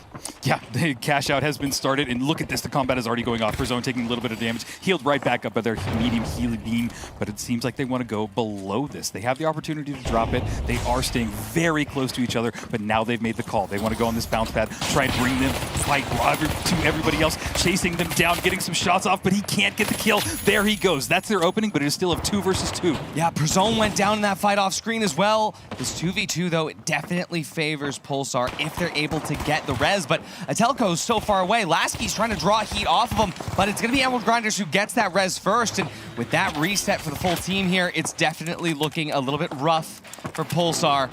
Lasky underneath, trying to make sure that he's going to have an angle to stop this steal should it come to fruition, but for Emerald Grinders, they are doing their best to start this early on. Prozone comes back up. Lasky gets the res. They're jumping in now. The steal's going to go the way of Emerald Grinders. They get healed up fully. It costs them nothing. Pulsar Esports needs to make their way in. We've got 1 minute left. Absolutely, time is ticking down. Atelco and his team need to get on it. They are at the point, but this would be such a risky steal for them to go for it. They do drop it down. They need to buy themselves a little bit of space, get 1 kill. Don't go directly for the steal. This is not the play to do, but they are gooing it off. There's some gas on the point as well. They're not this even might trying be to the dome. opportunity. They pull off of it. This is not the play. We're down to the last 4th of the cash out. Here it is. 30 seconds remain. One of these teams will be going home, but we'll see what's going to happen now. Pulsar, they don't get this steal yet. They're going to hold on. They're just outside the range of that gas. Emerald Grinders, they think that it's not going to happen. The steal is working, though. Pulsar has it. Now, Dog Range is out. Atelco at half HP. Prozone down. It's just down to a 2v2. Lasky and Atelco, they're going to go up the top. But what is this? A load of Paris. He's stealing. Lasky stops him. Nuuk, he's holding. And Pulsar's still in it. They get 1 map. Oh my god. All right, but if this shows anything, it's why Pulsar are here. It's why they can come back, and they have one more opportunity to do it. My friends, let's get to it. Absolutely. And we will get started with these two teams. The last chance for each of them to stay in this bracket. We will be saying goodbye to one of them as we get started on Burnout. Foggy, misty, a haze has come over the arena in the same way a haze has clouded the minds of both of these teams. This has to be the most stressed either these teams have ever been. And immediately, Emeral Grinders, they turn the stress into aggression. We start off with Pulsar getting taken away from their own vault that they were rushing into. Wow, that was fast. Yeah, Telco just got wiped immediately in that battle. He didn't know what hit him, and then he was down. So really good start for Emerald Grinders. They get the tap on the vault. Yeah, I thought that in final round we weren't supposed to have any game show modifiers here. Why is meteor showers happening immediately? It's just Telco gets hit by a meteor that is Nuok off the rip. Yeah. That is a great way of putting it because he did get hit by a meteor, and now they are setting up. Emerald Grinders have the vault. They haven't grabbed it just yet. They maybe want to wait for this first engagement. They do spot Lasky out, and he does deal a little bit of damage, and Perzone taking some damage as well. They're having to push themselves a little bit back off to the corner of this map. Now they're going through a gateway. They want to bring this fight directly to Pulsar, getting some shots off. Nice shots from the LH1, but Telco brings him down. There's 2 kills for Zone, and there's a third one. All right, they are revved up and ready for fighting. Wow, I mean 1 HP in a dream for Perzone, but that is the Pulsar way. I mean, what an explosive battle immediately though. Dog Rage, he found bullets coming at him from every single angle. Nuok as well, unable to clear it. What a great hold from Pulsar up on that rooftop. They're gonna get this plug on a Cashout B over to the sidelines, and for now, as Emerald Grinders respawns, they're gonna have to figure out how to deal with this height. Yeah, and watching them, they winch claw it out. They didn't get it off of the building, but it did get it out into a little bit of more open area, and they do still have the potential to drop it. So it's a good spot for them to be in as all of Emerald Grinders are starting to make their approach. We see them trying to spread out just a little bit. It looks like their light player went off to the right. Maybe they're creating more of a pincher formation. They want to try and find any opening that they can to really bring down this fortification by Pulsar. They're looking for an opportunity to use a pad RPG fight here. Oh, not a pad, it's going to be a gateway. Wait, it's a fake gateway. They fake this over here so that the entirety of Pulsar is going to be looking eastward towards it. But the attack is coming from the west. See what's going to happen now. Emerald Grinders, they're going to take the long way up there. Last game, he's taken out immediately by the LH1. Telco and Perzone, they're going to be on the back foot there. They swap locations. For now, Dog Rage, he's still alive. But the trade comes through as Lone in Paris is taken out. So is Perzone, just down to a Telco. He can't get the res. EMG. They're going to get this fight here. They're going to be able to get this flip. There's about less than 1 minute left for Pulsar when they come back. It really seems that if Emerald Grinders are able to get 1 kill and maintain all 3 of their teammates, it's over. It seems like that turns the battle, and this is where it happened right there. Lasky got caught out mid-air by that LH1, and it is just lethal in the right hands. Love to see it, but boy, this is starting to look not so great for Pulsar Esports. I mean, EMG is pulling everything out of the bag right now. I mean, I didn't expect to see a fake TP immediately, but hey, Pulsar's done this before. They're about to do it, see if they can do it again. 20 seconds on that cash out. They're going to make this fight as fast as they can, but Alone in Paris, he's not going down. He is just making sure that he can kite off the sidelines. Pulsar knows there's no way they're going to be able to get this here. Nuok dives onto the point here. Lasky's taken out. Telco, 1 HP. He's out as well. Perzone finds 1, finds 2. He couldn't find another. He doesn't. That cash out's going to go to Emerald Grinders, and once again, Pulsar Esports is 1 cash out away from elimination. Yeah, I mean, this is kind of what I wanted. I wanted to see how far this can go. These two teams have been battling it out, and this could be the last cash out. Vault 2 is spawned on the top of the cathedral. One of the more difficult locations to really get to, because as soon as you get up there, you do have a nice vantage point, but everybody can see where you are. So I'm curious to see who gets there first. It does look like Emerald Grinders are really kind of making their way over there. But again, now it seems like a gateway, and boom, now all Pulsar Esports are up there. Yeah, beautiful motions here. As soon as they respawn, they make their way up. For now, though, having this height, and not only that, but they have the entirety of the map behind them.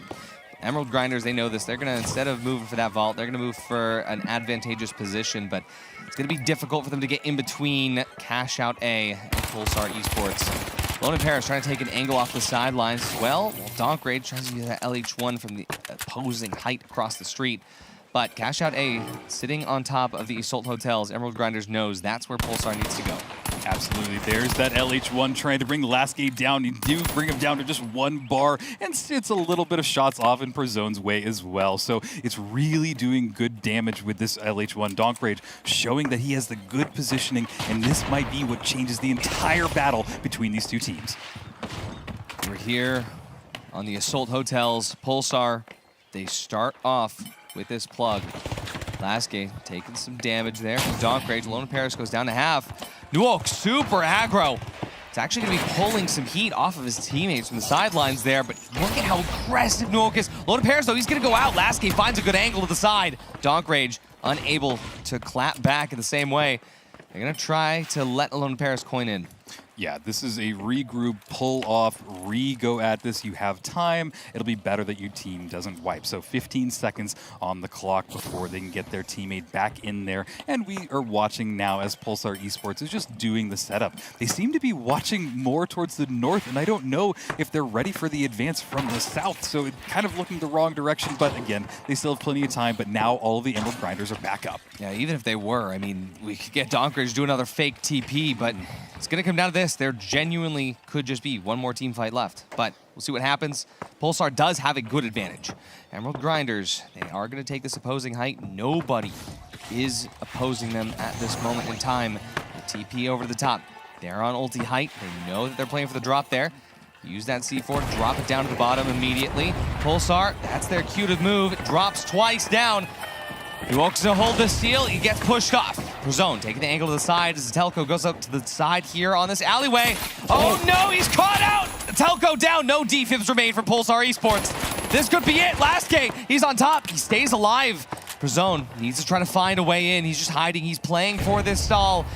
All he needs to do is stall the steal, he drops at the top, he's gonna be able to get the winch kidnap. There's good damage on Nuok, but no, Perzone, he goes down, it's up to Lasky. Only 10 seconds remain. Lasky can do it. Wait, the goo, did that stall him out? There's a way in, there's a way out. Nuok, he's gonna hold it. Did they got it? Pulsar Esports is wiped out. Oh my God, the Emerald Grinders have taken it. Pulsar Esports are no more. Our signed team is gone. Not coming to the major, but the Emerald Grinders are still in the bracket. I'm just excited to see Monaco. That's the OG. Oh, yeah.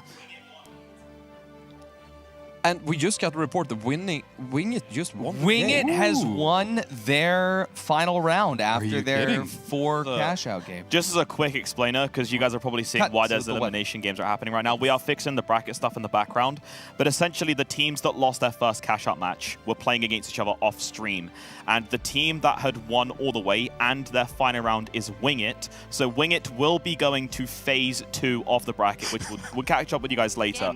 But I have my laptop notes here, so I'm just going to quickly tell you guys as context. They beat Citadel. Oh. So that's how that match went. It was Citadel and Wingit that proceeded. AFK and Gorillaz did not. And yeah, that's just insane. That is the finals. Yes. Anyway, let's take it back. Let's get the show on the road. I am ready to see this next elimination game. And it looks like our two teams are going to be Team AFK and Gorillaz. Absolutely. We got dynamism in the maps. We got dynamism in the picks of what weapons and what specializations. We got dynamism in the bracket. And you know what? We get my favorite map to start this series off. Fortune Stadium. I feel like this is a treat to myself because we're going to see who continues in this bracket and who we're going to say our bitter farewells to. I'm so excited to cast my first Fortune Stadium of the day with you. Yeah, I wish I had fortunes. That's the only thing that I didn't prepare. But hey, when we get back to the community streams, I'll bring them back. But look at this. We have the revolver in play again. Already some good shots hitting off by Mr. Fabby Apple. Fabby Appy. The little iron on his hip. Yeah. To be able to tap that first vault there. Now the question is, for these cash-outs, cash-out B being in Sector 4, cash-out A being in Sector 2, where is it headed? Gorillaz, oh, I like this. Strike is actually pre-placing the gateway to get a quick rotation should the vault head over to B. for now, we are going to be checking this out. Does seem Team AFK is headed to B. I don't think they saw Strike try to make his way over, so this actually will be Gorillaz being able to rotate a lot quicker than AFK is expecting, Rio. Yeah, they will be basically on their heels, but this Cashout will get started at Cashout B. I love this one. Tons of opportunities to drop it, tons of opportunities to manipulate it, and honestly, this whole arena area is just set up so cool. But wow, now we're watching as the Gorillaz are starting their approach. An RPG went off, but didn't really connect with anybody. Some heals going off by the Infuser, keeping his teammates nice and healthy. Team AFK really set up to kite this perfectly. Oh yeah, here's the Deagles dealing a lot of damage there. Sick almost goes out. He's gonna have to take a breath over to the sideline here. Doesn't seem like we've got enough healing utility. Keep him back up as Airshoe first to go away. Cowdo finding a great opportunity to use that M11. Baby Appy. Let's see if he can get close enough to get the finishing shots onto Sick. But Sick, he's gonna peek without even being at full HP. There's 2 bars remain. There he is. Oh. 1 player remains. Strike. And that's be 3 strikes. He's out. Team AFK. They're in control. Cashout B for now. Yeah, it really seemed like they were in full control of that entire fight. I didn't see them waver a little bit. They might have lost 1 teammate, but they got him right back up. And honestly, that's a really good performance by this team. So now they just have to hold on for 8 more seconds until they respawn, come back into it. Yeah, we're getting a nice little replay here. There's that Winch Claw. Didn't connect with anybody. You see him trying to get some shots off with that revolver. Didn't work just yet, but as soon as they popped out, boom, there's one, and it all goes down to Strike. Alrighty, Gorillaz is going to be taking this approach from underneath here. You see, this is where I would start destroying those silver poles. But we're going to see them move in thusly.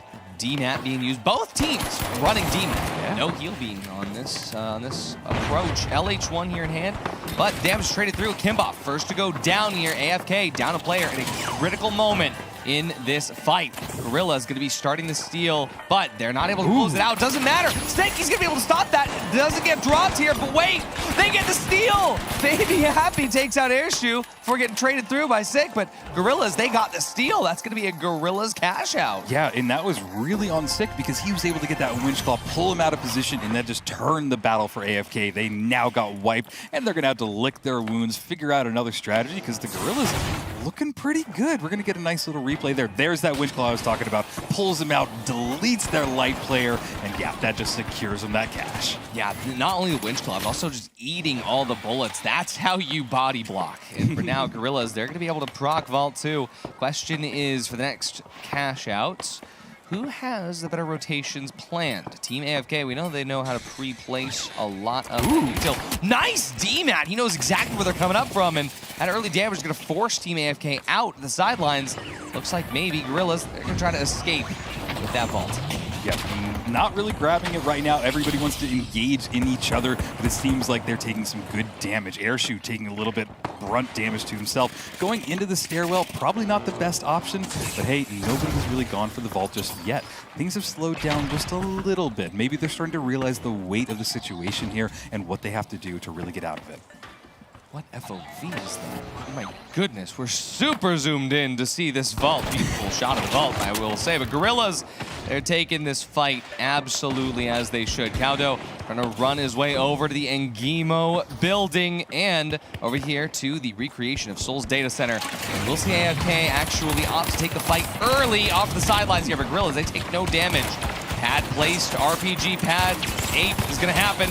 Baby Ape, he goes down first. Kimboff follows soon after. Now Cowdo has the chance to plug this, but why would you? Instead, we're gonna see Cowdo, as zoomed in as he is, gonna try to find the opportunity to throw that away the right moment.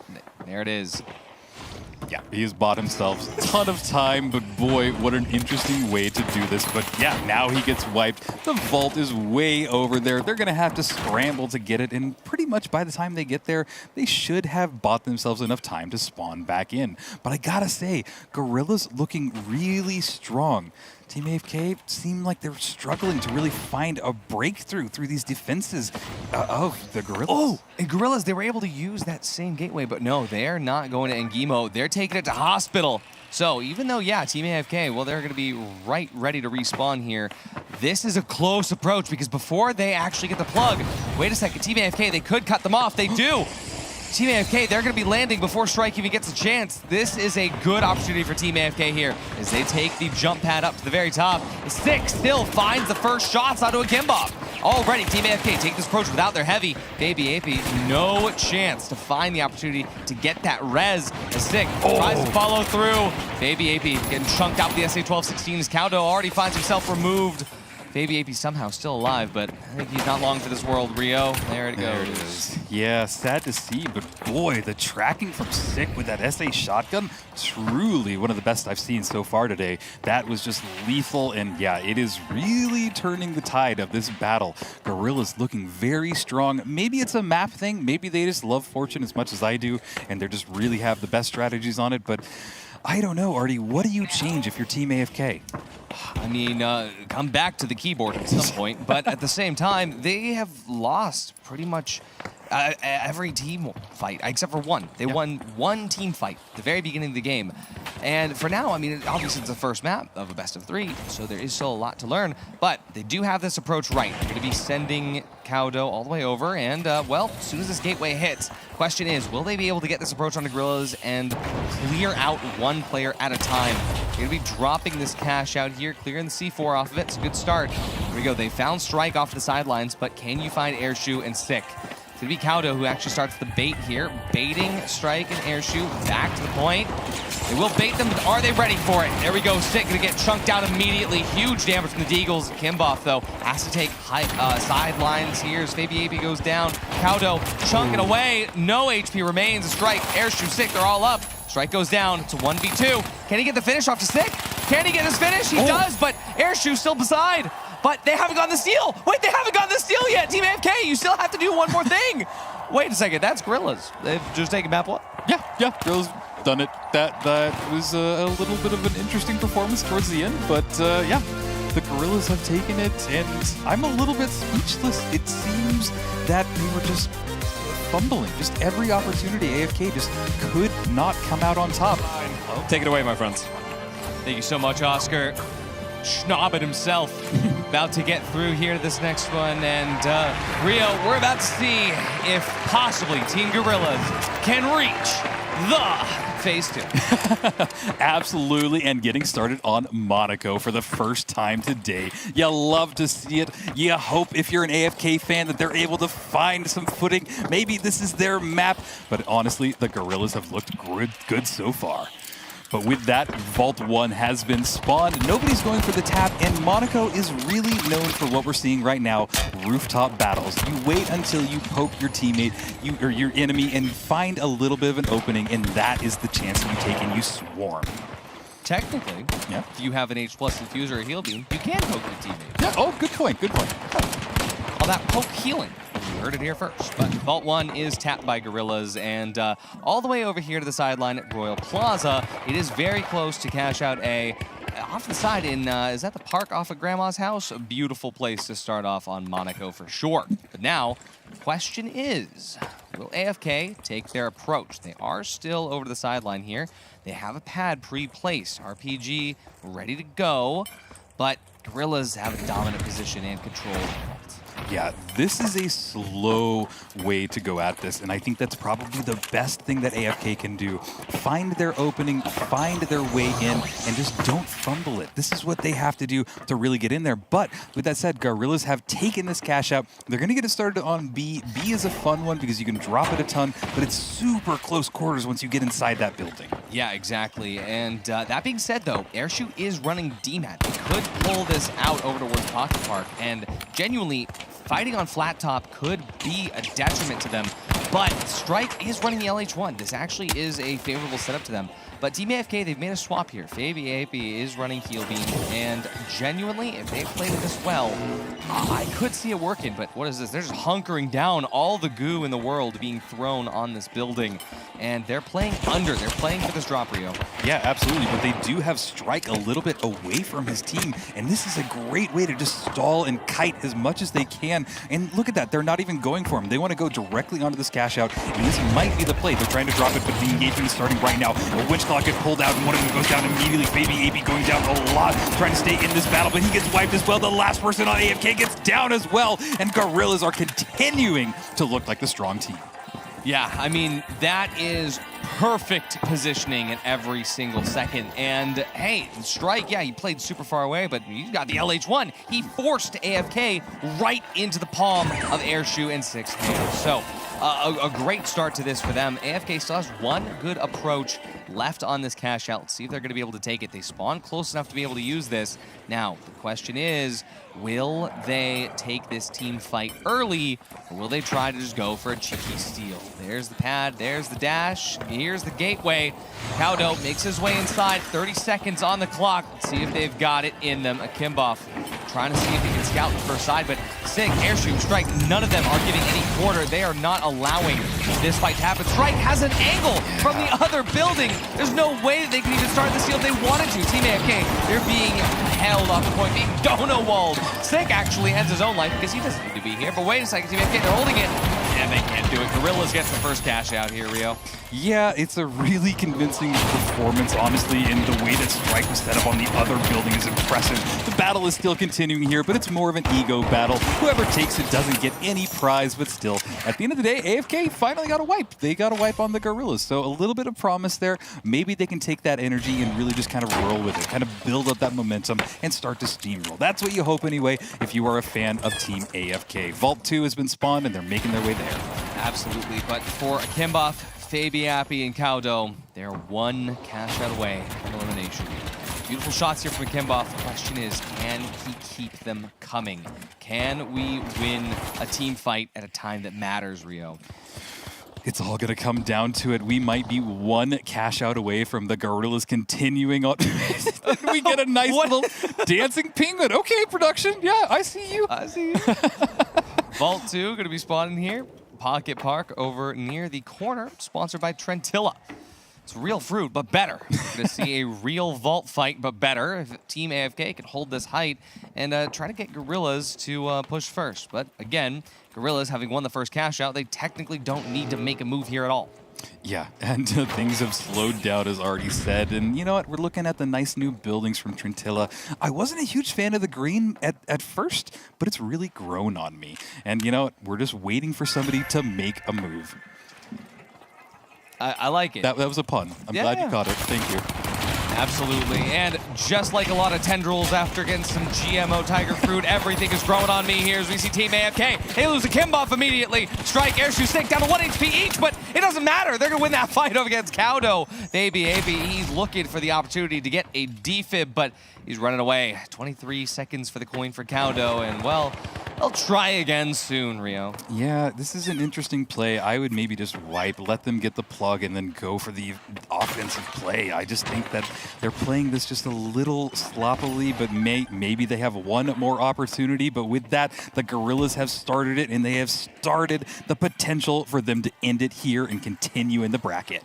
Absolutely. Phase 2, 2 minutes away for Gorillaz, but an entire 2 cash outs and 1 more map away for Team AFK. One team decidedly closer than the other, but look at this. They send it out to the sidelines here, and in the alleyway, it's going to give Gorillaz a big opportunity, especially given the fact that they know that Team AFK, well, they're probably going to go down and bait them onto the point, which is going to happen now. But no, wait, Kimboff, he's actually just trading over the other building. Nope, here it is. Possibly. Drop it down. We'll see what happens. Yeah, this is really interesting of the setup. They're trying to find any opening that they can, but they haven't found a kill yet. And there goes Baby AB just going down immediately. This is not good for Team AFK as they need to bring him back into this battle. But Akimbo is taking a lot of damage. It goes down as well. They're going to try and get a res, but no, they can't. And all of the Gorillaz are back in this battle trying to get the last light member down. But they're at halfway through the cash out already. It's almost over.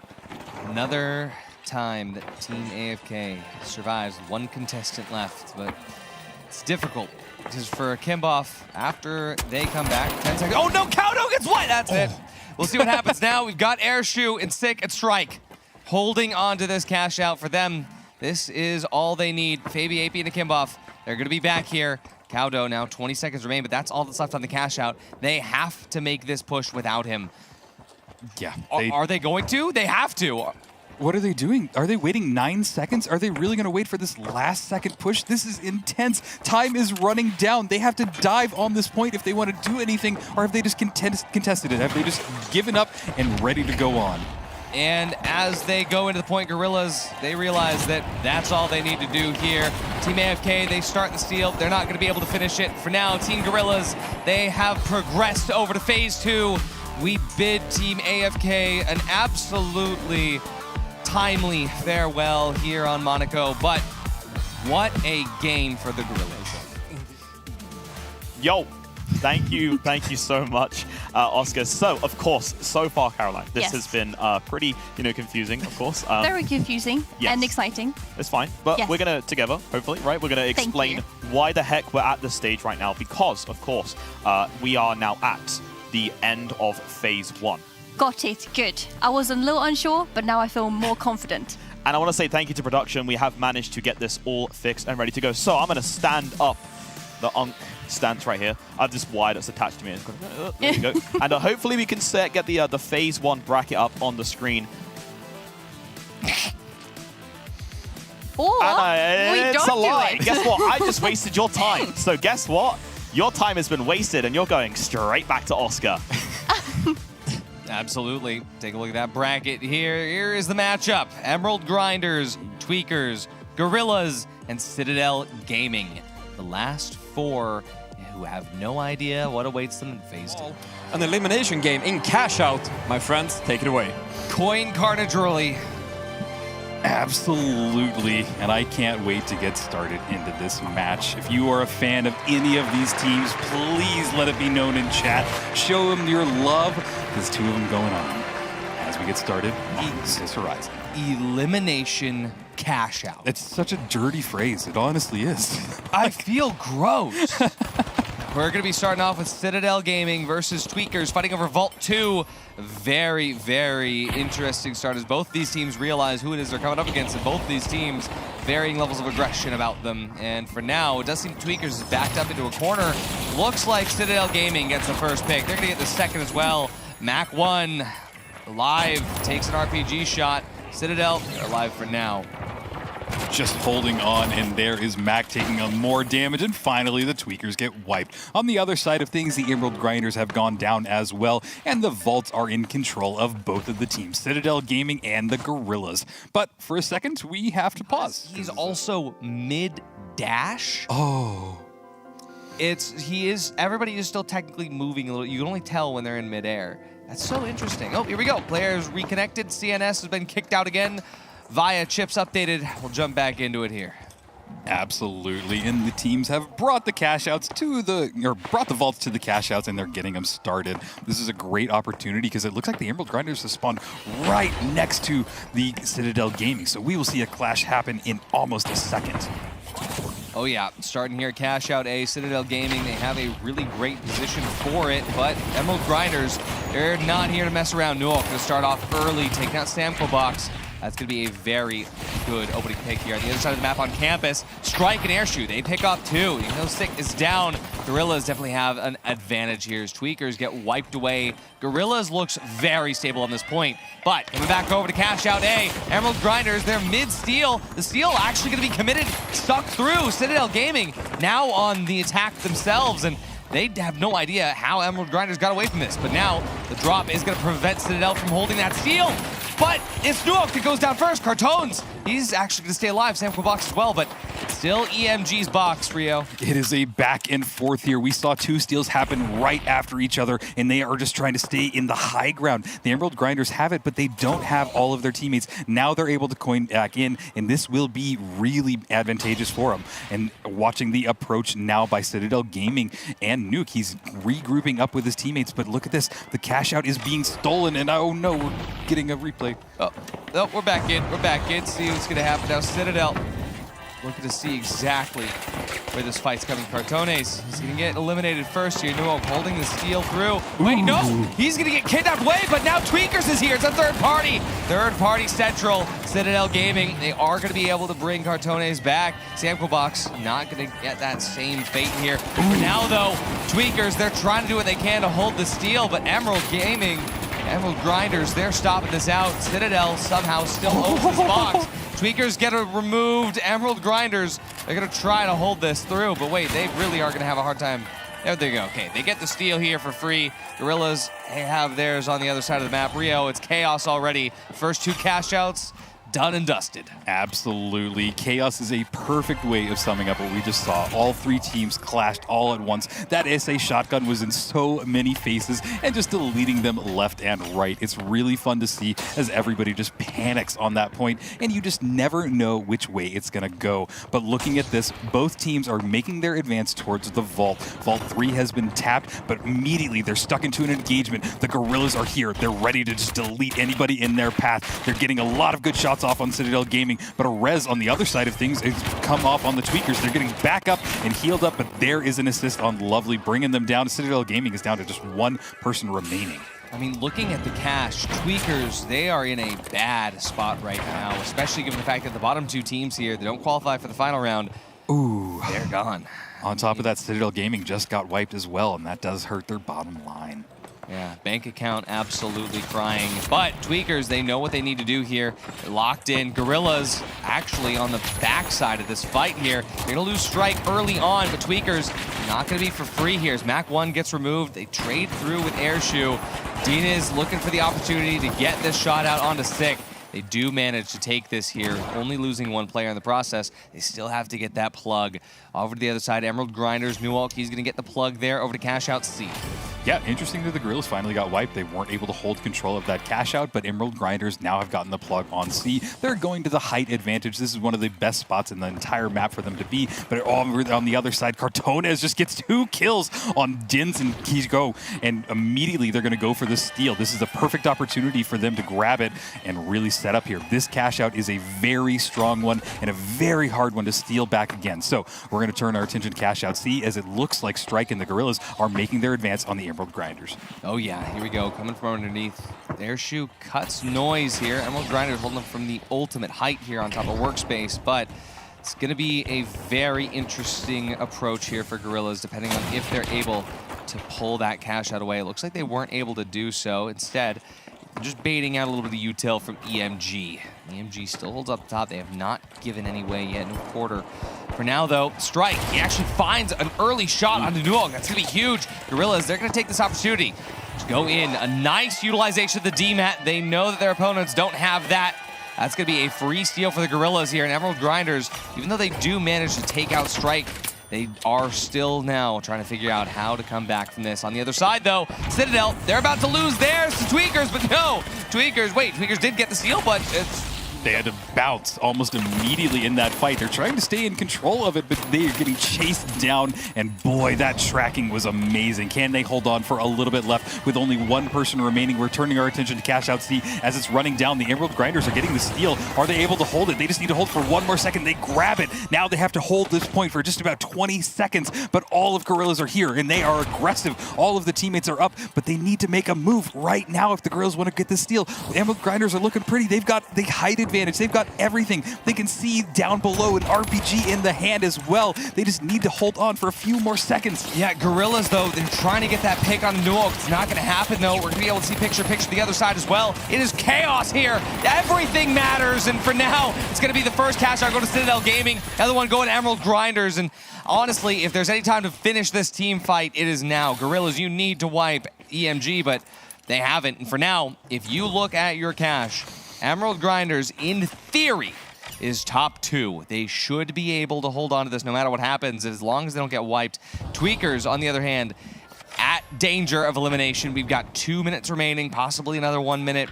To be EMG that taps 6, taking away another 1,000 from the teams that didn't get close enough fast enough. Yep, just buying their lead just a little bit, one at a time, but all of the Tweakers are here. This is the team that if you're rooting for, they have to make something change right now. Get some cash, get some plugs, do anything you can to stay on top of moving our attention to the Gorillaz. They have taken this vault and are going to plug it into Cash Out A, and everything is going to get started. This could potentially be our last 2 cash outs. This will decide what teams go on and what teams are eliminated here and now.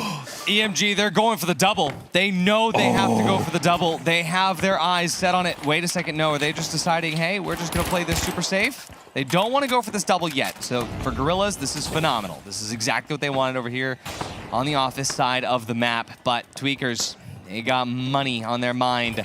But Citadel Gaming has their mind on money as well. Gonna see what's gonna happen as soon as this third party starts. Who's gonna be the first to take the first shot? Yeah, and this Cashout is in such a position that I think that the Emerald Grinders have just taken the vault and they don't want to have it plugged. They just want to get it out of position, and they are controlling it, ensuring that they are going to move on to this next round. So the entire attention turns to the last 3 teams as they're about to swarm onto this Cashout. It is in control of the Gorillaz. If they're able to hold on, they will be moving on. But if they lose this Cashout, they are gone. No more Gorillaz in this match. Cashout is halfway done, and we're going to see who takes it, Artie. 1 minute to go on this Cashout here. Everything relies on this fight. Citadel Gaming, Emerald Grinders, Gorillaz. Only one will make it through in the third party of eliminations. Emerald Grinders actually about to come through as well. They can help any team they decide. They can choose. Ooh. We're going to see Gorillaz actually losing a little bit of control here. Citadel Gaming, they're going to go for the steal. They should be able to, because as soon as Gorillaz tries to make the approach, Emerald Grinders from behind, they're going to deal some damage. Here we go. The Cashout, though, it's not flipped. They're trying to commit to that steal yet again. Emerald Grinders taking out Gorillaz from the back. The steal is going to hit Citadel Gaming now in control. Gorillaz is wiped. There's no chance they can come back. Gorillaz eliminated. Tweakers, though, they're about to come in as well. Tweakers is holding to the steal. Are they going to be able to do it? Citadel just down to Sample Box. He's trying to get Tweakers, they've hold the steal. Tweakers and Emerald Grinders, they're going to be progressing on next. And Citadel Gaming eliminated. Another signed org gone out of the qualifiers. I'm speechless. I'm speechless. They did it in the last second. They were able to grab that steal, and the Tweakers move on. They were at the bottom for the entire match, and the last second take it back. Time for Thixie and Cora with the weather. Yes. Thank you. Hello, hello. Welcome back to the weather station. All right, so we should hopefully be ready to go here and pull up this infographics, because... Yes! Hey, there we it go. is. Oh, damn. Right. These blue colors right here are the teams that will be proceeding to Phase 2. Phase 2 is going to give us the last 2 invitations left for EMEA. If we have Phase 2... Boom! Nice. They were able to choose where they were placed here into Phase 2. Now, the reason for this, of course, is because when we proceed later on, these matches here are not elimination matches. These players here, if they win, they proceed into a best of, I think it's the best of 1, 3 versus 3. This group here proceeds into a best of 1, 3 versus 3 as well. The teams that lose will go down to the lower brackets right here, as you can see. So for this one, from this one for the culmination, the teams that finish, the team that wins here will go all the way over here. This is your invitation to the Grand Major, all the way over here. And of course, if I'm not mistaken, was it this one here? Yeah. Oh, you know what? When we get to that point, I'll guide you through it. Okay. For now, It's a lot to take the TLDR is top 2 teams, best of 1. They proceed through. I think that's the invitation. Top 2 teams, they proceed, and they fight for that elimination, for that invitation. Blah. Anyway, there it is. Okay, thank you. Amazing. With that said, the current game that's upcoming, 5 Fears, Team Secret, Sign Esports, and Tweakers. No blood on the line, but there is blood in the water, Jerry. Oh, these players aren't going to care whether there's blood on the line or not. They are going to play their absolute darndest here. As we start things off, 5 Fears, Sign, Team Secret, and Tweakers. A stacked group if I ever saw one. Team Secret and Sign may be coming in as favourites, but we know that that's never a good thing in this format. They have a target on their backs, Artie. We start over here in the corner with Tweakers actively avoiding to make instant approach. They're going to block A straight away. Immediately said, we're just going to go third party something. But yeah, over the other side, we see Team Secret fighting 5 Fears, and they have an aura about them as Team Secret clear the fastest team wipe I've ever seen. We do also have Cashout B over on Hospital. Jerry, it's looking good, but one thing that I can see already is that, well, Sign Esports, they are keeping with a certain theme, and someone's running invisibility. Yeah, it's the only one in the lobby, and it's been the only Invis light I think we've seen so far today. They are really sticking with it, and when it's worked, but they felt a little bit short of mobility, particularly with Mickey on the DMAT at times. We're tuning back in now with Tweakers, who are still hiding, and I think Sign Esports know that something is up here, because they don't want to get close without checking every corner here on A. Oh yeah, I mean, I don't blame them because they know that something was up and they didn't have to worry about that vault fight. But here we go, Millian. It's going to be the martyr, gets the plug, but at what cost? And Tweakers, well, they're now going to start this steal immediately. Dina is going to be taking the brunt of the force there. Somehow healed up, though. H+ Fuser, not healed up enough. A lot of bullets on ARN 220. For now, Tweakers, they actually managed to get that steal, Jerry. Dina's just trusting his team maybe a little bit too much there. Stayed in the line of fire for very long. Sign Esports and Tweakers now both juicing themselves back up to full strength as we'll have another engage from top to bottom very shortly. 15 seconds already elapsed on that time, or rather 30. And they have managed to move onto the box and start this steal in the cover of smoke. No drop being attempted here by the defensive squad of Tweakers. They instead let it go through and start transferring into kills, but no, Mickey and Emilian get them themselves. Chigo finds someone. That's the light battle won by Tweakers, but he's surely not long for this world as this revolver hones in on its target. We have Emilian chasing him down bit by bit. It looks like that's going to go their way. 3 versus 1. We switched over to the other Cashout now as Team Secret fighting off 5 Fears, and looks like they've done quite a good job of it as Rubinski's the last one left alive. A pretty similar story over here.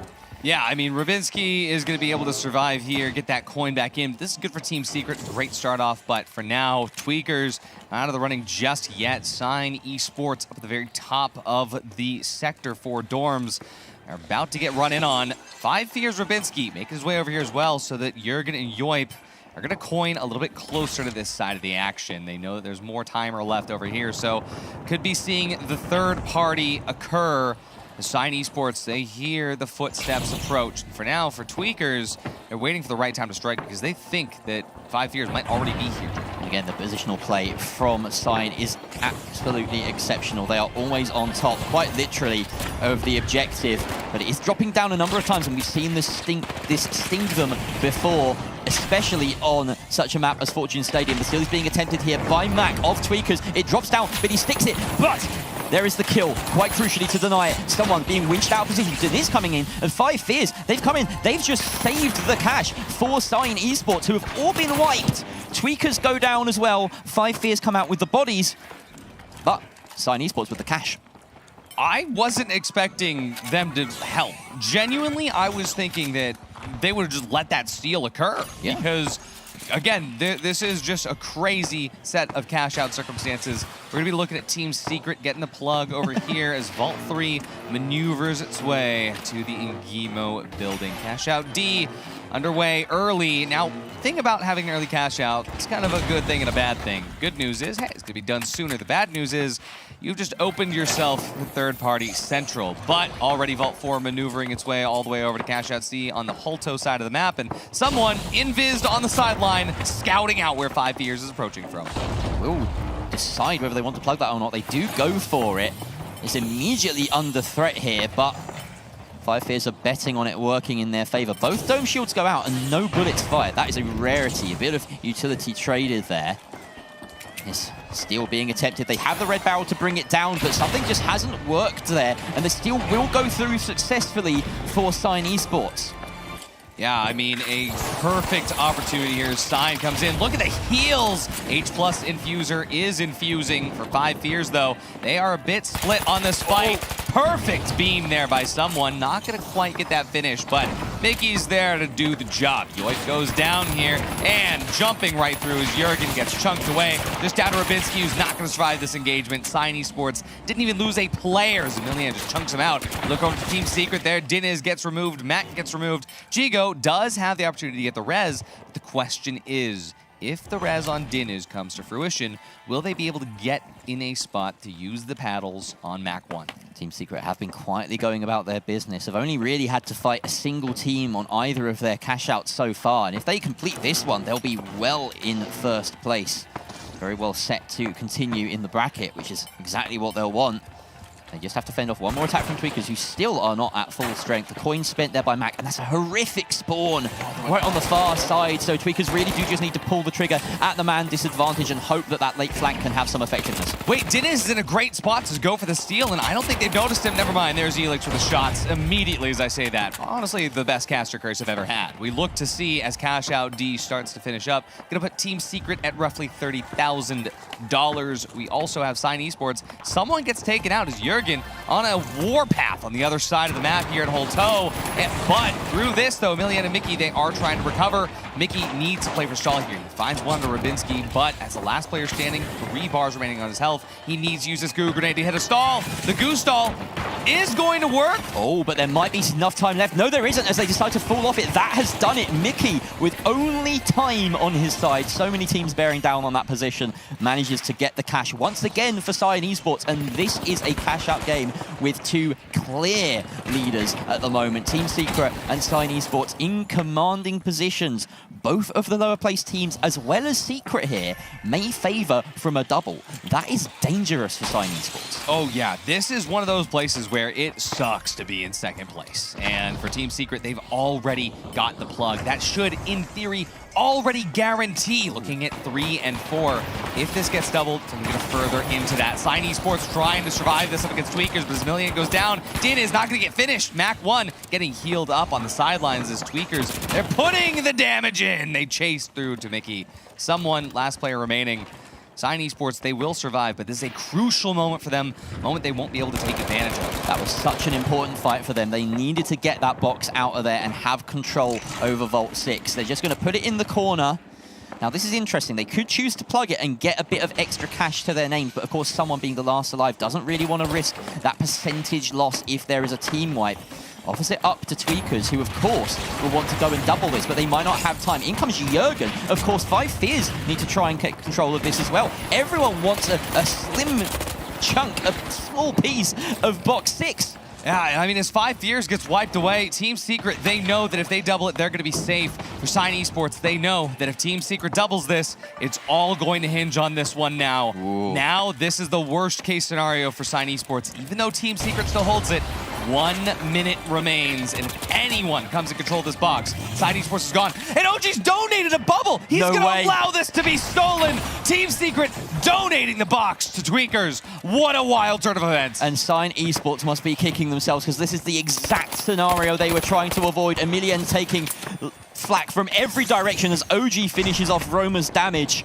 Cyan Esports, they need to claw their way back into this. They can only do so with a steal. Some kills going the way of Team Secret. They don't care who they kill at this point. They're still being attempted here by 5 Fears, but it gets dropped. Only about 20 seconds left, Ardy.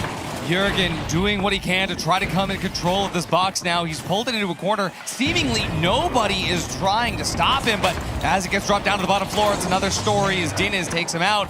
Mickey trying to get the res onto Emilian. Secret going on a warpath. Someone, Rubinski, they're all down. Diniz as well. Every team is fighting every other team. Sign is taken away. And as that box goes towards the Tweakers, it's Tweakers in first, Team Secret in second. Nobody's eliminated here, but feelings were hurt. Wow. Cyan Esports being done dirty there by the double at the very end. We've got a final round, best of 1. That's 1 map, 3 maximum cash outs here. Team Secret versus Tweakers. And for Team Secret, we're about to find out if there's a reason that last bubble was donated the way it was. We are usually treated to a matchup of the ages between those two. And speaking of matches, we are heading in game right now. Tweakers versus Team Secrets. Jerry and Artie, take it away. And we're going in game. Going in game here, of course, we are going to be back on Fortune Stadium. Fortune favors the bold, Fortune favors the brave. Jerry, Tweakers. Yeah, and a best of 1. I believe our first best of 1 final round today, because of course the winner of this progresses to a much more important match. This is not an elimination, this is not a qualification match, so we just got to zip on through. Tweakers, positioned right by the vault, and they will try and get a tap on it, of course exposing themselves to wherever Team Secret might be, and they don't have knowledge of that yet. No knowledge yet, but Same, they're bro. chilling. Same. I'm actually doing that pose right now. It's true. Yeah. I'm not doing what Mac's doing, though. He's doing this weird kind of creepy dance. I wish I was. Maybe I should. We're just vibing. We're just thriving right now. Oh, this is smart play by Secret here. They're guarding against the move to cash out B. Yep. They don't want Hospital to be plugged unless it's them. So this is the best sort of situation. I do believe it looks like Roma has pre-placed a gateway as well to make sure that if they do head over towards A, they're ready for that early rotate. Ooh, nice little, no, you don't defib the box, you tap it.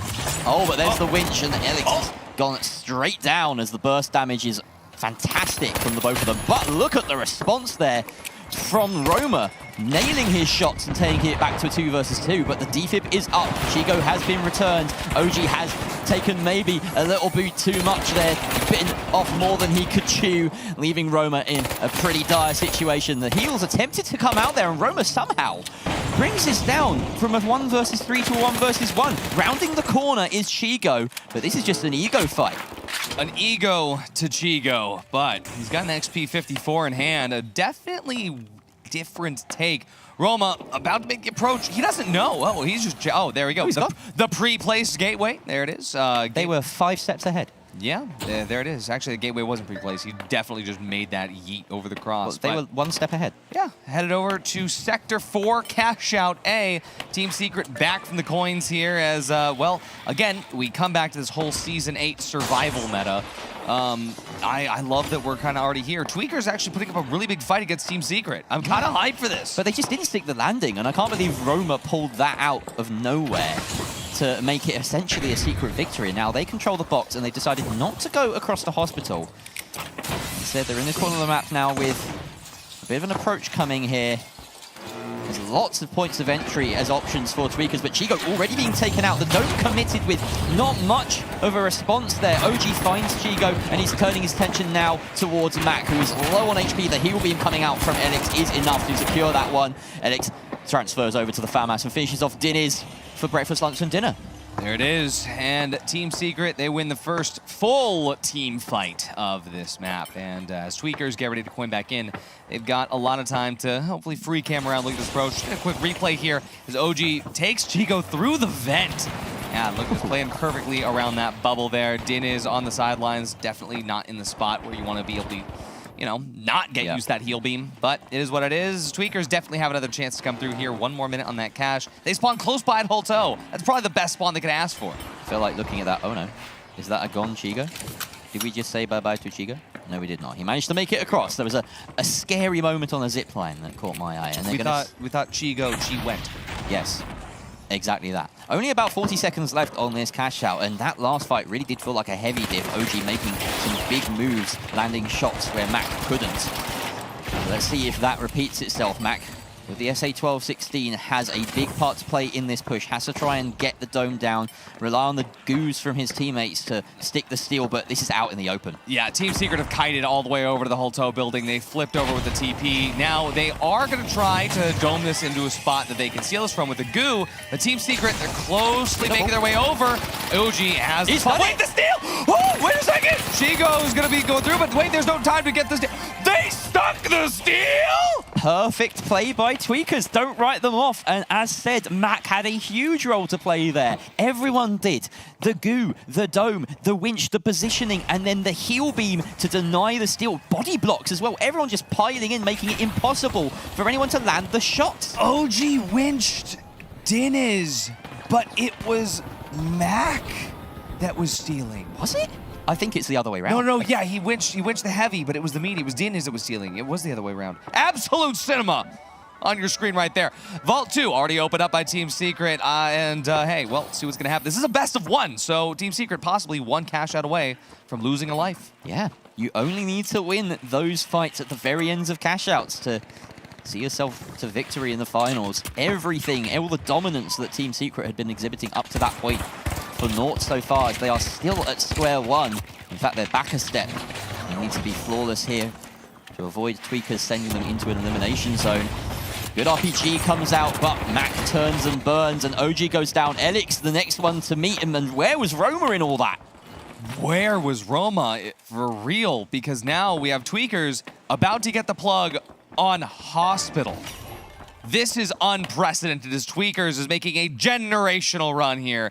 Team Secret, well, Elix and OG, they're gonna have to coin back in, Jerry, and well, these coins are worth a lot more than 25 cents. They certainly are, and thankfully for Secret, they've managed to get quite close to this push without Tweakers setting up a bastion. They're not holding at range, which a lot of teams would prefer to do, so that's a pretty unimpeded approach. Remove the goo on the big pad, make their approach a little bit smoother as well. They're already all up at the top floor, and really, you could say they have a positional advantage in this fight. Oh, absolutely, but we can see that Tweakers absolutely knows what they're doing as far as hiding is concerned. take away that C4, drop it down. We're now 3 floors from the bottom. See exactly where Tweakers is headed. Although Tweakers, they do hold a little bit closer to the Cashout than I would expect. This might be better or worse for Team Secret, but look at that. Diniz and Mac already half HP.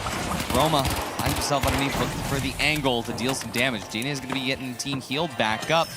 As Diniz comes back to full HP, now Tweakers swap to the height. There is a lot of gas towards the point for Tweakers. This is really good kiting. Team Secret hasn't even tried to go for the team fight yet. They still are worried about getting this fake steal on. And there we go, Chi goes out first. OG finds the shots. This is what you needed. Diniz and Mac now last standing. This is their only chance really, Team Secret. They have to get this right, but they are 3 versus 2 and landing damage. Down goes Diniz, and surely it's not long before Mac is in the ground as well. There we are, he's found. The steal is successful for Team Secret, and that is a team wipe. They really banked on one perfect attack there, Ardy, and it's paid off. Absolutely, and this is what Rio was talking about earlier as well. When it comes down to not having DMAT, is when you have these holes that are open from C4 because you can't open them up any other way, you just got to use that goo, and this was pretty perfect goo to block it. I gotta say, for Team Secret, that was a very, very questionable approach. But for now, got Vault 3 up the top. Not biased, by the way. We got Vault 3 up the top here. Sector 4, the dorms. We all know how fragile this building can be. Let's see how fragile this team fight's gonna be. Oh, lots being chucked in the direction of Team Secret here as they're being surrounded on all angles, but some nice positioning and shots coming up from Roma, almost managing to take down Mac. Immediately, though, healed back up to full by the tag team duo of the H+ Infuser and the Heal Beam. So much healing in the meta right now. They're going to move this cash box all the way over to C and get it started immediately. Team Secret back up to full strength, and they're right on top of Tweakers. Right on top of Tweakers, indeed. And with Cashout C well underway here for the Tweakers, unfortunately, getting that plug in the first place put them at such a wild advantage. Nice set here for Team Secret where they're able to just kite everybody out into these individual 1v1s.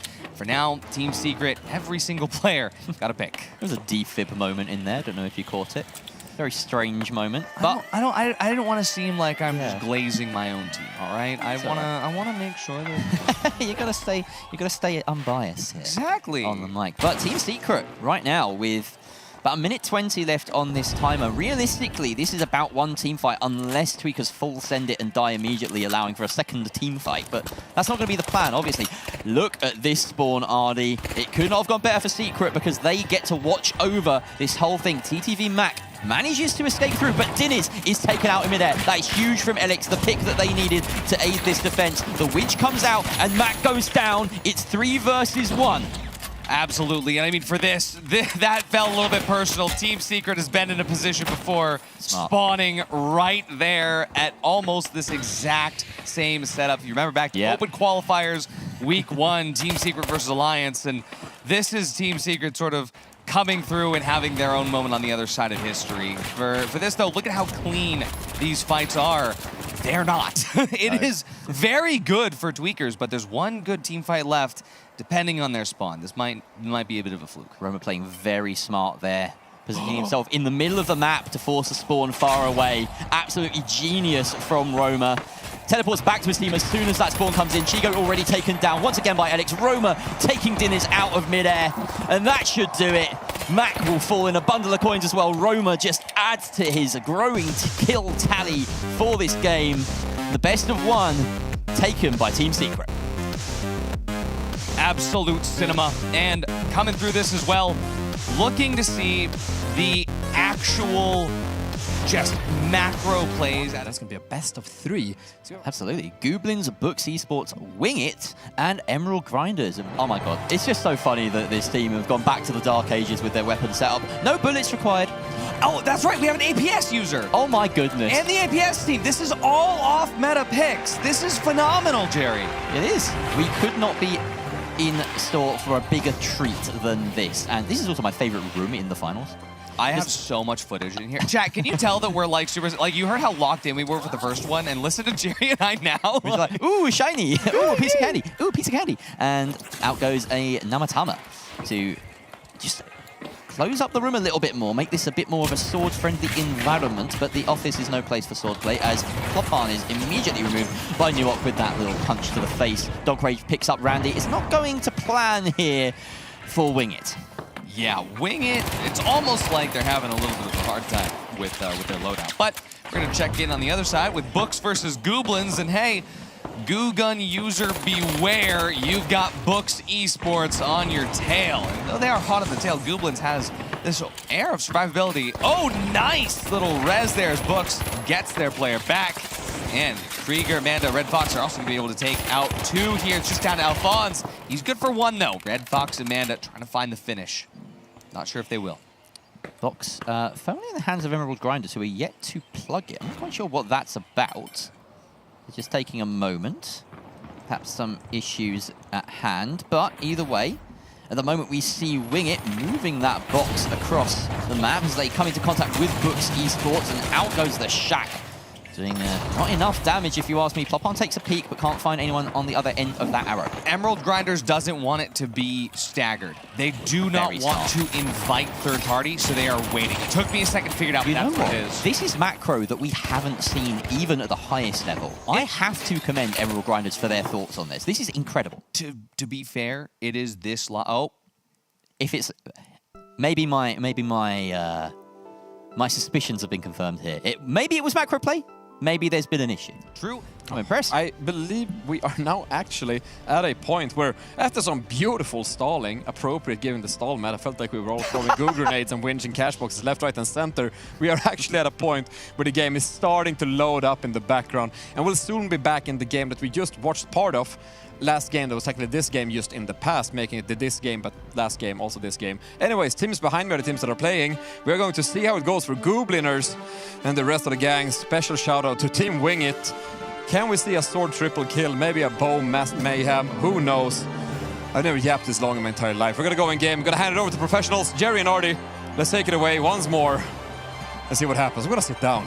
Let's head in game. You've done the community streams. That's like 2 hours straight of just you, Oscar. Yes. Less pressure. It's a different beast, this, isn't it? It is. It is. And speaking of beast, let's take a look in game. Take it away. Well, we'll see what happens. I genuinely don't know what we're going to walk into here, but I know we're going to be walking into Nozomi Citadel, and I'm hoping that these teams have a little bit of, niceness to them, where they'll kind of let whoever was in control of the vaults stay in control. You think these teams are going to be nice? There is a chance. So I'm going to wait for the first, 30 seconds to call, because we might get some non-fights. We'll see. I don't think any gentleman's agreements would have been met in the time that we've been gone. Certainly not between Books and Wing It, as already both of their lights are 6 feet under. Yep. Although Books tapped Vault 1 last time, they did tap Vault 1 again here, so it's looking pretty good. As they get the wipe onto Wing It, well, I guess Ploparn's bow isn't hit as hard as it was in the past. But now we look to see Emerald Grinders versus Gooblins. While Emerald Grinders, they were the ones to grab this tap. Nuok's the one to take out 2. Wow. Almost gets tripled, but Donk Rage took it right from him. Donk on the 9-3R on this map and not the LH1. Interesting. Maybe just an adjustment to the slightly more contained Nozomi Citadel. You can see plenty of those gas mines placed on Cashout A, as we look at Cashout B being plugged successfully by Emerald Grinders. That's the same Cashout B that they were going to be plugging in on the first time around, too. This is perfect. It is. And perhaps they were waiting, because we only just caught up with them. But either way, both of these Cashouts plugged quite quickly. And we can see Wing It trying their patented goo smoke steal, but a pause just before they attempt it.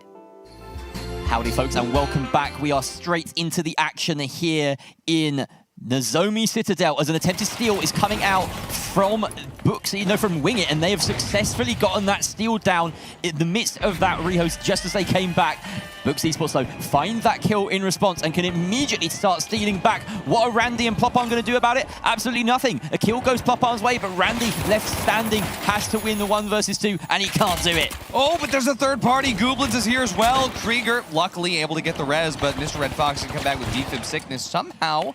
Able to survive here. Gooblins, Alphonse, and Ecto chasing him down, but unfortunately, he's not going to be able to go far. So Books, they will lose that cash. There's Gooblins get that steal. But over here on the other side of it, over on the Nozomi side, we got Emerald Grinders vibing, thriving, moisturized in their lanes, unbothered. Almost losing a steal to nobody there. That's crazy. Yeah, they're living their best life. And I don't know if you caught it there, RDB. Ecto on the side of Gooblins, rocking that repeater. If I'm not mistaken, he was on something different earlier. I'm Is just that, going off yeah, vibes. he was rocking CB. Was he? Oh, well, I wasn't casting that game. That's my mistake. I think I was, and that's just an excuse. But out comes the bone. Great shot from Pulsar. Can he connect with a second? The steal is on, potentially, in a 3 versus 2. Oh yeah, we've got Somali Hawk here ready as well with the sword in hand. Aim point though, gonna take out our bow user buddy, but for now, we also see that on the other side of the map, Books and Emerald Grinders going at it. Emerald Grinders a bit more successful, but here we go. That's gonna be Goo Gun versus Sword here. Randy gonna be holding the steal and Somali Hawk gonna be protecting. Oh, what a Goo. Perfect Goo grenade! Does he hold the steal? Looks like he doesn't, unfortunately, and that is going to be going to Gooblins there. Almost a perfect steal from Wing It, but wow. I mean, if we got to see that from aim point's perspective, we'd be screaming right now. Because he played that absolutely perfectly. Kiting away, avoiding contact with Somali Hawk, blocking the doorway with the Goo, and then managing to surmount the Goo. They tried to use Goo against him. What were they thinking? This is the Goo King. This is literally the Goo King. And, I mean, hey, the fact that we are actually at a point where we could see Akazo and NA versus Gooblins here if they make it through in the Grand Major in November 2025. Wild stuff. But they have to make it first. They got a qual. Gooblins, we're rooting for you. That's what's going to happen here. Coming into the next fight here. Vaults are procced. You have Books Esports surviving here. Aim point goes down there. Looking at some great shots from Trigger Blue. Looking to see as Gooblins are on the recovery arc here. Red Fox gets traded away, Jerry. Yeah, Alphonse winning that fight, but Krieger Blue bringing him straight back up. Does mean that Gooblins are still under the cosh here in a 3 versus 2 against them. Being chased down here. Alphonse has 2 bodies circling. He's trying to find a room to get this res off from, but Manda will close him down. Books Esports looking solid as ever as they hold on to that 3rd box. Nuok on the other side of the map. Emerald Grinders just being left to their own devices, and they can get their cash out started quite freely here. It's an interesting dynamic that's emerging in this lobby as Somali Hawk obviously just popped up in our kill feed with a random kill onto Red Fox. Right? I mean, so this is what's crazy, though, is that I didn't expect to see a game like this in the Major where it's just all third parties and one team comes in for free. Because that's what happens in ranked sometimes, is where one team will just permanently be on their own. I didn't think we'd see that come through. Once again, we see Emerald Grinders with the really good macro here. They try to avoid playing it for as long as possible, but once they see the Vault 3 is also right here close, they want to make sure they have control of that cash out firstly and foremostly. Somali Hawk about to get dropped in on, but there's 3 teams down here. Currently, Wing It is faring the worst out of all 3 of them, but Gooblins also not having much of it. It was an interesting gambit there by Wing It, bringing the box as close as possible to try and go for the double. They are, of course, quite behind. That's not the kind of move that you often see on a 2nd wave of cash outs, more like a 3rd. But either way, there's still some action going around about cash out C, and it is Emerald Grinders holding firm and steadfast, taking down Ecto. Looks like they're going to have aim point in their sights, but of course, it's easier said than done with a Goo Heavy who can just keep walling up and causing problems. Nuok does finally find that kill, but it's stalled enough that Books now have a decent opportunity to 3rd party over here. Wait a second, how's that happening? Books have their own. I guess they're both over here on the other side of the gap here, across the divide. And for now, though, Emerald Grinders, they did lose 2 players to Books Esports, who now has a chance to come in control of both cash outs. So it looks like they're not opting to just yet, but maybe, just maybe, because as Wing It comes back, Randy finds one, Plombar finds another onto Nuok here. Now Emerald Grinders, they're down to just 2 players. On the other side of it, Books down to 2 players. And Wing It has all 3 up and standing. The question is, where is Gooblins going to enter the mix now that they're back from their respawn? Wing It looking for a good opportunity to try to hold the steal here. A nice late dome here, as well as some well-placed smoke grenades, H+ infusers, but Wing It, unfortunately, not able to hold that steal. Emerald Grinders still going to be in control, but not due to a lack of trying. For now, Emerald Grinders still holds 4th. Nuok is going to be standing up. Lone in Paris goes down. Nuok going to try to get the res early.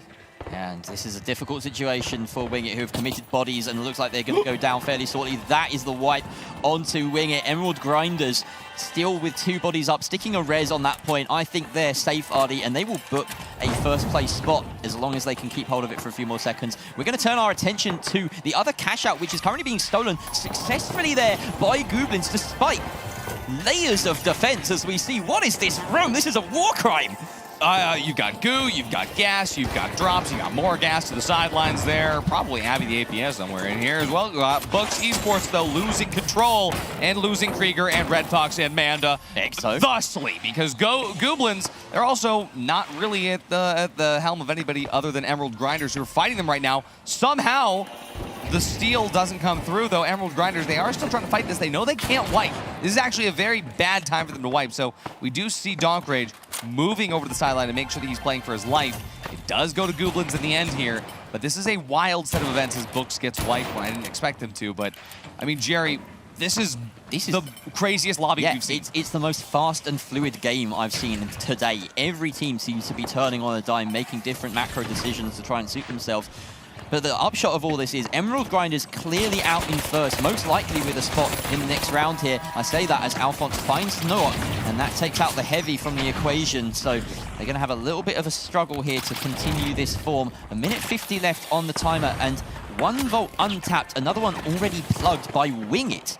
18k is going to be in their pocket. It's not going to be enough to put them dead in first, but if they pick up a few kills along the way, and maybe if Gooblins get wiped at some point, then we could see Wingit progress to the last round as well. Well, yeah, Wingit got the plug there. They also got the tap out of Vault 6. And it looks like they're possibly already setting up the gate in order to get it all the way plugged to get the double. Oh, it's moved. Wait, no, it was actually Books that set up the gateway. They're taking that all the way over to Cashout A, but for now, our bow and sword are holding control. But the goo gun heavy is here, and the Gooblins, they've got something to say about it. They're sitting in second place, but not if Kloparn and friends get away with this. This is insanely tight. Gooblins trying to stick the skill there, but of course being forced off of it. There's a goo grenade or goo gun to try and pin down that melee light, and it works perfectly. Randy, though, trades it out onto the medium. That's massive. No defib less, and a strict 2 versus 2. Kloparn with the clutch bow kill, taking it just down to Alphonse, who's moving up to the roof to try and get a res. And 8 points out of coins, so no matter what, they're going to have to try to get that res, but with no time remaining,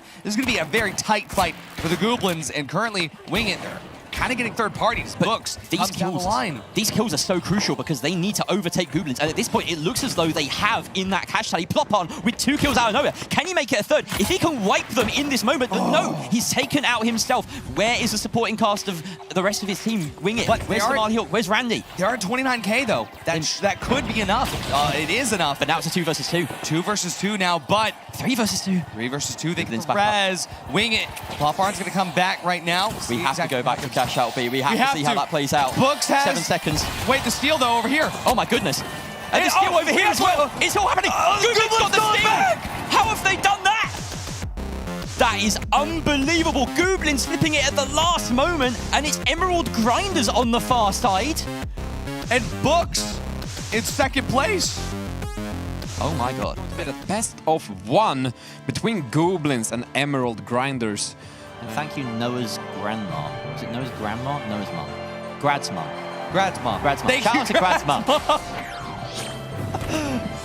All of our NA fans might get that one. Bit of a deep cut, but here we go into a best of 1, and it is, of course, on Nozomi Citadel. We have Gooblins up against Emerald Grinders. Let's have a moment to cut through the chaos of Cashout and decide which of these teams really is the better one. Absolutely. Going to be starting with Emerald Grinders, getting the tap onto 1 thanks to a better spawn on the Via side of things. But coming over from the CNS Mall, we do have Gooblins ready to go. Wait a second. Are they still the Gooblins? Or would you say that they're the Winchblins? Aim point, no goo gun in hand. Oh, an interesting adaptation to the 3 versus 3 over here. And something that perhaps Emerald Grinders won't be ready for is the power of that winch. New York taking a bit of a brunt there. What do you spot, Artie? False alarm. Keeping you on your toes, Jerry. It happens.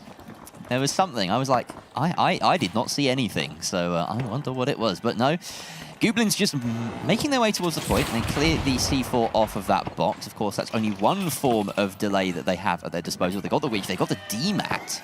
Emerald Grind is deciding... no, in fact, sorry, got my teams the wrong way around. In goes the attempted steal. The Winch is really impressive. Yeah, I mean, a straight up unfortunate event there is aim point. Oh, well, anyway. Yeah, that happens. Sometimes it just happens that way. The RPG hit his teammate, and aim point started by, instead of damaging Emerald Grinders or dropping the other player down the floor, just dropped himself a little bit. And, well, kind of an unfortunate circumstance, to say the least. You have to remember that an RPG doesn't just do damage, but it also drops the cash out. Yeah, absolutely. And they could have just, you know, had a little bit of extra stallage over on that side.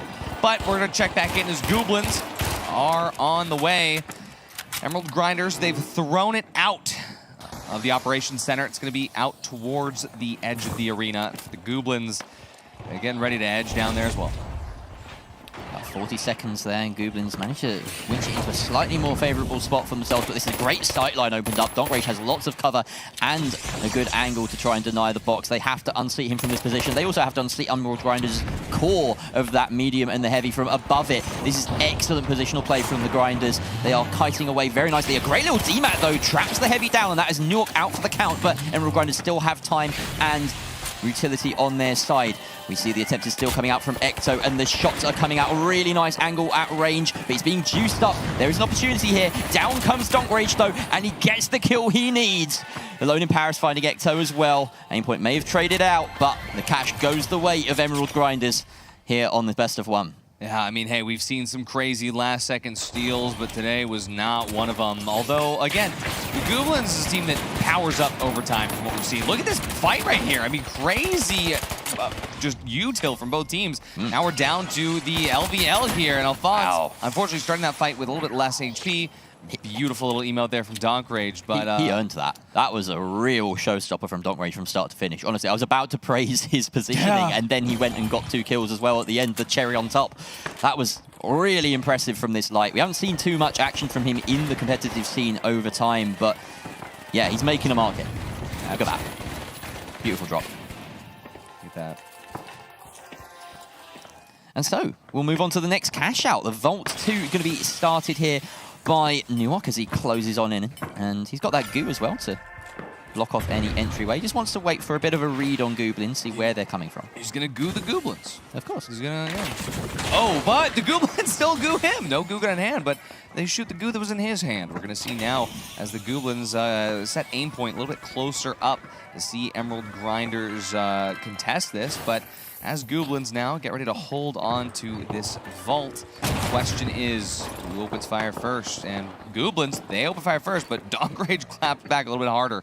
Now, as Alphonse has now been removed from the fight, Ecto and Aimpoint, they're not in a spot where they're going to be able to revive him. No access to that trophy, so they're deciding whether or not they want to try to pull this away. But as they do, a little too late. Aimpoint caught out Donkrage on a warpath right now. Finds another one, and he's looking to get a third here. Jerry is Ecto. Comes over those crosshairs the wrong way, and Donkrage. Again. Cinema. He's just making it his own. This is his lobby, and everyone else are just pawns at his disposal. A little bit of a smart move there from Ecto as he fell, which is just throw the cash out just a little box, just a little bit further away. But this B site on the CNS side of the map, very favorable if you can get yourself set up quickly. Of course, they're going to leave Alone in Paris to do that run over to the box and then try and watch for the spawn. Yeah, we've seen Cyber Cafe have a cash out and get plugged every single time we've been on Nozomi Citadel. Oh, love it. But already Gooblin's going to be jumping in here. Alphonse, 1 HP and a dream. Aimpoint actually grabs the first frag onto Donkrage. Absolutely beautiful here, but his Aimpoint goes down as well. You see Alone in Paris locking in for his team when they need him most. Nuak healed up to full HP. Ecto going to take a little bit of damage, trying to get that res out on Aimpoint. The paddles hit. Bullets hit a little bit harder. Aimpoint goes down yet again. Oh, Alphonse, though, he's alive. He's dealing damage. Nork and Alone Paris, 1 HP each. Alphonse, he can clutch this if he wants to. He's going to be able to set away to the sideline. He does have the trophy. Nuak hunting, but he needs to be rezzing. Donkrage going to coin back in instead over the side. Question is, will Alone in Paris get res here? Nuak already realizing that, well, that fight Too little too late, but Gooblins, they need to steal this now, Jerry. Such a back and forth fight, and you're right, they do really only have one chance to stick and steal this. If they die right now, maybe they get one more attack, but that's unlikely. They're going to commit. Here we go. That's that steal successful from the Gooblins, but Emeral Grinders are right on top of them. They have to rotate to a safer spot here. Alone in Paris, attempting to start that steal, but it's just a bit of a bait. They reposition up above. Gas is going to deny some part of that steal, and it drops even further. Emeral Grinders need to find a pick here before they can commit. Yeah, Ecto running that D-mat really allowed them to hold that because they were just going to commit to that steal. They had the H+ infuser through the gas, and Alphonse, he commits the shots onto Nuok, is dead. Alone in Paris, though, he finds 2. Ecto, he's going to be able to stay alive. I hear those defibs ready to go here. They were Alone in Paris' defibs. Even though Ecto did get the res, it's just Alphonse. 3 bars. That's it. That's the game there. Emerald Grinders, they're going to be able to come up and get this steal. No time, unless... No, they've got it. There we go. The gas causing a little bit of a momentary scare there, but of course Emerald Grinders do have plenty of time to confirm this cash out and win the best of 1 moving forward in this bracket. Absolutely. I mean, that being said, Gooblins will also move forward in this bracket. They're just going to be moving forward at a slightly slower pace. Forward and downwards. Forward and downwards. Slightly different trajectory, I believe the word is, although I don't... time. It's going to be a best of 3 between there we go. Team Secret and Emerald Grinders, and whoever wins right here punches a ticket through to the Grand Major.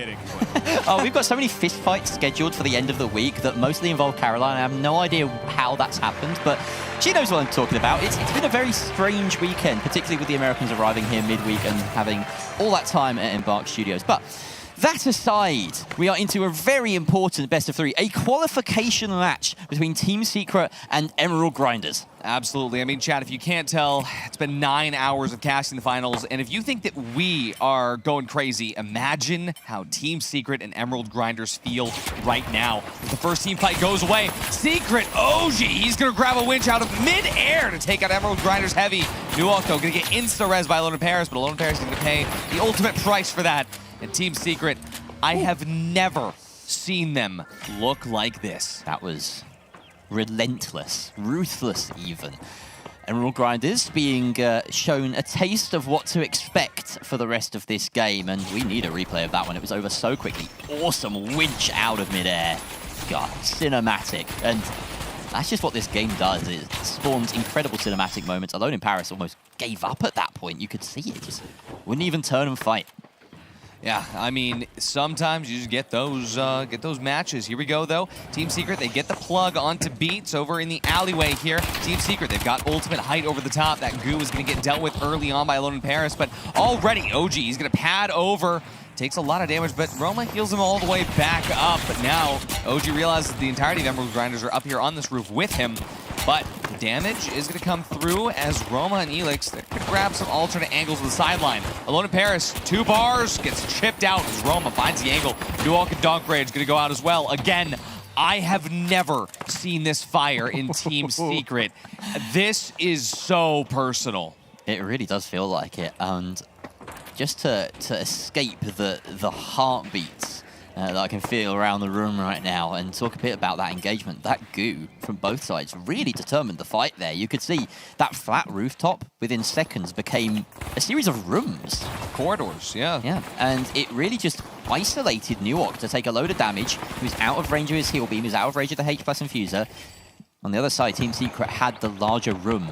Oh, we're already in another fight. Wow, we're already in another fight. And Roma, really low HP, but Elix is going to try to heal him back up. At the same time, though, OG goes down here. Alone in Paris gets taken away as well. Elix goes out, too. No more defibs. Roma has to play his life here, but he doesn't. And even though Team Secret won 2 team fights, all Emerald Grinders needed to do was win this one because there's not enough time for Team Secret to get this cash out. And the first cash out will go to Emerald Grinders. And we can assure you of that this time for certain, that there is no time left, because so far these have been back-to-back rapid-fire fights. No time for setup, no time for positioning or anything.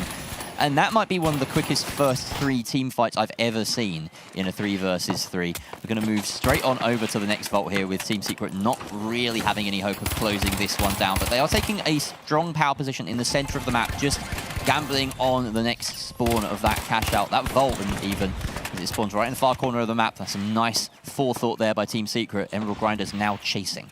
Yeah, I mean, I did not see that coming, but all it takes is one well-timed seal. And don't get me wrong, but didn't Emerald Grinders do that to Pulsar earlier as well? Yeah. Just a well-timed last-second steal. Yeah. It's almost as though they have to lose a few fights just to get a feel for things and read their opponents. Give maybe a false sense of security, Ardy. Oh, an interesting dive coming out from OG, and he does manage to reach his target without taking much damage. Roma gets the pick onto Nuok. Donkrage goes down as well. Elix finds the kill. OG collects the final one. A team ace there for Team Secret. No questions asked by Emerald Grinders, but again, it's only a vault fight, Ardy. It's only a vault fight. Only a vault fight. It's not the one that matters the most, not the one that won them the last one either. So we will get Team Secret here trying to get this plug as soon as they can. But even with that, Emerald Grinders going to be coming back here ASAP. This has always been one of the most difficult cash outs in the game. So I'm very curious to see how this one's going to patter out this time around. Emerald Grinders already coming back here. Donkrage getting the team set over immediately. And New Oak and Alona Paris. They're going to be TP'd right in the middle of the chaos here. But the trades come through. Roma goes down. OG goes down. Alona Paris and New Oak as well. Donk is up here. 1 HP in a dream. Elix heals up Roma. Yep. Donkrage, though. He's still in this. He's going to try to get a trophy out here. Oh, landing some good shots with the LH1. He does take down Elix, but Roma was quicker to respond there. Bailing his teammate out, Elix being forced down. And that's good. That's one fight won by Team Secret. And Emerald Grinders, we've seen, obviously, you know, they usually take 2 losses to find a victory. If that trend continues, they could take Bernal, but again, it would be against the run of play.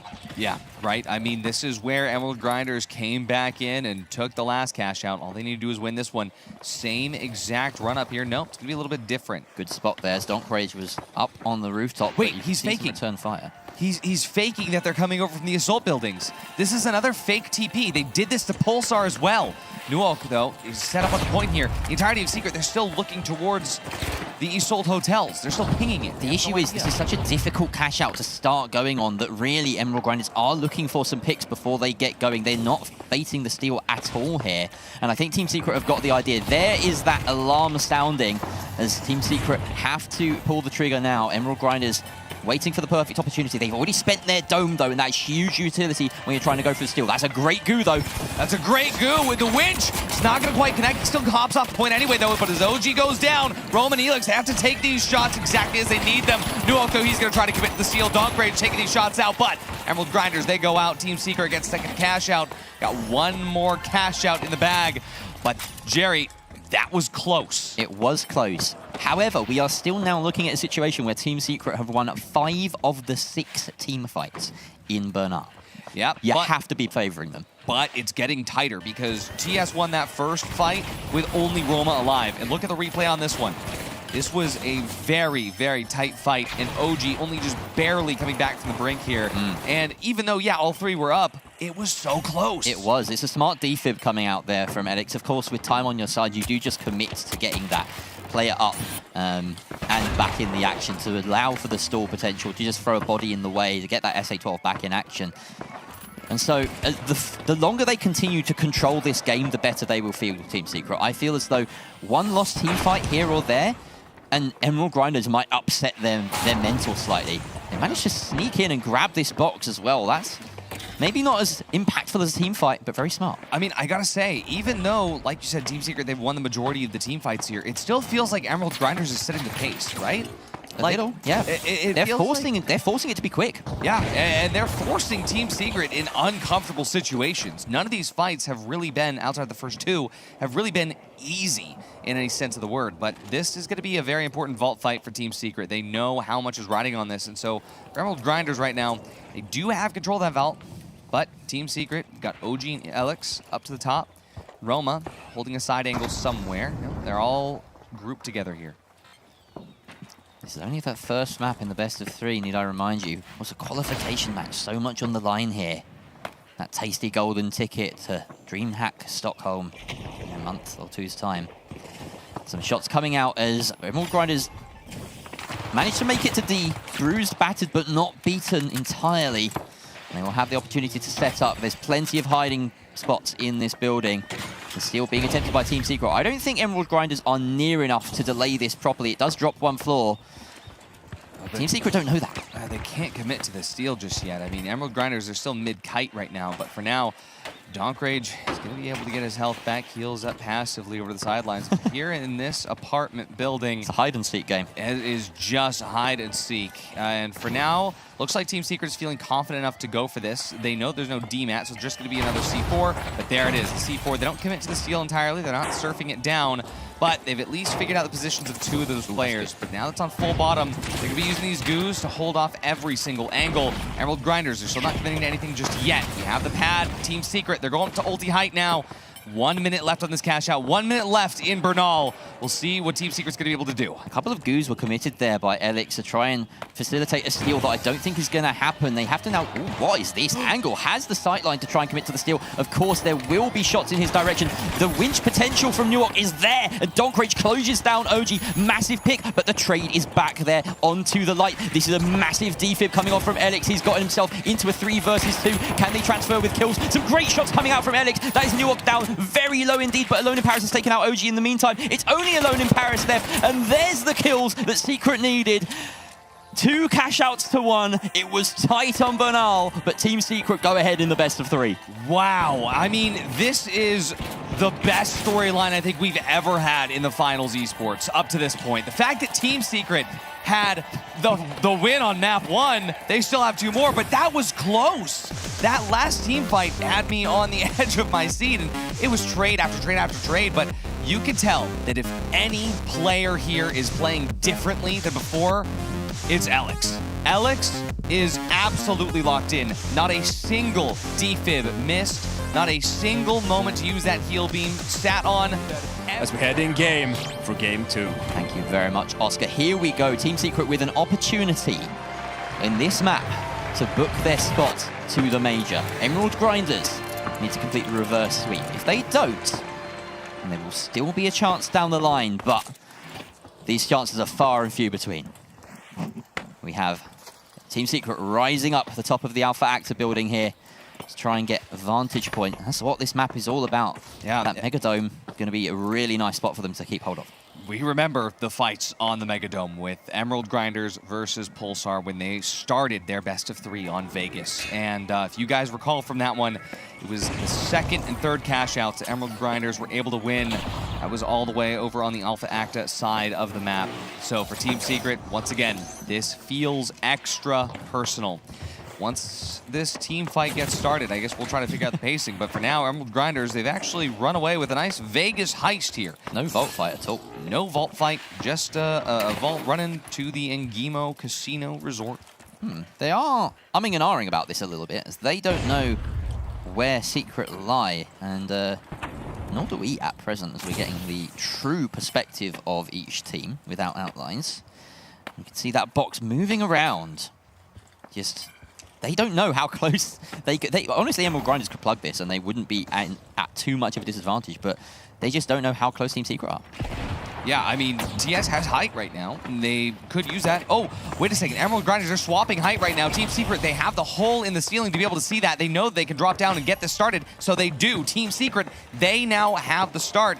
They're the ones now playing defense. Emerald Grinders have no idea how that was just stolen from them here. They're going to be using the jump pad to get up to height here, but they're going to take a lot of damage in the process. Nuok and Alone in Paris going to be trading out blows here, but Roman OG equally hurt here. Donkrage has to back away.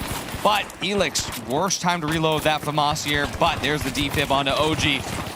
As Roma does what he can, it's going to be Nuok Alone in Paris to just keep the damage coming through. And as Elix goes down, OG has one chance to make this work out. Roma gets a nice heal there. Nuok and Donkrage going to go out there as Roma clutches up one light v light combat. But Alone in Paris is going to take this duel anyway. He goes down as Roma lands the shots. Team Secret, first team fight, first cash out fight.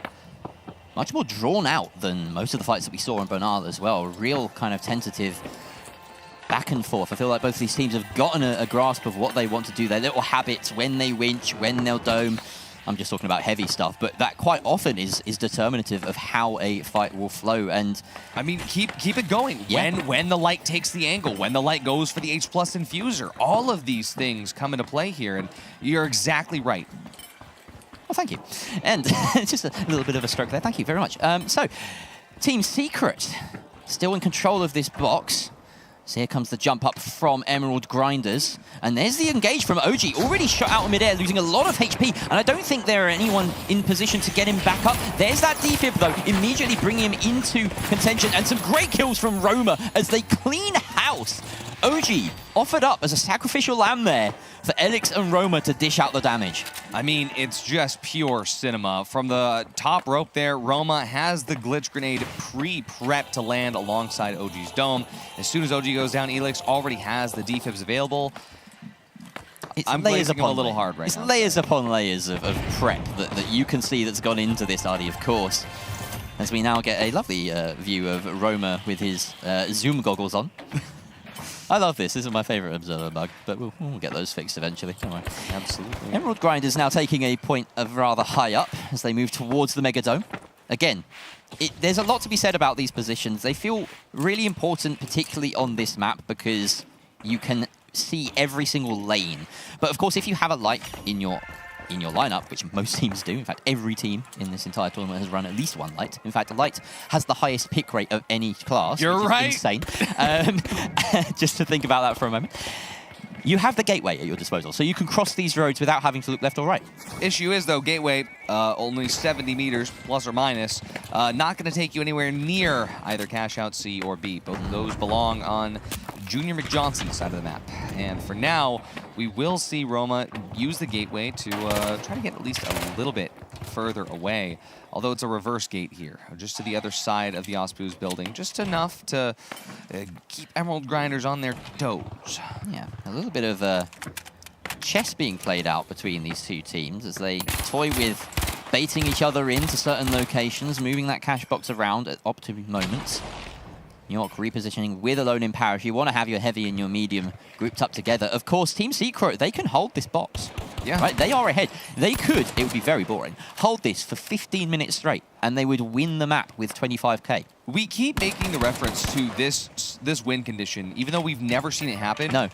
But I feel like if there were any map for it to happen, it would be this one.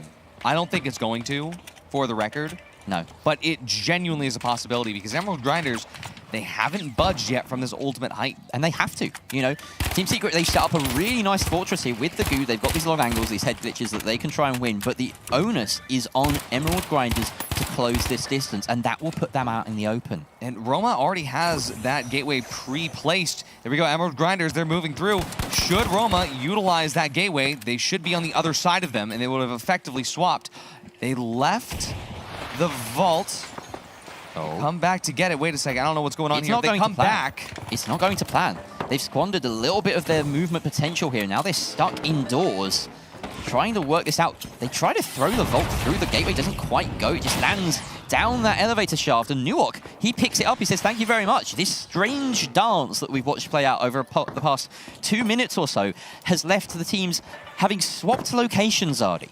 This is tension, the likes of which we have not seen in the Grand Major Qualifier series just yet. But for now, we have once again another gateway, this time from Emerald Grinders. They've got control of the vault. They are about to plug this in over on the Alpha Acta side of the map. Just like Cashout C could be the choice here. Of course, more towards that parking garage, but we'll look to see Nuok kind of get separated from the team here. They will be forced to leave the vault up at the top of the hotel. I thought Emerald Grinders had won that little tug of war, but of course, New York being separated. Now Team Secret have the ball. And where are they going to go with it? It's over to B. That's well out of range of Emerald Grinders. And wow, what an interesting 3 or 4 minutes of gameplay that we've just witnessed. This has been a strange little mini game. They're holding it. They're holding it. Instead of going towards the studio, they're deciding to hold it. Because they know Emerald Grinders are underneath. Absolutely. One C4 just did all that. Wow. Dynamism. Was that one of those danger buttons that you talked about, Artie? There was one of them on this map. But I will say that with a mix of dynamism and verticality that's playing out right now, it is a beautiful fight where we have now had almost 8 minutes of 0 kills. That's unbelievable. Considering Bernal was the complete opposite of this. Oh, Bernal of all maps. Being so long and wide. But here we go. We have Team Secret on the move with the vault, this time towards C. Once again, swapping places with Emerald Grinders. Emerald Grinders, they push. Team Secret, they pull. And for now, this is looking interesting. Now, there is a chance that we try to get some cash out manipulation towards the parking garage. I don't think it's going to happen yet. Emerald Grinders, they're now finally maneuvering their way over. We should see another Mega C4. It's going to be a decent-sized one at the very least. But, Jerry, how is Emerald Grinders trying to approach this? Well, they want to get some sight on the box, maybe even winch it up to the roof. That looks like it's an option. They've got a way of clearing this denial that's on the box right now. Donkrage takes a big boatload of damage there from range. Elix peeps his head up from the top of the Alpha Actor building. And now OG is closing that distance. He's got the rest of his team in tow. Emerald Grinders are dropped below to try and get the steal going. The question is, can Elix, Roma, and OG collapse quickly enough? They do not have the DMAC to their favor, and this steal looks like it's going to be successful, Artie. A steal without any kills going through here. Emerald Grinders now in control. Team Secret on the attack. Alona Paris almost goes out. Going to push him away from the rest of his team there. As he goes out, Nuok, he's going to be on his last legs, but he still manages to find one before Roma gets him. OG healed up at the last moment. They are going to be able to get the team wipe here up against Emerald Grinders. Team Secret, they're back in control. There's still time for one more fight. Wow. And that would be 2 fights total if Team Secret can do this. We almost had a pacifist run of Las Vegas Stadium, but you can bet your bottom dollar that we're going to get an intense slugfest to round this one out. Emerald Grinders have to take this, or they're going to have a much longer day ahead of them. If Secret win here, they've booked their spot to the major. Absolutely. This is it. This could be it. There's still another cash out should EMG come back, but it's going to be a tight one. Just a few seconds remaining, and Emerald Grinders, they do have a nice angle here, but OG takes out Don. Golden Paris is gone as well. Nuok, he can't stick this through, and Team Secret has qualified to the Grand Major Stockholm at DreamHack in November. Wow, let it all out, Artie. That is phenomenal play from Team Secret. Utter domination across those 2 maps, and fully deserved. But commiserations to Emerald Grinders. They will get another chance down the line. It's Secret's moment, though. Yeah, we have 5 fears, book Esports, sign Esports, and finally, probably the fan favorite of today, Wing It. Jerry, Rio, I'm so happy to have you back as our casters. Take it away. Absolutely. Like we said, this is going to be where we say goodbye to 2 of our teams, and 2 will continue on in the bracket. And really, what a perfect place to test your luck in Las Vegas. Back-to-back elimination cash-out matches. We need to start emptying some coffins in the morgue because they're going to start filling up with bodies real soon here. Books Esports tapping that first vault, as have 5 fears, getting us off on the mark. Wing It sending it in, and they do have a double heavy lineup. Crab GPT with the winch heavy coming in alongside the Bowlight and Randy as the usual suspect. So how will this go? Yeah, this is not a meta I have ever seen played in all of my 1,000 hours of community events. This is insane, but I'm rooting for it. Randy taking a lot of damage already on the bat. He's getting healed back up by his teammates. Looks like Crab is able to go down in that battle, but Plopon and Randy are still surviving. That's 2 kills from Plopon, and Randy gets the pick. That's a team wipe going the way of Wing It. Okay. It's working out for them, at least at this early stage. We turn our attention to Cashout B, which has already begun. 5 fears defending it and taking lots of flack from Sign Esports. It looks as though their medium is trying to rescue them from this Yoip, doing the bits here, taking out someone and Emilian, and leaves only Mickey left standing, who's caught in midair. Wow, what a triple kill for Yoip. Yeah, absolutely. And we have our first 2 team wipes on the board, and the cash outs have been started on both sides of it. Watching now as cash out B is starting to tick down, but the rest of them are starting to group up around it. What did you see? We just got a nice little picture-in-picture replay of Plopon getting some bow kills. That's really tasty. Either way, we'll head over to that cash out now, as it seems as though Wing It are going to be fighting Books Esports. I'm just waiting for an opportunity to jump on up to that top floor. The winch goes out from Books Esports. They're repositioning it. Out goes the red barrel. That will drop them down. Down goes the dome.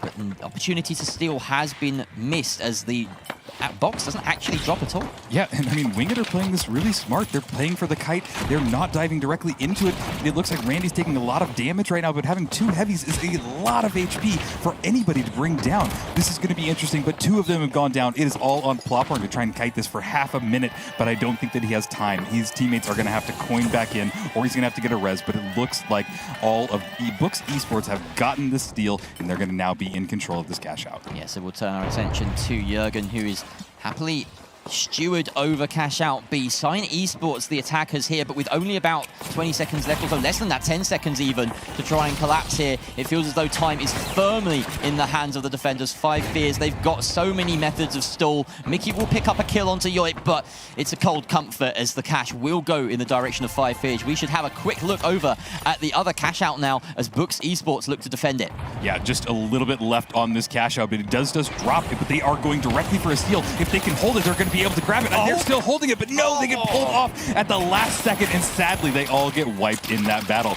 Books Esports played that perfectly. They dived on that point at the last second at the perfect timing and just shut down Wing It. Real tight one, and the slightly staggered Cashouts really netting us some nice cinematic action there, back and forth across the map. Seems like there's non-stop fighting no matter where you look on Vegas Stadium, but as we head into the second wave of Cashouts, it is, of course, 5 Fears and Books Esports that are ahead of the pack. Yeah, it kind of seems like we have 2 dominant teams right now, and it's going to be all on Wing It and Sign Esports to get something going right now for these Cashouts, because if they let this one slip, either side of them, that is going to be GG for them and bye-bye for their chance to get into the major. A lot of combat just popping off right now. 5 Fears trying to stay in it, but the goo is going down everywhere. Book Esports are diving directly in there, trying to get some shots off with the 93R. Everybody's trying to heal everybody up, but it seems like they lost Manda in that battle. Pulling back a little bit, they are now getting chased down, and Krieger Blues is taking a ton of damage, but somehow manages to survive. And now they're just scrambling, but this goo is blocking all of 5 Fears off and is keeping them alive. Jurgen is now one of the only persons remaining, and it's now Manda is back up. It is a 1 versus 1 as they battle it out with SA shotguns. Which one will take it? And there it goes. Jurgen with the kill. But oh no, because Wing It are right around the corner. Can they get that kill? No, they can't. They are grabbing the cash box instead. They go all the way over to grab it, and D already well in progress here by Sign Esports, right in the middle of the map. That's an excellent position. You really want this objective if you can get it. So many opportunities to stall and control the height. A bit of a dive here coming out from Wing It, but it's not working for Plopon. The 2 heavies left standing, Randy and Crab GPT. They do manage to grab his totem and will find a safe location to get that res off soon, but in the meantime, C has been started by 5 Fears. Yeah, this is a super staggered cash out. D is just almost done. Doesn't seem like anybody's really contesting it. It is way up there on the Mega Dome, and now it seems like the push is starting to happen. Everybody's diving onto this. They are just diving. There's so many people just taking shots left and right, healing, going back and forth, and everybody just trying to stay in this battle. About 30 seconds left on Cashout D. Sign Esports losing bodies. Someone now the last one alive trying to defend this, but there's plenty of action around him. Thankfully, Wing It and 5 Fears are slogging it out between them. There is an attempt to still being stuck here, but Randy, it drops in midair, and that's not enough for Wing It. He's going to stick a second attempt here. Someone has been wiped. No direct defenders for this. The steal and heal is there. Plopon gets a kill in the midst of it as well, taking out Red Fox. That's a steal in favor of the HHL team. They are raising hell here on Vegas. Oh no, but watch, they're getting the steal. No time. Down. Do they have time? No, you were right. They didn't have time, but it was a last-second panic steal by Books Esports. Didn't work out in their favor. Plopar taking some damage in that, but they're able to just get away, and we're going to turn our attention to Vault 5. Looks like Books Esports will get there first. They'll get the tap, and we'll see where they go with it. Wing It in second place. Is the potential for a pickup team to knock out 2 major contenders in the pro scene. It really could happen right here. We still have about 40 seconds left on Cashout C, and there are multiple teams surrounding it. 5 Fears kited away somewhat. Sign Esports positing with 30 seconds available to them. They also have this smoke canister in hand. That will aid them in the steal. Very difficult to see anyone. Impossible to see the outlines through that gas or smoke as the kills come in. Everybody is just getting onto the point. The Cashout is starting to run down. In 5 Fears is surviving, but just with 1 person remaining. There's a winch into the smoke. Some goos going off everywhere, but I don't think anybody has time to get on this. Maybe they will if they keep holding up. Oh, the heals are keeping them up, and I think that Sign Esports were able to steal that at the last second. What a great steal that brings them back onto the board. Someone with a huge glitch and the H+ infuser in there to keep them on top. Randy and the rest of Wing It coming in to maybe try and just get some late kills, but Mickey is more than equal to that assault, landing his shots with that trusty revolver that he's been sticking with this whole time. Final wave of Cashouts, and the first one's been initiated by last place Books Esports right in the corner here on B. Everyone needs to react to this. We have a tapped vault in favor of 5 Fears. A is all the way out on the other side of the map. But, you know, look at the scores right now. This cash is not wildly different from first to last. It is not a massive difference. This could be anybody's game at these last few seconds. And Mickey going down in that battle, you don't want to lose somebody in that, but Emelian trying to stay in this, and it looks like they've taken the vault and are just running with it. Oh, and do they want to move it for a double? That's entirely possible. Of course, the cash deposited, a big portion of that goes towards your tally, so whoever plugs this is going to get a decent leg up over the rest, but there's such a massive wall of goo in the way. Krieger Blue providing yet more goo to stop this plug. They don't want it to happen, but the plug is there, and that puts 5 Fears up in first place with a double. They are most likely going to be going through as long as they can keep themselves intact and avoid those staggers and those team wipes. This means there is only 30 seconds left, as this box was already in progress, and it's currently in the hands of 200 books, but in comes everyone to try and steal it. Yeah, and Mickey is trying to steal it. The smoke might help him out, but boom, there he goes. Looks like a red barrel on top of a ton of gunfire. But Wingit are pulling it in. They are gooing it off. They've dome shielded off. If they hold it now, they'll be able to get it. They just need to hold on for a few more seconds. I'm not sure what's happened. We pulled away from it. No. But did they get it? No, it is still in the hands of Book Esports. They're about to get 36K and bring them to the top of the board. And 5 Fears sitting in a comfortable second. So quick was that entire game. We are left with 20 seconds at the end of absolutely nothing. That is it. The 2nd, 3rd, and 4th place teams have been wiped. Books Esports and 5 Fears are your victors here, and we are saying goodbye to not only Wing It, but Sign Esports. Oh my God. That was so chaotic. At the very end there, Rio called it out. I mean, we're going to see 2 teams again, Books and 5 Fears, going at it to see if they can continue this run, or if the Tweakers or the Gooblins come in and just stop them in their tracks. Best of luck. Thank you very much. We have Tweakers, Gooblins, 5 Fears, and Books Esports here, lining up for you in yet another elimination cash out. Absolutely, and I gotta give Books a credit for their intro. Love the harmony, love the synchronization. Let's see if that carries on into this game. Vault 2 is being spawned, and everybody is starting their approach towards it. That's a quick first kill. Mr. Red Fox. Wow. Taking out Rabinski out for the count. Jürgen and Yoip having to try and dive in and rescue what was left of their team. Manda getting the Deagle's kill there, and Yoip now scarpering, just trying to do anything, but he knows when a fight is lost. Immediately gives up the ghost, so they should get a pretty free tap on Vault 1 and an easy approach. We'll tune in instead to the slightly longer fight that's being drawn out, and it is a suspended sponsor structures. Yeah, you got your wish, Jerry, and we are casting on the suspended structures. This is amazing. Watching now as everybody's just going at each other. The Gooblins getting some good shots off. Aimpoint brings Dins down. RPG tries to go off, but didn't connect with anybody in that shot. But looking now, trying to find his next target. We're going to turn our focus over towards the Tweakers, who have lost one of their members, getting a nice long res, and maybe we should turn our focus towards another team.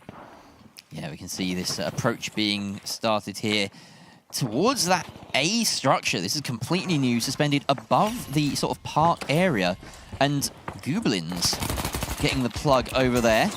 This gives you another vantage point. It used to be that you had to stay on Grandma's house, but instead you can stay up here and launch hell at Grandma's house instead. Burn her roof down, force her to collect the insurance. Yeah, this is definitely making it really hard for the Tweakers to find any opening in there. They have just shut down Grandma's house, and they're having to go another way. If I were them, I would maybe try and drop this structure, but it is still really big and pretty hard to drop. But now Alphonse just taking some shots over there at the other cash out. He wants to deal a little damage. Got a little damage on Krieger Blue. Yeah, both of these cash outs right in the corners of the map on these structures. Very difficult to assault. And of course, these teams will not have been able to practice very much on this variant, on this cash out.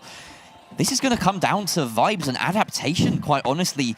And at the moment, it's the teams that are on the defense that have the advantage. They can set up, they have these sight lines, and they're forcing the engagement on their terms. Tweakers have to close the distance, but this just looks so challenging. Yeah, and you know, they redesigned these suspended structures to be easier to push, but I'm not seeing that happen right now. So far, I don't think we'll give it time. Either of the teams that have gotten set up there have been pushed successfully. Well, Chico has managed to find a little opening here, and of course, once you're on these structures, there's a lot more to play around with, a lot more cover, so a gateway across will be the ticket for Tweakers to make their move. They still have plenty of time, but it will just be the one team fight that they are afforded.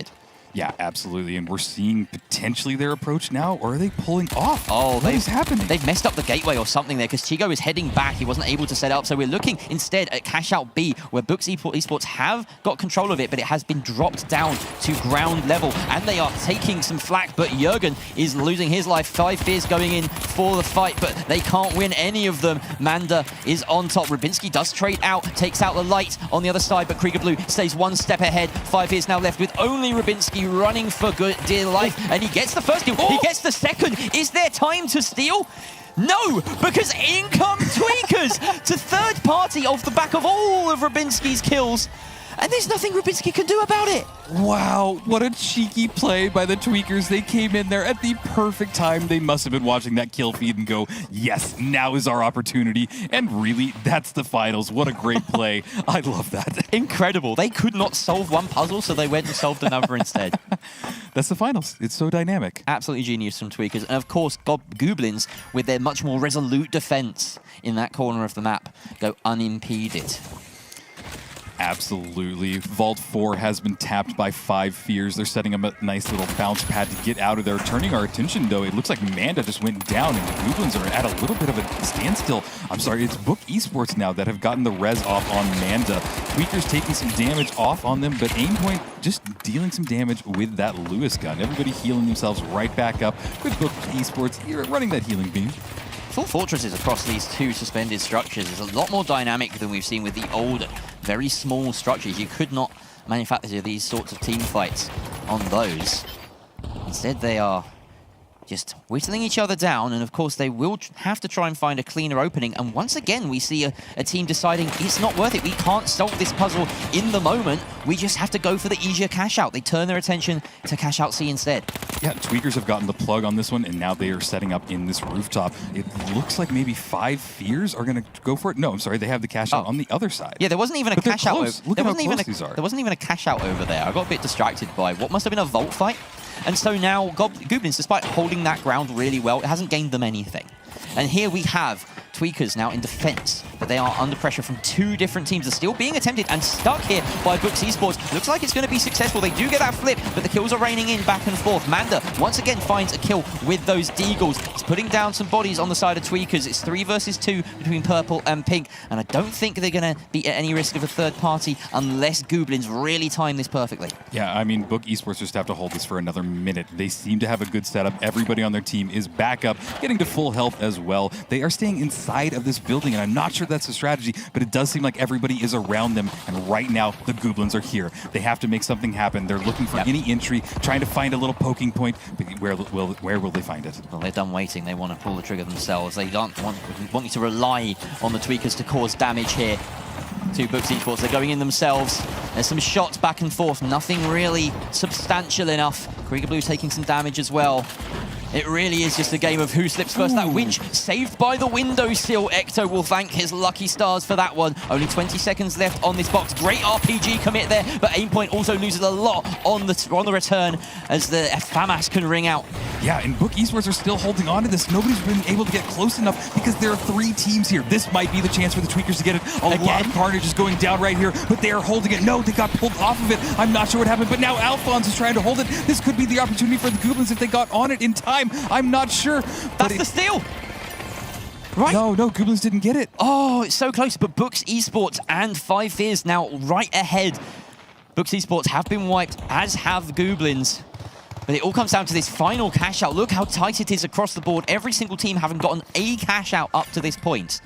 Wow, this is close. This is what you would hope for a final cash-out round in this entire tournament. Vault 6 has been tapped by the Tweakers. They're looking good right now. If they're able to get this cash, get the plug, they'll be sitting pretty to get higher up on the board.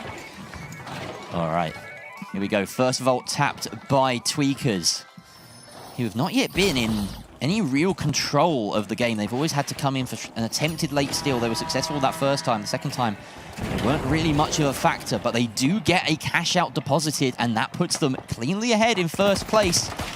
But they are under pressure from 5 Fears. We have 3 teams right now at 18K. Just wanted to point that out real quick because this is going to be tense. We have one team, the Gooblins, that are struggling a little bit more, but really it is still very close, and they could still come back to this. And that 5th vault also in control of, it seems, Gooblins as they get the better of Books Esports. That is a wipe onto the purple side. Again, that will damage their tally, putting them back a little bit further. Cashout A is under contention. An interesting bit of moving there. That Cashout going down a few floors. No steel stuck there, but look at the bodies. They are losing HP rapidly. Tweakers lose one.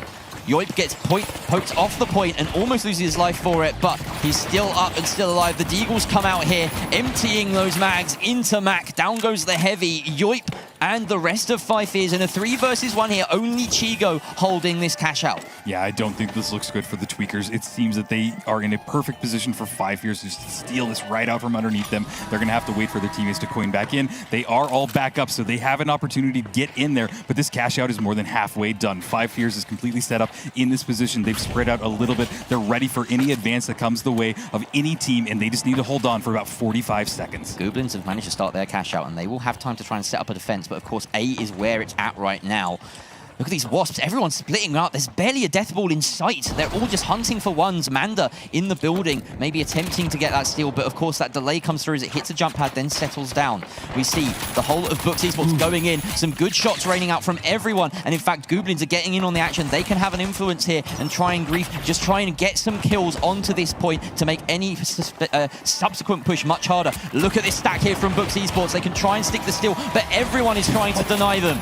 Wow, what a great RPG. Brings down a lot of damage, and now they've pulled it off into a corner. They are perfect in position to block all this damage. Can they hold it? Are they able to get it? No. Rubinski! Looks like he was able to just get in there and stop them. 5 Fears were able to hold that off. What a great play. Rubinski with 2 crucial kills there to the Stealer and the Protector. Tweakers and Books Esports both having been wiped here. It's only Gooblins and 5 Fears up in the lobby right now. Books Esports do get that quick respawn, but with about 30 seconds left, less than that even for Gooblins. They just need to hold tight for a second place finish, and that will put them through. Yeah, this is it. We're looking at the last 19 seconds of the match, and it seems like the Gooblins are going to be able to hold this, but Book Esports are here. They want to go for the steal. They are sticking it. Everybody's trying to dive on what it. A position. Who is here? They might not be able to get it. I think it just dropped down, but were they able to ride it? They rode it down. Are you kidding me? That was an insane drop. Book Esports are going to grab it and go towards the second place in this. No, yes, right into second place. Manda with the rodeo play. Books Esports hang on and steal it at the death, with 5 Fears coming out in first. And now only one of them will progress to Emerald Grinders. But for now, Jerry, we have seen these teams come a long way. One of them gonna stop coming a long way after this. Yeah. Thank you, Artie. We really appreciate that. And boy, am I excited to see how these two teams play it out on Monaco. I'm kind of hoping for suspended structures again, because that was quite fun the last time. Doesn't look like we have it. Oh no, it does. Oh. We do indeed have suspended sponsor structures. It is entirely random. We've just gotten suspended sponsor structures. Bit of a mouthful, that one. I ought to slow down a tad. I'm getting over-excited and ahead of myself. That Trentida structure up in the far corner on the left of your screen, definitely an option here. And 5 Fears are positioning themselves quite nicely between both the Vault and it. But of course, Books Esports still have the good old faithful, reliable piece of high ground, the Cathedral, to their names. Yeah, but it's not going to do much when the Vault is so far out there in the forest. It means both teams really kind of have to go into that forest area to get it out of there. But right now, they're on top of each other. Oh. I don't even know if they know it, because all the 5 Fears are being pretty quiet. They're not moving. They're waiting to regroup. We have a healing orb coming out from Manda, interestingly enough. So they are absolutely committing to that high ground control type play style. We'll see how that plays out for them. Of course, he does have the Deagles, so that allows you to brawl quite close up, but also have that ranged option. In they come for the first fight, and unleashing the Deagles. He does come out on top against the SA-12, but the trade is there from Yoip, and the res comes out from the medium on 5 Fears, keeping them in this one. Krieger gets Manda back up. Rubinski, though, gets that crucial follow-up kill. Red Fox, again, with his own. The Light's doing heavy work here. Rubinski makes it a second and a third. After those reses, it was all about Rubinski. It really was. He got some amazing shots off there. He had the perfect positioning and got those 2 kills that just totally wiped Book Esports. So now they're going to take the Vault. I think that they played that really well too, because they kind of baited Book Esports out into pushing letting their position be known, and it really kind of worked out in their favor because they were able to get behind them and just get the kills. Yeah, this was a good engage, to be honest, but it's just the fact that he died on the roof that made that res so simple. And we get to watch Rybinski.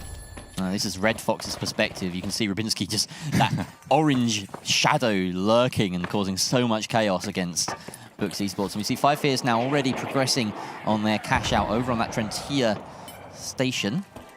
Books Esports just holding from the high ground. Again, they have an easier angle of approach than we saw on some of those suspended sponsor structures earlier. Yeah, I completely agree with that because they can almost hop over there right from Cathedral, and that's exactly what they've done. But you see all of 5 Fears are directly below it. They did drop it one level, but now they're on the level of 5 Fears. RPG in the hand of Jürgen. He's ready to just throw that off, but they decide to go for a bounce pad. They want to bring the fight to him, taking some shots off. Rybinski pretty low. You don't want to lose him in this battle just yet. Hopefully they can get him healed back up, but they are staying very close to each other, Jerry.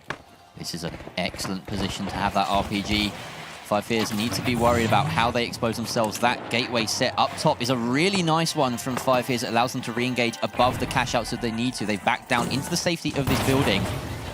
Rybinski takes a bit of a beating there. The wrench comes out, and that does capture Manda. He's surely not long for this world. The heals come out, though. How does he stay alive, Rio? Jürgen finally puts him out of his misery, but so much committed there. Rybinski and Yoip get the follow-up that they needed. Manda rezzed into an unenviable situation, and 5 Fears will see that team fight and quite possibly this cash out to completion. Yeah, I think that they have absolutely earned this. It's in a good position. It's going to be winched out into an even more open position. Nice little pull there. Brought it up onto that roof, and yeah, 5 Fears are really looking good so far. There's that dive down there, keeping him healed up just long enough, but all of them swarm on the last remaining player that just got rezzed up. If that dome wasn't dropped so perfectly by Jürgen, he loses that fight 100%, because the healing that was being poured into Manda, he was absolutely landing his shots, but there was constant dome protection onto Jürgen, and that heavy fight really did come to define the rest of it.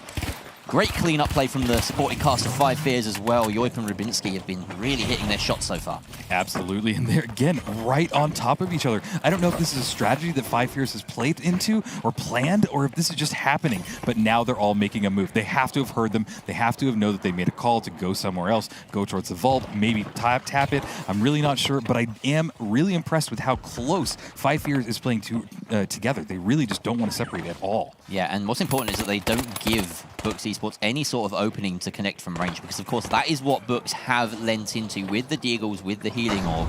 They want to set up a position and hold it. 5 Fears using Monaco to their advantage, worming in and out of these buildings and trying to drag the fights into them where those shotguns can really make a big difference. Great shots going off on Rybinski, but he forces himself down to the bounce pad and comes right back up. RPG going off. Nice little elbow there, bringing one of them down. Oh, it's all on Mr. Red Fox, but it's not looking good. He's getting some shots off, but no, couldn't make anything happen. All right, 5 Fears.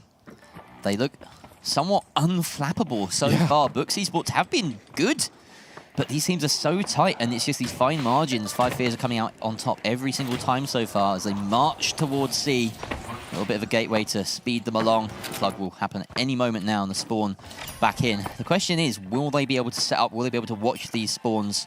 Looks like they have the time to, and they will hopefully read into the approach that Books Esports go for. Yeah, absolutely. They go to height right now. Book Esports are trying to go to this rooftop, find any opening that they can, get some shots off with that Deagle, but you can see that 5 Fears just don't want to give them any opening. They're going to force the push directly onto point, and we're going to see the entire engagement happen on cash outs too, I think.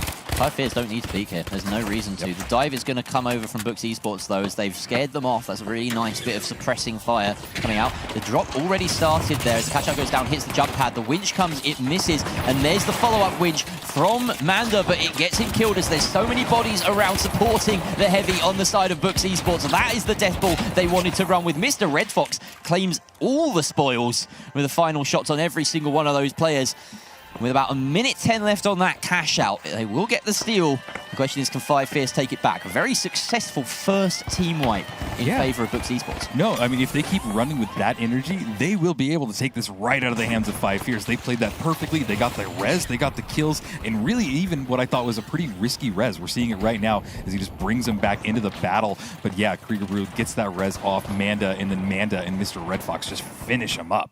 Yeah, Manda just overextending a little bit there by himself, and now we see almost the exact same thing play out in reverse. This is not a replay, ladies and gents. We are watching 5 Fears now attempt to to what Books Esports just did. And, you know, we have seen these EMEA sides struggle to defend, but Manda with a crucial pick. And that pick onto Yoip is great.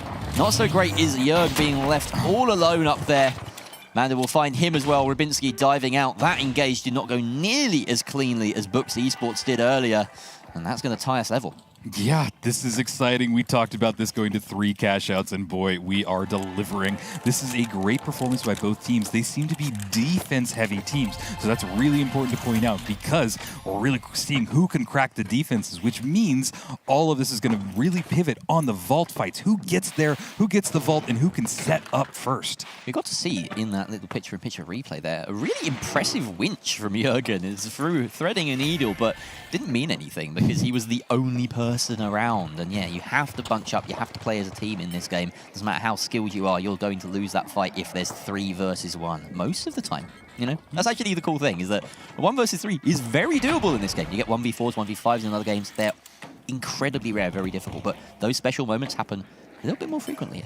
Yeah, that's what makes the finals so unique, and, you know, we live for moments like that. Another rooftop battle happening here, but this is what I said earlier. It really is going to depend on this vault fight. Who grabs it, who can set up first, but it seems like 5 Fierce have just jumped in there and grabbed it. They have pulled it out and taken it all the way to Cashout D, and they're going to get to the plug before Book Esports can really do anything. Yeah, just past the construction site, now sponsored by Holtau, with a lovely lick of fresh orange paint on it.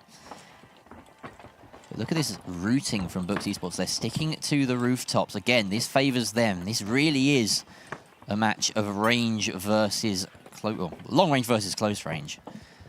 Rybinski and co just waiting. Of course, they don't need to go to Books Esports. Books Esports need to come to them. Absolutely, and this cash out is ticking down, but we see a steal attempt happening by Book Esports. I think a bounce pad went off because I saw one of them jumping up and down. The cash out moved a little bit, but it is all getting quite tense as Mr. Red Fox is trying to get some shots off. He does deal some damage to 5 Fierce, but Jürgen is staying in heavy health, at half health, but bringing them down again, trying to get their light down with that 93R. He's not connecting the shots that he needs, and they've all bailed out of here. 5 Fierce are playing the perfect kite game, Jerry. They absolutely are. They are taking and flying a kite, just like Mary Poppins would love to see. D, now being stolen though. Great little D-map. Now attempted steal again, but they send him off. Yoip taking down Red Fox, and look at these kills come raining in. 5 Fierce still on top as Jürgen connects with Manda, leaving only Krieger Blue in the 1 versus 2. Surely there's no way he rescues this. Ooh, it'll be tight if he's able to, but we're at a 2 versus 2 right now, and there is still a third of this cash out left. It is anybody's cash out at this point, but you see that all of 5 Fierce are trying to make this as difficult as possible. They are destroying the structure. They're throwing fire down. They're throwing barrels, and everybody's here right now. It's all going to come down to this last cash out, and everybody is wanting this, Jerry. It's so close. I'm on the edge of my seat here. Manda goes in to try and connect with the steal, but all 3 players on 5 Fierce are up and ready and just playing their life so perfectly. Manda with a crucial kill onto Yoip there. Only about 10 seconds left. They're trying to stick it. The glitch comes out. That's not going to deny it. They need to get the kills. There's the crucial kill onto Manda, but it's a team wipe against 5 Fierce, and Books Esports are left standing. They have the time to flip the box. They get the steal, and they take Monaco. At the last second. Are you kidding me? I love this matchup. It is so close. It is a back and forth like we have not seen all day. Take it away. Thank you very much, Artie. Here we go. Map 2 of potentially 3 here. Books ahead in the series. And we're going to be here on Fortune Stadium. Now, an interesting little tidbit from that last round. Krieger Blue managed to end the game with 5 revives. Yeah, that was impressive to me because I don't think we've seen that stat that high at all today. It's really unique, and I kind of love that it's working for them.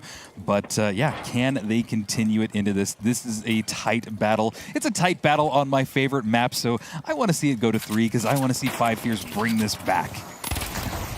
Some shots across the way here by Books Esports. Of course, Fortune Stadium characterized by these chasms that offer the opportunity for people with a FAMAS, people with anything at range to cause damage on the approach.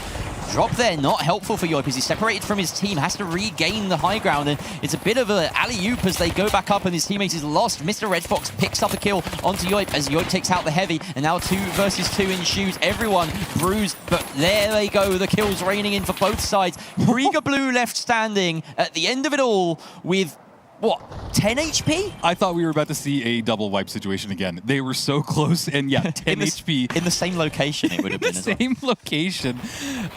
Yeah, if you need anything to show how close these teams are, it's basically this fight. Look at this. It goes back and forth, and you really don't know who is on top until the very end when it's just Rybinski down with a little bit of HP. And even Krieger Blue was in that sight line. He could have taken damage from that. Yeah, in another world, one of those burst fire bullets just passes by the heavy and lands on the medium, and we see Rybinski get a twofer, but it was not to be, not in this life. Now they send Rybinski across with that teleport. It's going to give them a route to avoid being sniped out of midair, but now they have to jump up or find some route up to B. They'll probably avoid the jump pad. It's most exposed route. They're going to stick to the stairs the old-fashioned way. There aren't any elevators here. Interestingly, Fortune Stadium has not invested in that tech, which is really strange when you think about it. Yeah, I don't think that's ADA compliant, but hey, we're going to have to see that change in another map update. But here we go. Rybinski trying to get some shots off of the 93R. They're in the stairwell, which can lead to just sudden death to them. It's not where you want to stick them around, but they are getting some shots off. Mr. Red Fox going down to half health, and that is going to get healed right back up by their medium. Five is now able to drop this box, but that is a alarm bell in Books Esports to close the distance. They do not have the luxury of a DMAT, so they have to close it very quickly. Dropping, and how has he stuck that? These heavies have developed magnet hands for steals, I swear to God. Mr. Red Fox does though take down Rybinski, and this is going to be a very nice cleanup. Books Esports need to get these kills. 3 versus 3 again. Krieger Blue sends it in with some massive kills. A second one. But Manda picks that one up. In fact, Yoik, the last one standing, defending this cash box. And if he goes down, you can bet your bottom dollar that Books Esports are going to have plenty of time to steal, and there's very little Five Fears can do about it. Oh my God, that was an insane wipe. Book Esports are looking really good. They have built up some momentum here, and they seem to be shutting Five Fears down. They get this cash. I don't think Five Fears has enough time to come back in here to even attempt another steal because they are so far away. We'll see where they spawn, but it is not looking good and likely for them. All right, settle in. So they're just making sure here, sticking around in case Five Fears did get across in time, but in retrospect, they probably could have made that move. And now, Five Fears, because of that hesitancy from Books Esports, actually have a decent situation in their hands. And we watch as the entire team offers themselves up to the gods. A very smart move, to be honest. Yeah, because they knew if they were going to cross that chasm, it would not go in their favor. So they just decided to respawn, let Five Fears have the tap on this vault, and take it from there. Are we going to watch the replay of them jumping? Amazing. Well done, production. We could call it a triple kill. Yeah, triple kill. To the final. I think the map has out-fragged everyone so far. I'm not 100% sure, but we'll get confirmation on that later down the line. Five Fears have tapped Vault 2, and the gateway is set up. Rybinski just moving it towards A. And of course, Books Esports have not been blessed with the finest of spawns here, so they are going to have to chase this. They don't get the option to prevent that plug, but they are in a decent spot now to surge from above. They've got red barrels in hand, create some openings, but this is a massive building, Rio. Lots of a playground for Five Fears to move about in. Absolutely, and they've also got that DMAT, so it's helping them just move through this building even faster. And look at this, Mr. Red Fox is down. All of Five Fears is getting healed right back up, and there goes a Winch Claw. Did not connect with anybody. They're going for a different angle, but all of Books Esports are just kind of tunneling down there. They're trying to kite this out, trying to stay alive, maybe get their teammate back in this battle, but it seems like they're just being chased right now, Jerry. This feels like one of the more inevitable fights that we've seen. That easy first pick onto Mr. Red Fox has cost Books dearly, and now they are flying for their lives as Five Fears chase them down. But as they said to Mr. Red Fox, maybe back in sooner rather than later. It's like they're going to pull back on the assault, turn around, and just wait.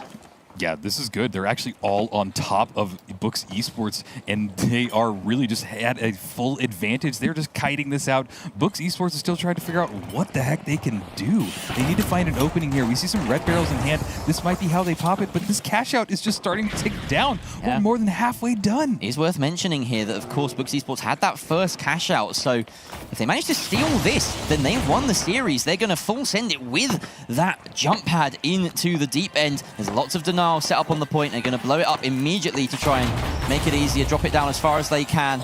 tumbles onto a goo tower, and there's a jump pad underneath, so it feels as though Five Fears are well prepared for their assault, and a new puzzle has been presented to Books Esports. Can they find the picks? Can they find the steal? Wow, what an amazing play. That fell onto goo and gas and effectively stopped the push from Books Esports. Now they're just scrambling to try and find any opening and stay alive in this. We see Krieger Blue healing his teammates back up. They're chasing everybody down. The 93 shots are going off.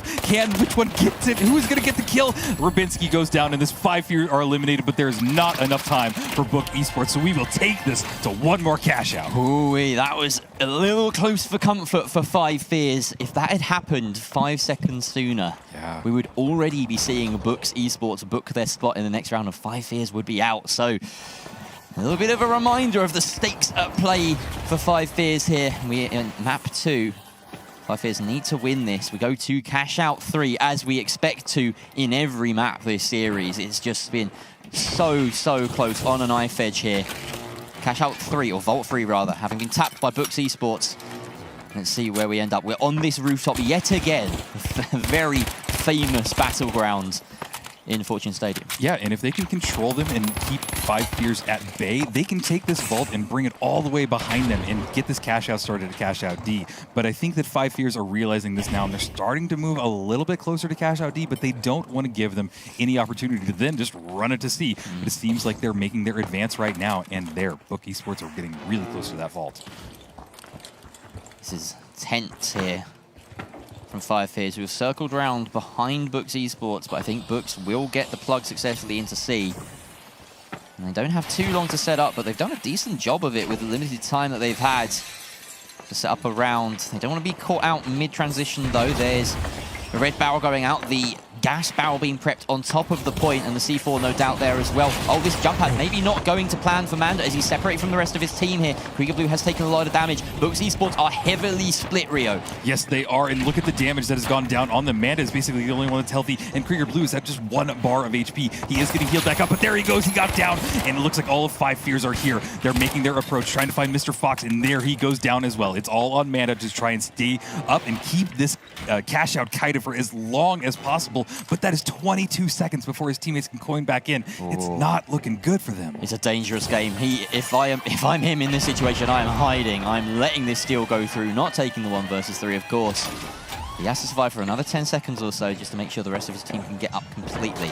We see him on the outlines, of course. Five Fears do not.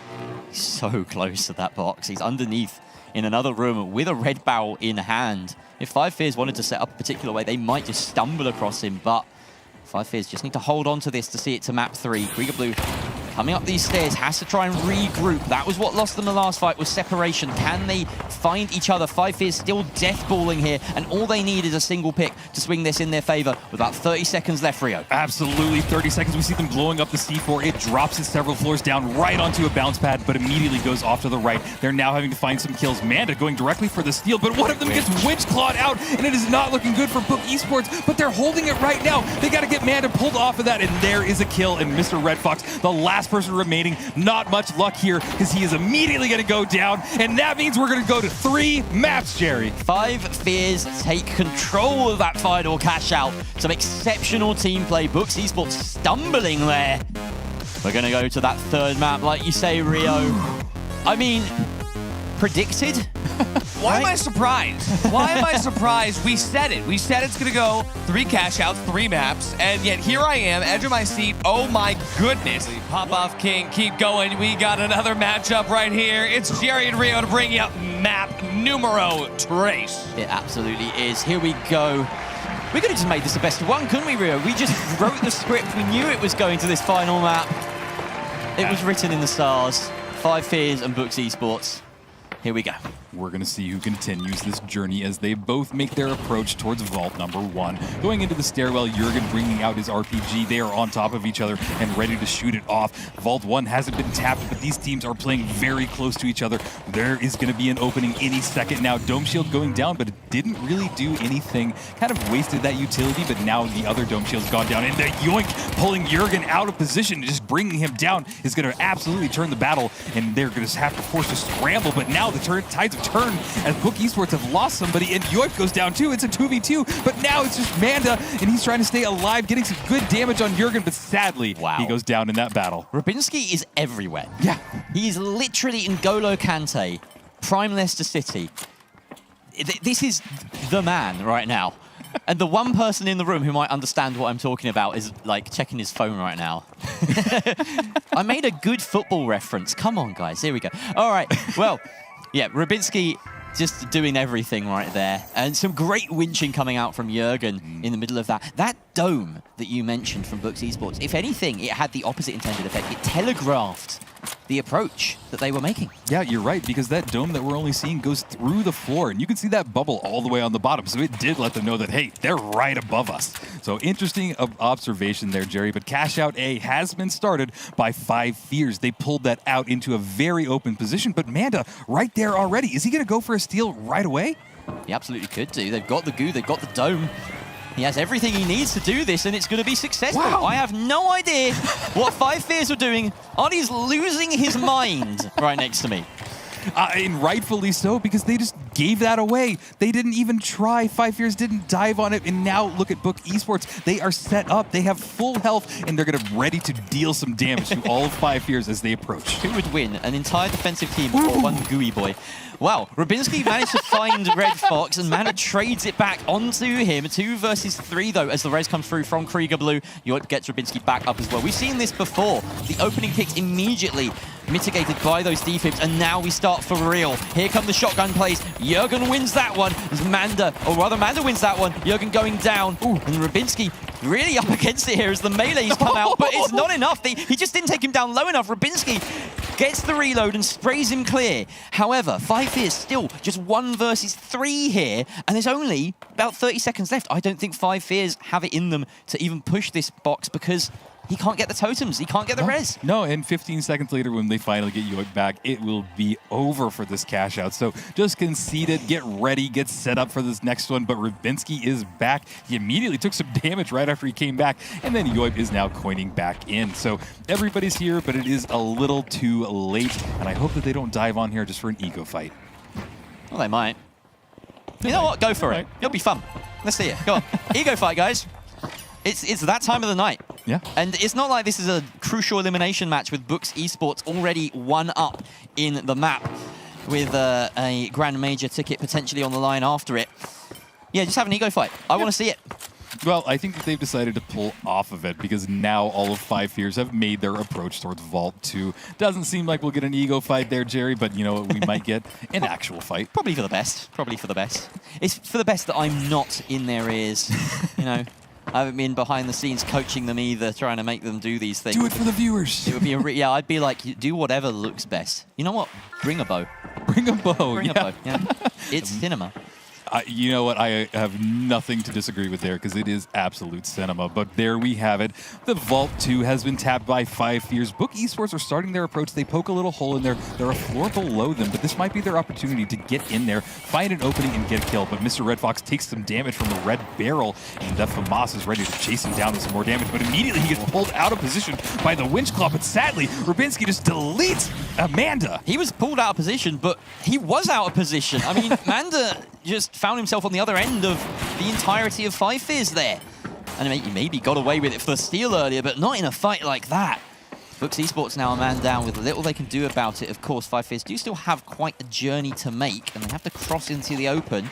Krieger Blue does find the res on Manda, so we may get a fight on this bridge, Rio. Yeah, absolutely. They are just trying to run away, but look at this. Rybinski has spotted out Mr. Red Fox, and he does get a kill. This will help stall Book Esports even longer. There's a gateway, and they're trying to follow through. They don't even want to get Mr. Red Fox back up into this. They want to let him coin in and maybe continue the chase. Yeah, 5 Fears will be very happy to plug this early, knowing that Books Esports have to hold back a little bit. There's an interesting cash out as well. You can drop this about 3 floors and potentially winch it outside. There is that option. Doesn't look like Jürgen is going for it. Potentially because of the setup that Books Esports has been favoring. Of course, that heal beam gives them that advantage in those longer engagements. They can always juice each other back up. They maybe do want to keep this indoors, in close range. It has been how they've won a lot of their fights in the past. Because they have to hold on to this with Books Esports still 1 cash out ahead. Yeah, and the cash out is already a 1/4 of the way down. It is ticking away, and 5 Fears are in a great position to kite this as long as possible. Manda looking for any opening, but they are staying very close to each other. Book Esports just have to take this steal steal, and they end it. They end it right here, right now, but they do have to break through all of 5 Fear's defenses. I really like that play from Books Esports. They destroyed a part of the stairway with a red barrel just to make the resurgence a little bit harder for 5 Fears, but they've dropped it down a floor. No need to use that staircase in the end anyway. Manda closing the distance on someone around this corner, but the goo used to protect them. 5 Fears doing some excellent kiting work here. Absolutely. Red barrel in hand by Krieger Blue. He does shoot it off and gets a little bit of damage off on Rubinski, healing back Manda, getting him back into this battle. They are charging into this. Looks like Yoip taking some headshots right there. He goes down. It's all on Rubinski, and he's super low. This could be the turn of the tide. Jerry, they're going to get the steal. That's unbelievable. With 40 seconds left, the spawn back for 5 Fears has to be so quick. The steal is going to come through successfully for Books Esports. They did an incredible pivot mid-fight there. Took a lot of damage with that red barrel onto Rubinski, but then the call came through. Hey, we found a better target. Everyone circles back. Look at this. Manda and Krieger Blue circling back to take on Jürgen, the lone target that Mr. Red Fox had just put in his sights. And now, with very minimal time left, we're going to see a dash towards the point. Rubinski closing that distance. They have the gateway set up. It's on the floor just above ground level. There's a potential, but no, surely not. There's no time left. I don't think Books Esports have done anything wrong here. They've done it in 2-1 in the series, and Books Esports book their spot in the final series of the day with a chance for major qualification. However, for 5 Fears, that is curtains. Book Esports, are they going to run out of stamina? Because now they're going up against the Emerald Grinders, who have had, what, 2 hours off? Absolutely. Start from the bottom, and now we're here. Let's jump into the action. We've got Books versus Emerald Grinders here in Bernal. Jerry, Rio, all you. Here we go. The most high-stakes match we have seen today and to date in the finals official esports scene. It's up against 200 Books, as they were once known, Books Esports now, and Emerald Grinders here on Bernal, the first map of a best of 3. Absolutely. The first map will determine a lot. We see that the Emerald Grinders are back into fashion. They are in the game again after a long break, and they got the first tap on the vault. Nice little LH1 in the hands of Donk Rage. It is great for this map with a lot of open sight lines, and I think that this will come in really handy. Last time we saw Emerald Grinders, they were giving Secret a run for their money, but it wasn't enough to stop them losing in a 2-0 fashion. Something about that Elix revenge arc for his fallen brother at Elko. Emerald Grinders, they've taken scalps today. Let's see if they could take one more. Books Esports just waiting here out in the canopy. Manda sent in by that teleport, but up goes the RPG. Great shot from Nuok to open the fight, and they just need to close the net now. Plenty of damage being rained out in both directions. Donk Rage with that LH1 finds his mark. Onto Krieger Blue. That is no defib left upstanding, but Manda finds Nuok. Donk Rage responds with a kill on to Manda. His second of this fight. Alone in Paris closes it up. That was a really nice fight going out from Emerald Grinders. Books Esports took the initiative, but Emerald Grinders had the exact correct counter. Yeah, I mean, I was right in my prediction that they would get more aggressive, but I don't know if that's the right play. They weren't doing, they weren't doing that great when they were aggressive in the previous rounds, but man, it did not work here either. So this might be where Emerald Grinders get the leg up. And look at this, they are just getting wiped one after another. It's all down to Mr. Red Fox, and yeah, he just can't make it happen. Donk Rage with some really nice positioning there. He ducked in and out of the fight. He was never really at risk himself, always juicing up his heavy, always finding follow-up shots. But here we go, a very aggressive push towards the box by Books Esports, currently owned by Emerald Grinders. They've decided to head up to the safety of the tower. That gives them lots of options for defense. It means that Books Esports are going to hold off on the steal for now, as that box is right out in the open. It is in a building, but it's a very open building. This cathedral does not seat under 100. Ooh. Manda just got into him. All of Emerald Grinders just walked right into their face. He did not survive that, and now again just down to Mr. Red Fox, and he will get wiped. Wow. Yeah, not really convincing yet for Books Esports. This really might be a stamina issue. It's got to be late for these guys. Emerald Grinders look like the hot team. You know, they look like they're the ones that have done all of the games before this to warm up. But yeah, Books Esports, they need to summon up that last bit of energy. Emerald Grinders currently sitting on top of that cathedral again. 40 seconds or so left on this. A spawn that Books Esports won't be too happy about, as they need to close the distance out in the open. And Donk Rage already with a pick at range. That surely spells demise for the whole of Books Esports. They flood the team. And a quick little dance from Donk Rage. He's done that a few times, and I say he earns it whenever he does. Yeah, that was convincing. It really, unfortunately, Book Esports just had a really bad spawn too. They were just looking right at him when they spawned in, and they had to cross and get some height, but just didn't have time. So, Emerald Grinder is currently up and they're just waiting for that timer to elapse. It's taking some time, and the bar graph at the top left is having some real trouble processing it. Getting a little bit of CNS interference, but there we go, thankfully.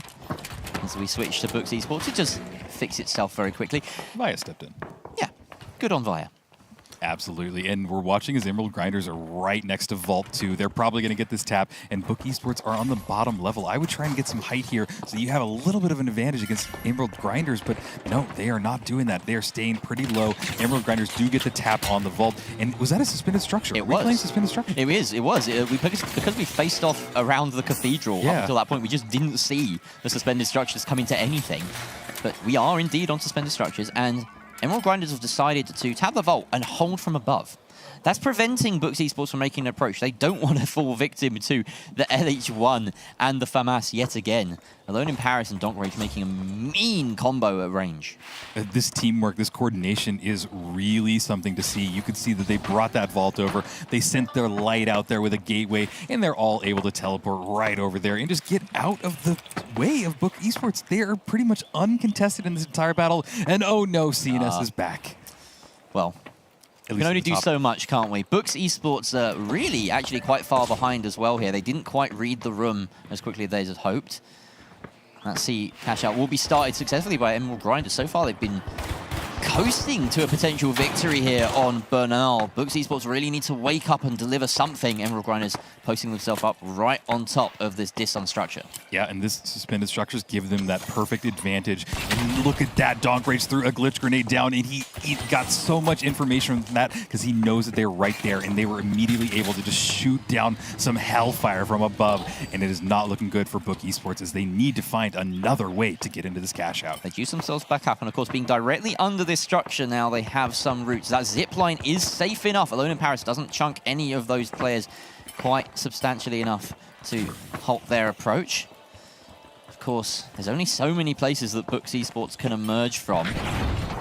But Emerald Grinders have to be so on top of things. There's the engage. The jump comes out. Manda drops that dome, and it protects him. Krieger Blue finds Alone in Paris. New York also goes down. What a execute from Books Esports, taking out 2 of the 3 players. That C4 is not going to be live unless it's the heavy res, and it is not. New York, the second one to get that luxury. In fact, I don't even think he's going to be able to be brought out, as Alone in Paris is brought up on the bottom floor. Donk Rage and Alone in Paris now just waiting for that coin, and Books Esports, they earn themselves 1 defense of this point. Absolutely. I'm so happy that Book Esports were able to get some kills and get the cash right now. They're holding on, and can they hold on for this last third of the cash out? Time is ticking down. We see that the Emerald Grinders are trying to find any opening that they can. They haven't spotted it just yet, but there is a gateway. He's ready to bring his teammates over there. They're getting close, but we're down to the last fourth of this cash out. They need to make a move right now. They decided to pounce pad over there. There's an RPG in hand. They need to find a kill. They need to go for the cash, but time is ticking down.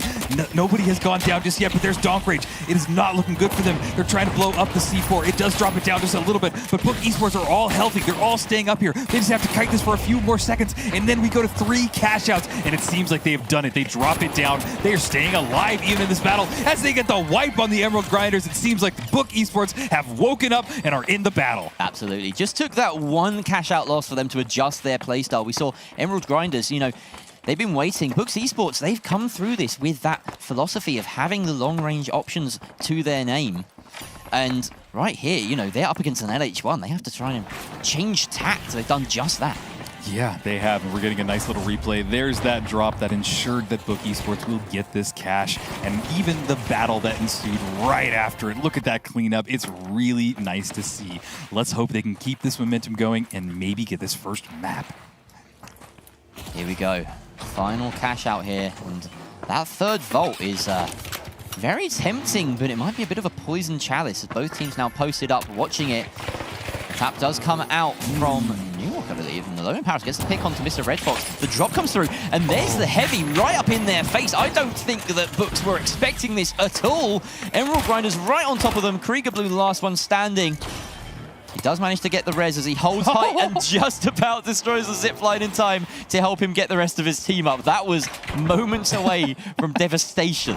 I love that we could see through that X-ray, but they are back because they didn't fall too far. Manda went down in that battle. Nuak is taking a lot of shots, but Donkrage was able to get a kill there. Alone in Paris as well. It seems like they have turned the tides a little bit, and Mr. Red Fox is the last person remaining. He does get a kill on Donkrage, but he's not have a lot of time. He's going to have to dip out of there, wait for his teammates to come back up, but no. What's this? He wants to just grab the vault. This is a great opportunity and just yoinks it. Excellent play there. Just sensing a chance to do that, but now, of course, it's given his location away, and he is under chase by everyone on Emerald Grinders. 1 second left, and Manda can coin back in, but they opt to wipe.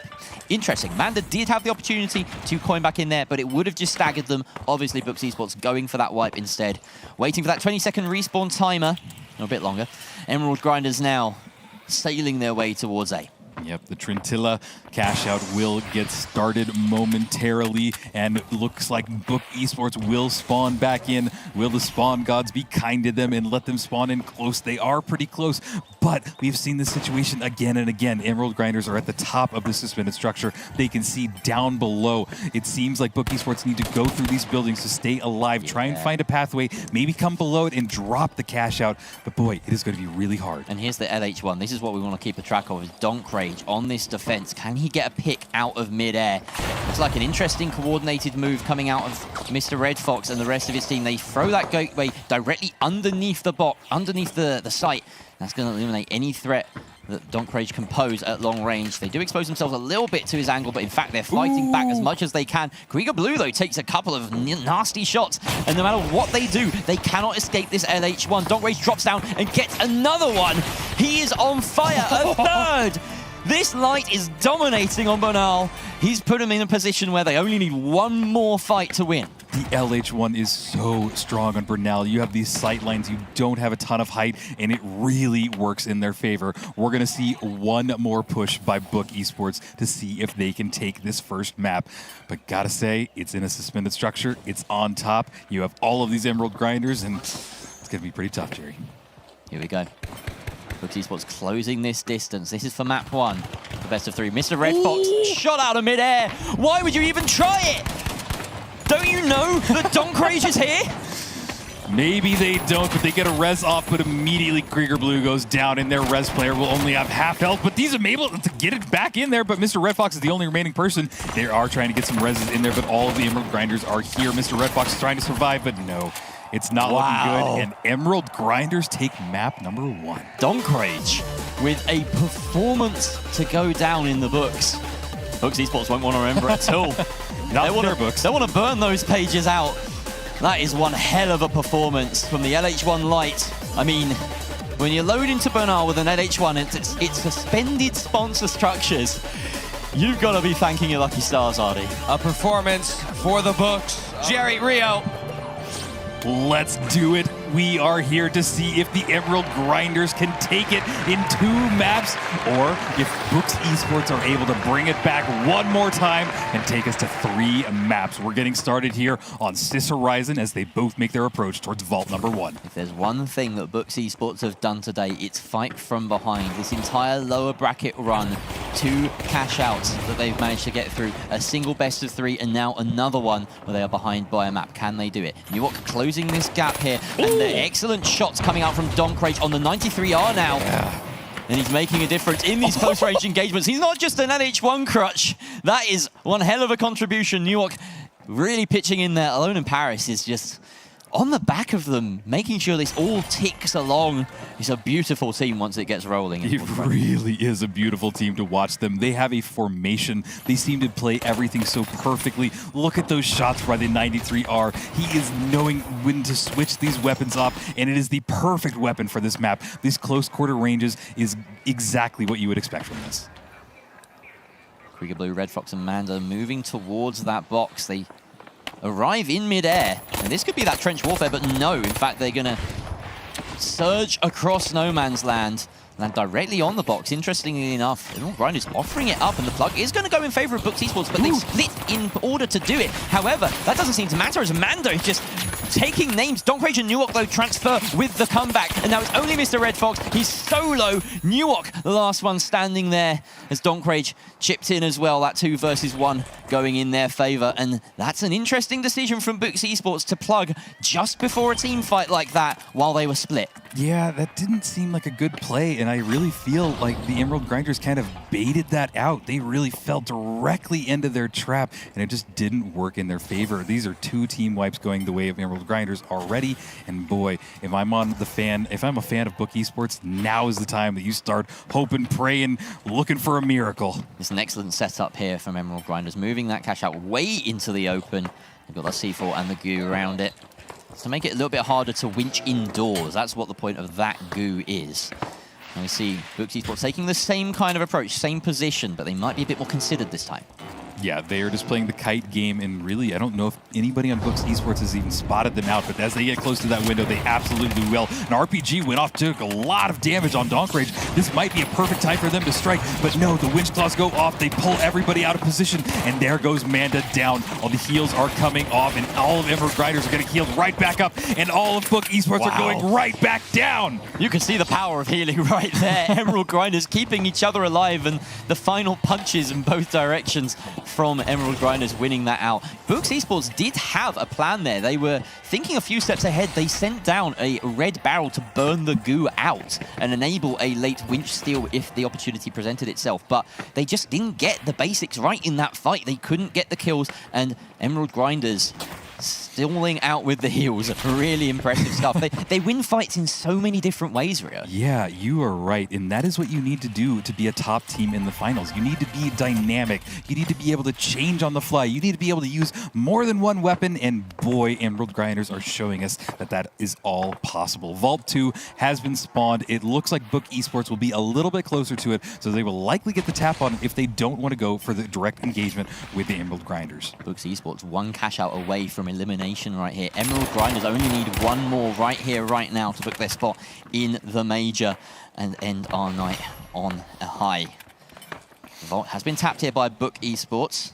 Books Esports, I should correct myself, especially because we're in the library and this is their home turf. It is their home turf, and Vault 2 is maybe theirs, but they go for a bounce pad, trying to get a little more height, bringing some damage to Nuuk, but they instantly get healed right back up.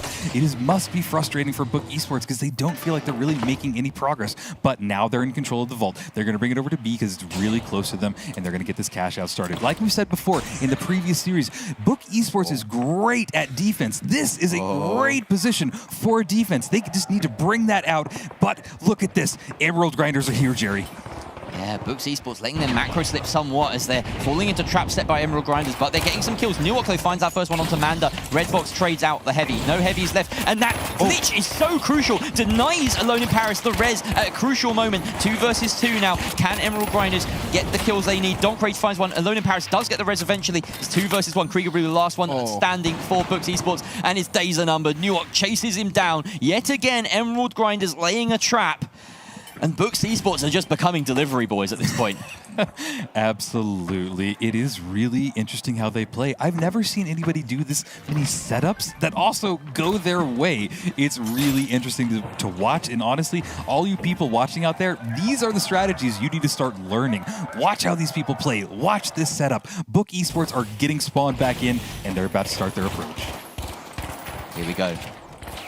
Just a quick look back at that fight as we are nearing in on a very quick one at the moment. The spawn has triggered, and there we go. Manda taking a lot of damage. Nuok finds that kill. Donkrage again.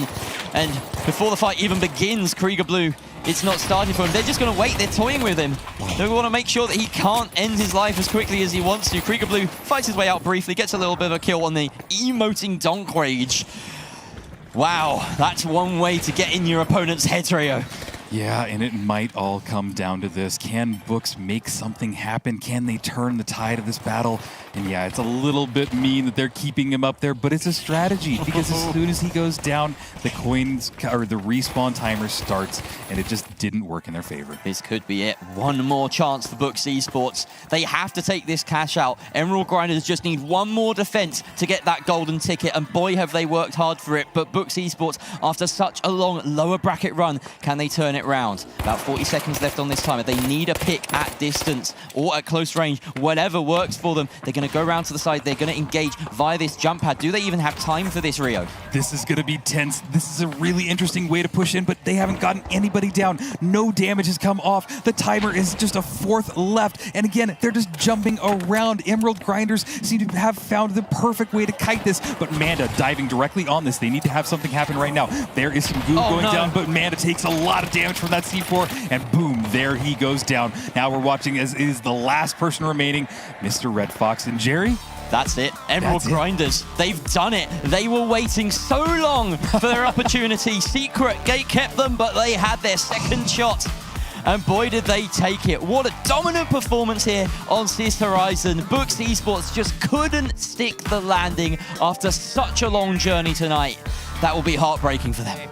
We have had 6 teams come through: Alliance, QDL, Beamers, Vanguard, Team Secret, and Emerald Grinders to round out your EMEA qualified teams for DreamHack Stockholm.